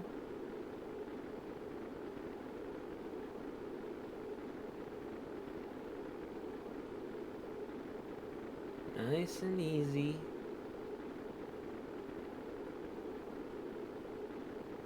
Wow, the engine hasn't even burned up yet.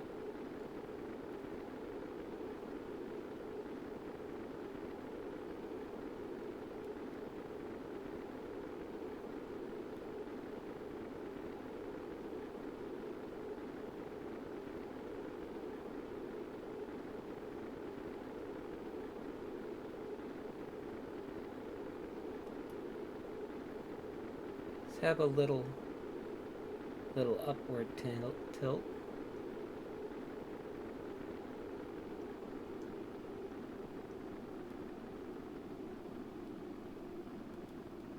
Here we go.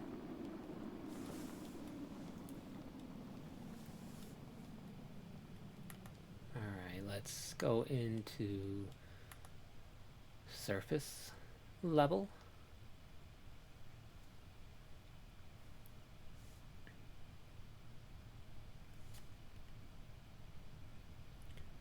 Alright, Jeb, you're going good.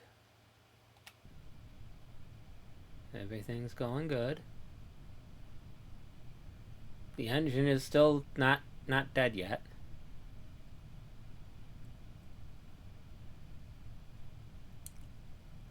I think when we hit an elevation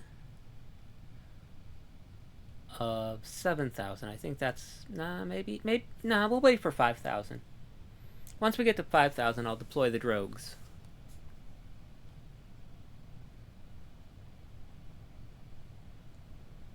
Six, 5, 9, 8, 7, 6, 5, 4, 3, 2, 1. Deploy!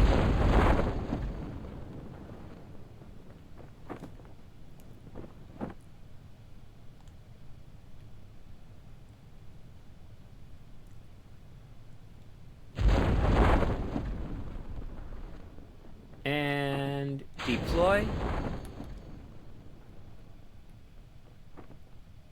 And toggle the gear.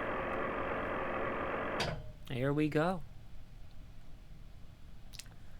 So, Jeb, how you feeling? How you feeling, Jeb?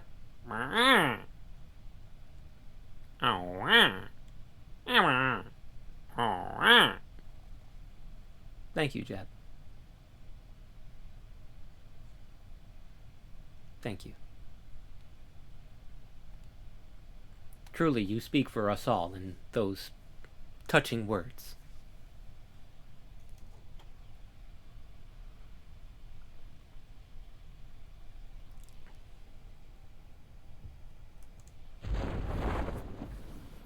He always was a sentimental old guy.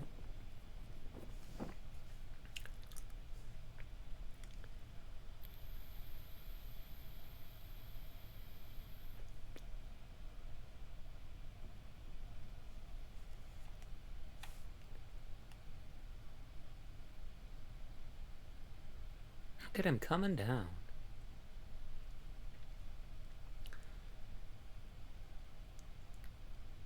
Easy, Jeb. Easy.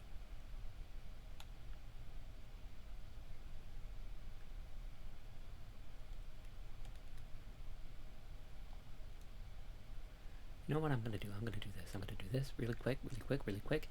Give us a crew report from inside. And then, just to be a little sneaky, really quick, really quick, really quick, EVA report. Keep experiment. Board. Yeah! And down we go.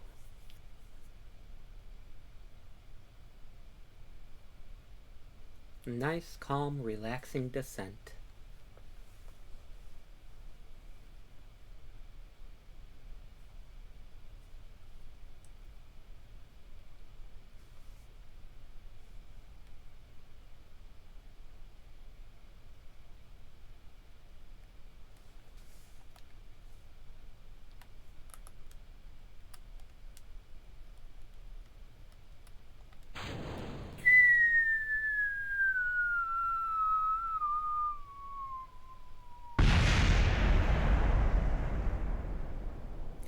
That was fun.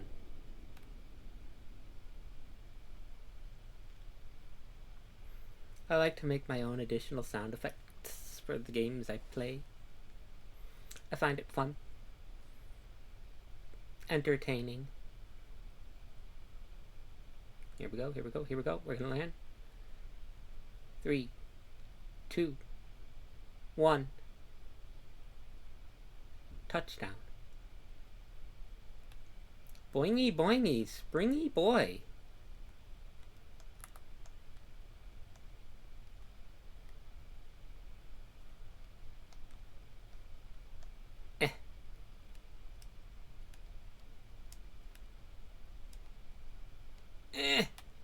It's not gonna happen.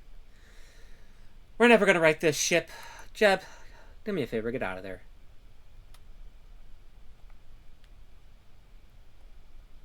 And do me another favor, and if you would please take that and go here and take an EVA report from being landed in the oh, we can't, we already did it. Board, let me see, did I already take a crew report from landed in the desert? Did I? I did. Okay, well, let's recover Jeb.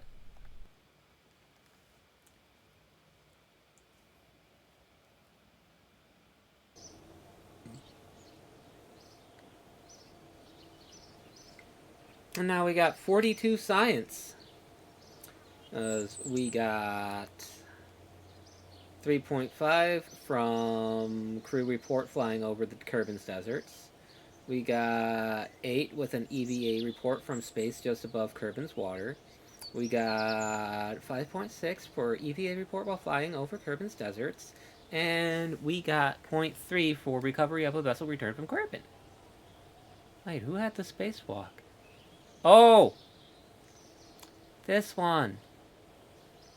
This one, the EVA report from space. Okay, yeah, I gotcha. Alright. Jeb is now level 1. Good job, Jeb. Alright. We don't have the science to unlock anything. So let's go ahead and let's take a look at what our next mission is. Explore the Mun. And it wants us to orbit the Mun and go on an orbital spacewalk near Mun. But that's all for today, folks. We will accept that mission. We will explore the Mun more tomorrow, when I'm going to come up here and I'm going to go right on ahead and do us a marathon stream where we're going to do whatever else is left for us to do before we get missions for Minmus. And we're going to have ourselves a good time with it, a real good time with it. We're going to hope maybe Castle Bravo Toast will join us again tomorrow. We'll have to see, but for now, we're going to save the game as stream file done. Save. And then we will quit to the main menu. And there we are. So, as I said, that's it for tonight. We're all done. Stream's over. Thank you for coming, everybody. Love you all. I hope you all have a wonderful time. And Castle Bravo Toast, I'd like to dedicate this episode to both you and Nebula Tech. Was that? What was their name? What was their username?